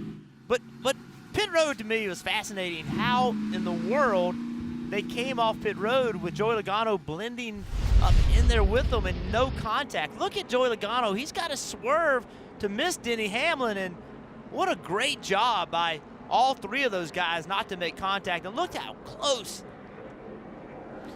Think about this. These pit crews have been out here for hours in the heat, done so many pit stops. The two team right here, they're pumped up, and they should be. Yep. I mean, that's what they're here, right? They're the kicker. Game's on the line. You got to put it through the uprights. These guys, this may not be the last pit stop, but they have given their driver the lead. You got to give those guys credit, but also Brad Keselowski for maximizing his pit road speed down pit road. Incredible job by him to take advantage of every single miles per hour he can. And remember, Kelly said that this was something new they were trying tonight, a different choreographic of how they go around the race car and stuff. So clearly that worked for them. Well, guys, still 20 laps to go. There's already been so much that has happened in this race at Darlington. And we're going to have time after the race. An hour and a half post-race show with Krista, Kyle, and DJ. They'll be down in Victory Lane. It's a hashtag Victory Lap. We can break down all of the excitement. There they are. They're prepping. I mean, these guys have been busy. They were on the pit box. They were in the booth with you. Now they're in Victory Lane. Parker. Guys, something crazy here for Kurt Busch, who was running 10th when that caution came out. He's been overheating, so he came down pit road. They cooled the engine down, and they actually cut the grill out. The actual grill piece that's in the front, they cut that out, opened it up entirely. If you don't think the 7500 is tough, you look at that 41 car, it's showing some scars. That's not unusual at this racetrack to fill up the radiator. There's so much debris on this racetrack, it actually fills the radiator up where it cannot get air through it. And look at this front row, guys. Brad Keselowski, Kyle Larson, two drivers that have won in their careers, but neither have won this year. Is this going to be the chance? Are they going to be propelled into the playoffs with a win in the Southern 500? Penske teammates on the bottom, can they help each other? Logano didn't get a great start, but Keselowski clears Larson. Looks like Larson's going to be able to maintain second place. Off turn 2, still side by side with Logano down the back. That's what Keselowski needs. He needs these two to battle. Larson into second. Off the roof, Kevin Harvick. See if Harvick runs that low line in the middle of 3 and 4, trying to get by Logano. Logano says, nope, not going to let you. He runs a low line. These guys, this is as fast as they've been running all day long. Late in this race, new tires. And this is something Larson hasn't been in this position of. He's been out front, clean air. Now he's got Keselowski in front of him. You talked about his car being tight, taking off. Well, behind Keselowski, he's going to be that much tighter. Coming to 17 to go. I just got a feeling something else is going to bring a caution out. Intensity is ramped up, not only up here in the front, but in the back here. A lot of guys battling back in this field. Anything can happen still. Keselowski was a 10th and a half faster than Kyle Larson that lap. I'd say it's clean air, but he's got such a big lead on Larson. Larson's in clean air. Joe Logano's running Larson back down. He's caught him. Larson struggled with his car on short run, talking about his car being tight. Wonder if they've made the right adjustments to try to stay ahead of the racetrack. This is the time we've seen Kyle Larson sometimes be trying to push a little bit too hard. Logano making a run on him getting into 3. Not going to be an easy position to take. You see it right there. Logano committed. He got him. He did. Now, I didn't think that was going to work. Larson has got to be so frustrated. He's dominated this race, and now his car is not there for him. Obviously driving completely different here. Just in this little bit of dirty air he's getting from the leader in second place. Really affected his race car. And guys, who just came on the radio, Kyle Larson, and said, I'm pretty loose right here, guys. He's loose. Been struggling with a tight car on the short run. And as we focused on Larson, you see that 2 car go out of sight. A 1.3 second lead for Brad Keselowski over his teammate Joey Logano. Logano driving it at all he's worth right now. You saw him off of turn 4, trying to get everything he can. Guys, 1.3 seconds, that's a big lead at most racetracks, but at Darlington, that's one mistake. You touch the wall at either end, you can easily give up a second. See, Kyle Larson, he's just struggling bad. Harvick working on him now, trying to take 3rd away from him. Harvick's underneath him. Larson's frustrated. We'll see how he handles this. He fights here. Both drivers stay out of each other and out of the wall. A lot of patience there by both guys. Well, you knew Larson seeing it on in there. Wasn't going to give that position up to Kevin Harvick. Harvick wisely let him have it.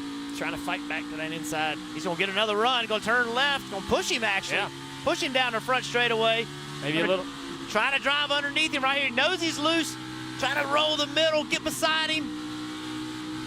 Great shot right here. You see he's on the bottom. You hear that throttle. He can't stay in the throttle on corner exit because Larson has the line he wants. Harvick can't just let the car slide up. If he does, he's going to get into the side of Larson.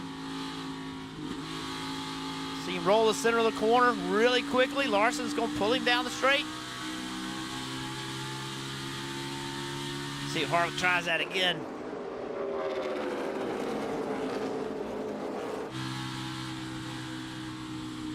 Look at Larson's car, man. Hung out. He is fighting some looseness. Big y'all. Kevin sees that too. Kevin can tell his car is loose. They'll try to use it against him.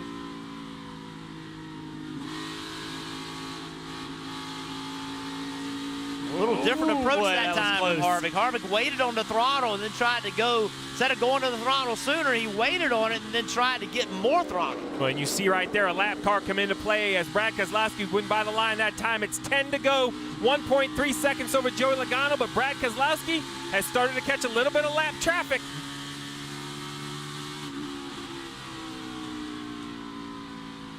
Yeah, they're passing the same cars these guys are. Could cost Keselowski some of his lead. If Logano can navigate that lap traffic, time those passes right, a little bit faster that lap, but not enough to make a difference. Is coming to 8 to go next time by.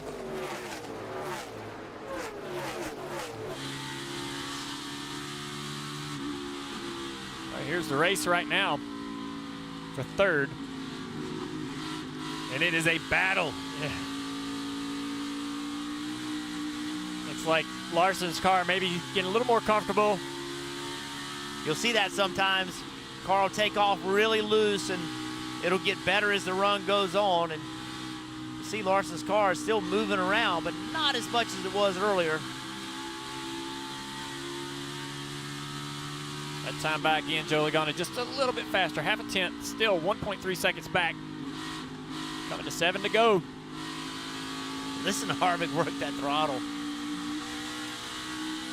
Roger Penske and Team Penske have not won at Darlington since 1975. They're currently running 1-2. Look at this, Bobby Allison. He swept both races in 1975. Been 103 wins since the last win at Darlington. 22 different tracks, 6 different drivers. Brad Keselowski, he had never won at Darlington until yesterday's Xfinity race. Twice in his career, he has swept a weekend, trying to make it 3 times by winning both races this weekend. And longtime Penske driver Rusty Wallace at this throwback is an honor to. He's here tonight working with MRN, calling the race. You know he feels good about seeing that car drive around the racetrack. That last time by, Logano encountered a little lap traffic, lost about a half a tenth. The lead now 1.1 seconds. Man, I bet Rusty is smiling. He was not able to take this scheme to victory lane. Can Brad Keselowski do it today here at Darlington? Rusty won a lot, just not here at Darlington with that scheme. 5 to go. Lucky for Brad, the lap traffic in front of him is pretty spread out. It is, but the lady in black is never quiet. She's always right there. One simple mistake. I just find it really interesting that this week, you know, Paul Wolf, his crew chief, was so vocal about, look, we know the situation we're in. We're not as fast as we need to be, but we do everything right. We still can win these races. And, you know, to talk about that, openly talk about that this week and then put themselves in position and they can execute that, I just think that builds this team a ton of confidence. Keselowski passing a lap car was 1/10 slower than Logano. Logano's going to get by that lap car a little easier. Yeah, now this lap cars are forcing Brad to run at the bottom of 3 and 4. He was going to cost him even more time here. Yeah. But Logano has to get by those same cars. How will that affect his laps? 3 to go in the Southern 500. 1 second lead, pretty comfortable. There you see in front of Brad, no lap traffic. Yeah, they're making Joey get off his preferred line, running the bottom of 1 and 2. Brad likes to see that. He's going to look up in the mirror on the backstretch and see he's got about 20, 25 car lengths over his teammate. That kid just moved out of the way. Joey Logano trying not to be a factor. This is Keselowski's race to lose. Just hoping, he's hoping right now no one else makes a mistake. Causes the late race caution. Well, Jeff, we talked momentum. Who was going to strike? Who was going to get momentum to head into the playoffs?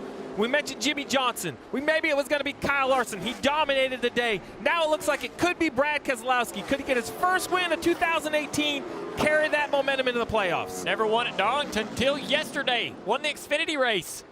Could he get his first Southern 500 win tonight? Can he sweep the weekend? Here he comes. 1 lap to go, presented by Credit One Bank. You may as well sweep the weekend. If you're going to do it, just take both of them. That's right. Last year, swept by Denny Hamlin. This year, could be swept by Brad Keselowski. 24 career wins. Looking for career win 25. A Cup champion. But so far, the trophy case is empty when it comes to a crown jewel race. Brad Keselowski, with help of his pit crew, wins the race off pit road and will win the 69th Southern 500. Yeah! For Southern 500 champion. Oh, yeah! Awesome! Good job, pit crew. That last stop was awesome. Thank you so much for that. Really, really nice, man. Really nice. It's been some time for this team. 29 starts between wins. These guys right here, you see the excitement. They know. You saw the excitement after the pit stop. That's that moment. You're on the sidelines all day long. It's your chance to affect the outcome. They do it. They deliver a race-winning pit stop. And then Brad Keselowski, you see 2 teammates right here.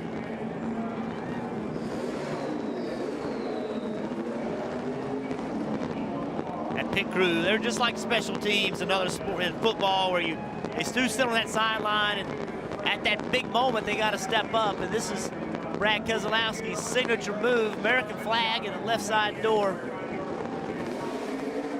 The 3rd time in Brad Keselowski's career he has swept the weekend.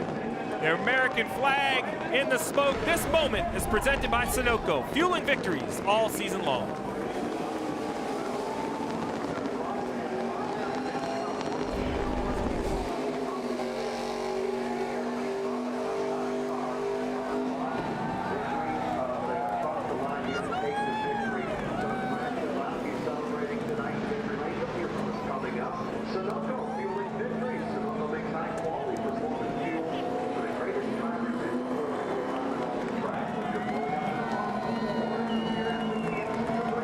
keep it Darlington. That's cool.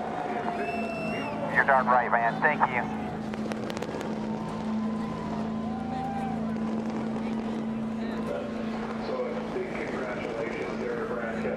He reaches, he has the American flag, now he wants that checkered flag. Just like he did yesterday, he's going to salute the fans, and so many fans. A packed house here at Labor Day weekend. This revival of the Southern 500 coming back to Labor Day weekend years ago, it's been supported by the Throwback Weekend. He brings that famous Miller Genuine Draft paint scheme to Victory Lane. The energy is back for the Southern 500. It's been back for the last 4 or 5 years, and it's awesome to see the fans pack this place. This is one of the biggest races of the year. To win the Southern 500 can be the highlight of a driver's career. This is a huge event. I was thinking this could be Brad's biggest career win. And could it have come at a better time? I mean, winless this year, looking for something, and he went out there. I know he had help from his pit crew, but in the end, there's a lot of laps. It wasn't 2 or 3 laps, it was multiple laps. He executed perfectly. And this team needs some positive energy. They just have needed it. Watch out. He's a happy man. Oh, that's really close. Whoa, buddy, watch out.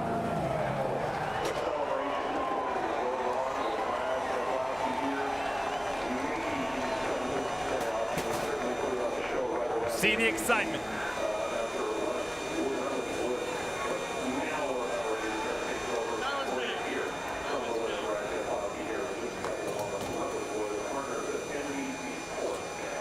Guys, the crowd was going wild down here, watching as Brad Keselowski climbs atop that MGD Ford once again.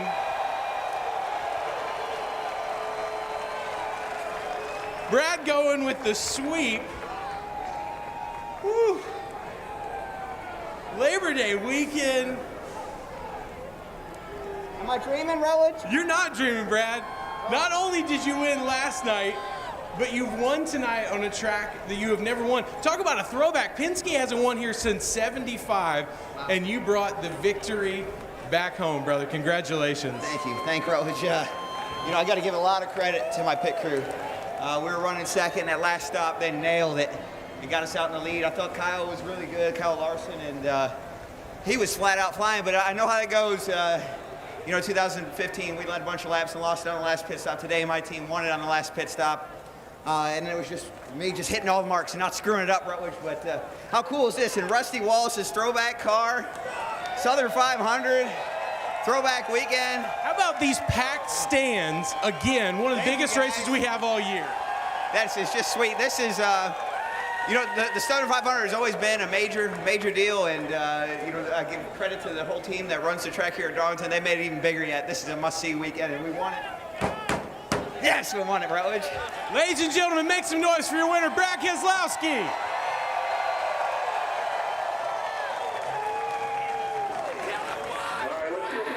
What do you say? You hear the fans. I think it's so great when these drivers celebrate right on the front stretch, in front of the stands.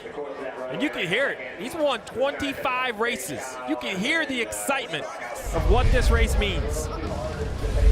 Started on pit road. Great execution by his pit crew. Beats Kyle Larson off pit road. And then the driver sealed the deal, running great laps to finish. And guys, that's got to be a great way to celebrate a burnout in front of that pit crew. Southern 500 win. Could this be the start, though, of a charge to a championship?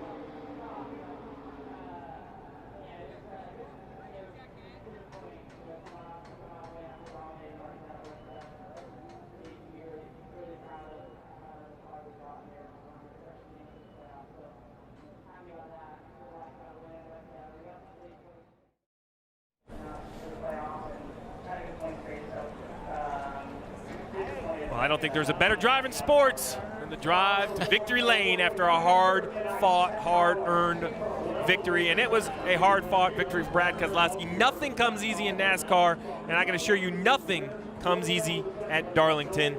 You battle the competitors, you battle the racetrack, your pit crews have to battle each other. This 2-car didn't lead the most laps, but he led the most important laps, Junior. Yeah, he did. I mean, it's a tough night for these guys. Not a lot of cautions, a lot of green flag runs on a hard, hot, slick racetrack. You can see the pride Brad had in being able to get this win. It was genuine excitement and almost disbelief. You mentioned it didn't lead the most laps, 24. Led 24 laps. Larson led 284 laps, but his pit crew stepped up at the right time and made it happen. He knows how to get to victory lane. Look at him doing a little burnout in front of his buddy. Yep. Blaney.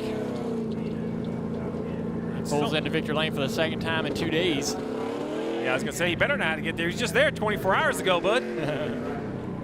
But this, in my mind, you guys know how much work goes into these wins. This was always the most special, is going and seeing that celebration with your crew right here. You see, he's gonna do a little burnout right next to his buddy. Seeing that face on those crew members in victory lane. As a crew chief, I used to love seeing him jump off the wall, but this is the moment right here when you get to stand in the victory lane that Hall of Famers have stood in. See just how much this victory's set in for Brad after a few more minutes to think about it. Kelly. And first he enjoyed a handshake from his crew chief, Paul Wolfe. And you can bet that's a lot of Miller Lite beer being thrown around for Brad Keselowski. That is old school, man. This victory represents so much. Your first win of the season, your first Southern 500 win. You get Penske back to victory lane here. Of your now 25 career Cup wins, where does this one rank? This has got to be the biggest. It's a major, Kelly, at Darlington, you know, and I didn't know coming in today if we were going to be fast enough to win. And in the race, I mean, as soon as they dropped the green, I knew this thing was flying. It was a Rusty Wallace hot rod here today. And the 42 was really strong. Probably whoever came off pit road first at the end was going to win the race, but my team nailed the last pit stop. So I got to give a lot of credit to everyone on this 2 team, and to have a fast forward and a really fast pit stop at the end. We stayed in position the whole race. Paul Wolfe had great strategy to keep us, you know, from falling back. Probably didn't quite have the long run speed we wanted, but the short runs were great, and we're there when it counted. First one of the season, but now just one race ahead of the start of the playoffs. How crucial is this timing? Well, it's good. You know, those 5 playoff bonus points are really big, and you know, also in just the regular standings, I think we probably should have moved up a couple spots here today, so that'll be a couple more bonus points if we can hold on to it, and we're going to need all we can get to the playoffs, Kelly. Congratulations. We're good. Well, he mentioned playoff points, mentioned playoff standings. Listen, it's that time of the year. Only one more race in the regular season. And you see 14 names now highlighted in yellow. They're all clinched in either by wins or by points. Jimmie Johnson, Alex Bowman, the 2 lone names that are still inside the top 16 but aren't guaranteed. So we'll have to see as the series heads to Indianapolis. We'll go back down to Kelly in victory lane. I think she has a very happy crew chief. Yeah, you can imagine Paul Wolfe, all smiles down here. You told me today that to win this race might compare to winning the Daytona 500. What is the feeling? No, absolutely. There's a lot of, we've won a lot of races in a championship, but there's still a few races that were left on our list to win. And obviously the Southern 500 is such a huge race, and it's a tough race. Gosh, it's such a long night. I think I was ready to throw up there the last couple laps, but really hats off to the pit crew. I mean, that was amazing. The last stop when we needed it got us off pit road. That was the key to winning. The cars were so close there. Whoever got out front was gonna win the race. And I don't know what to say. It feels good, and this win's been a long time coming. So we're gonna celebrate tonight and get back to work and be ready to go in these playoffs here in a couple weeks. And you've been working on some new things with that pit crew, a new choreography that obviously paid off there at the end of the race. How big of a confidence booster is this going to be for the team as you look ahead to the playoffs? Oh, it's big. Anytime you can lay down a stop at the end when it counts, it's big. And, you know, these guys have stepped up when it counted. And, you know, hopefully we can carry this on. It was an area we needed to work. Like I told you, we changed some things up tonight, and it seemed to work out. And we'll keep building on it. All right, congratulations. You got to love it when you make some changes and it works and you win one of the biggest races of the year. And not only that, but you said Penske had been since mid-'70s since they'd won at Darlington, and they swept first and second. Joey Logano got second. Marty's with him. Well, it's a 1-2 for Team Penske. Joey Logano comes in second tonight, and I know you're probably reliving that final restart. Did you think you could catch Brad there for a moment? The final restart was going to be tough. I knew that starting third, but the restart before that is the one that kind of stands out to me. If I could have got to second, our pit stop was good enough to take us the lead. And if you had the lead in control in that bottom lane, you're going to be hard to beat. And, you know, Brad was able to get that. The pits crew did a great job, got him the lead, and he was able to take off. And at the end, that's all I can do, and all I can do is match his lap times. Their cars were pretty equally matched, so I tried to run at the top. I was no good up there, and just hoping lap traffic would get in the way. But really cool for Team Penske to get a 1-2 here at Darlington. Brad to sweep the weekend here at Darlington. That's incredible. So congratulations to those guys. It was cool to see that. But you know, you always want to be in victory lane, but you know, a solid run the last couple weeks and leading laps the last 2 weeks and 2 top fives. So the momentum's building in the right direction when the playoffs are around the corner. So on the Brickyard. You mentioned that, taking the bigger picture view here. How good is it, the fact that you've put together back-to-back top fives here, building momentum at the right time? Yeah, it's really important. You know, that momentum's important, and you know, sport is all about confidence, and that's what momentum really is. So to get that confidence built up, which is nice for our race team and all the Team Penske, what we saw today. So you know, proud of that, and it was really cool. The throwback weekend, I enjoyed that a lot, and getting to drive Steve Park's car. And I wish we were talking about it before the race that you know, we wanted to hold up the number 1 that he used to drive in victory lane, but we came close. But it was a really fun weekend, and to get to drive another New Englanders race car, that was pretty neat for me. Team Penske 1-2, and they don't need a reminder from the captain. Next week is the important week. Indianapolis, as the captain always likes to run well there. We talked about momentum. It's got to even be bigger for Team Penske, the fact that they went 1-2, right? It wasn't just one car up front. They swept the front 2 positions. And they had 2 solid throwback schemes while they did it, too. That's bonus points. Yeah, they really did. I just think that team momentum is so important this time of year. And the one that's got to be heartbroken, though, is Kyle Larson, and Marty caught up with him. Well, the stats for the Southern 500 will show a third-place finish for Kyle Larson, 284 laps led. You lost the lead, obviously, on pit road, Kyle. But what happened on that last run? It seemed like the car was completely different. Yeah, it was. It's always important to come out, you know, the leader off pit road, or so you can be the control car on the restart. I felt like if I could have been in clean air, I'd have been all right. Kind of all day, anytime I'd get to traffic, I'd get loose. And there, that last run, I was just really loose behind. Well, I guess I wasn't really that close to Brad, but I was just loose that last run and allowed Joey to get by. I knew the only really weakness we would have throughout the race was a short run, and you know, that's what it kind of came down to. Long runs, I was really, really good all race long, so that was good. You know, hats off to everybody back at our race shop. This car was extremely fast. You know, we had the dominant car. You know, we proved it. Just came up a little bit short. So thanks to DC Solar, everybody, like I said, at Chip Ganassi Racing. It's nice to show some dominant speed like that. You know, at a mile and a half like this, leading up to the playoffs. I know this is a tough one, Kyle, as dominant as the car was today, and that's the word you use and we all use all night long. How do you digest this one as a team? Yeah, I mean, it stings for sure to not get a win at a prestigious race like this. You know, I want to win every race, but I want to win, you know, the Southern 500 really bad. So it'd been cool to win that. But at the same time, you know, to bring a car to the racetrack like we did this weekend is something to be proud of, and a big confidence booster going into the next 11 weeks. Kyle mentions it, a lot to be proud of for the 42 team tonight, even though it doesn't end up in victory lane. I guess celebration from Brad, his team. Those guys, they were in victory lane tonight. I thought Larson handled that very well, considering how good his car was. A very difficult interview to give after a race like that when you feel like you did everything right except for that last pit stop. But you got to give Keselowski and his team a lot of credit. They not only got themselves out front, they drove away. Yeah. I thought Kyle did a great job of pulling the positives out of it, talking about how many laps he led and building momentum going into the playoffs. But it's heartbreaking to have a crown jewel race like the Southern 500 right there and it slip away. Unfortunately, I've been there and it's heartbreaking. It's something you'll never forget. You'll never forget that you had a really good shot and it didn't go through, but still pulling the positives out and building some momentum for the playoffs, that's huge, because at the end of the day, you'll forget it if you win a championship, and being in the playoffs gives you that opportunity. Yeah, and he proved that the momentum was real, leading 284 laps. Brad proved that if the pit crew gave him a head start, he could take care of it. Did it on the restart, did it in the closing laps. So many storylines. Guys, only one more race, and we'll be into the playoffs. We head to another crown jewel, the Brickyard, next week. But before the Brickyard, let's go down to the post-race show. Krista Voda, Kyle Petty, and Dale Jarrett.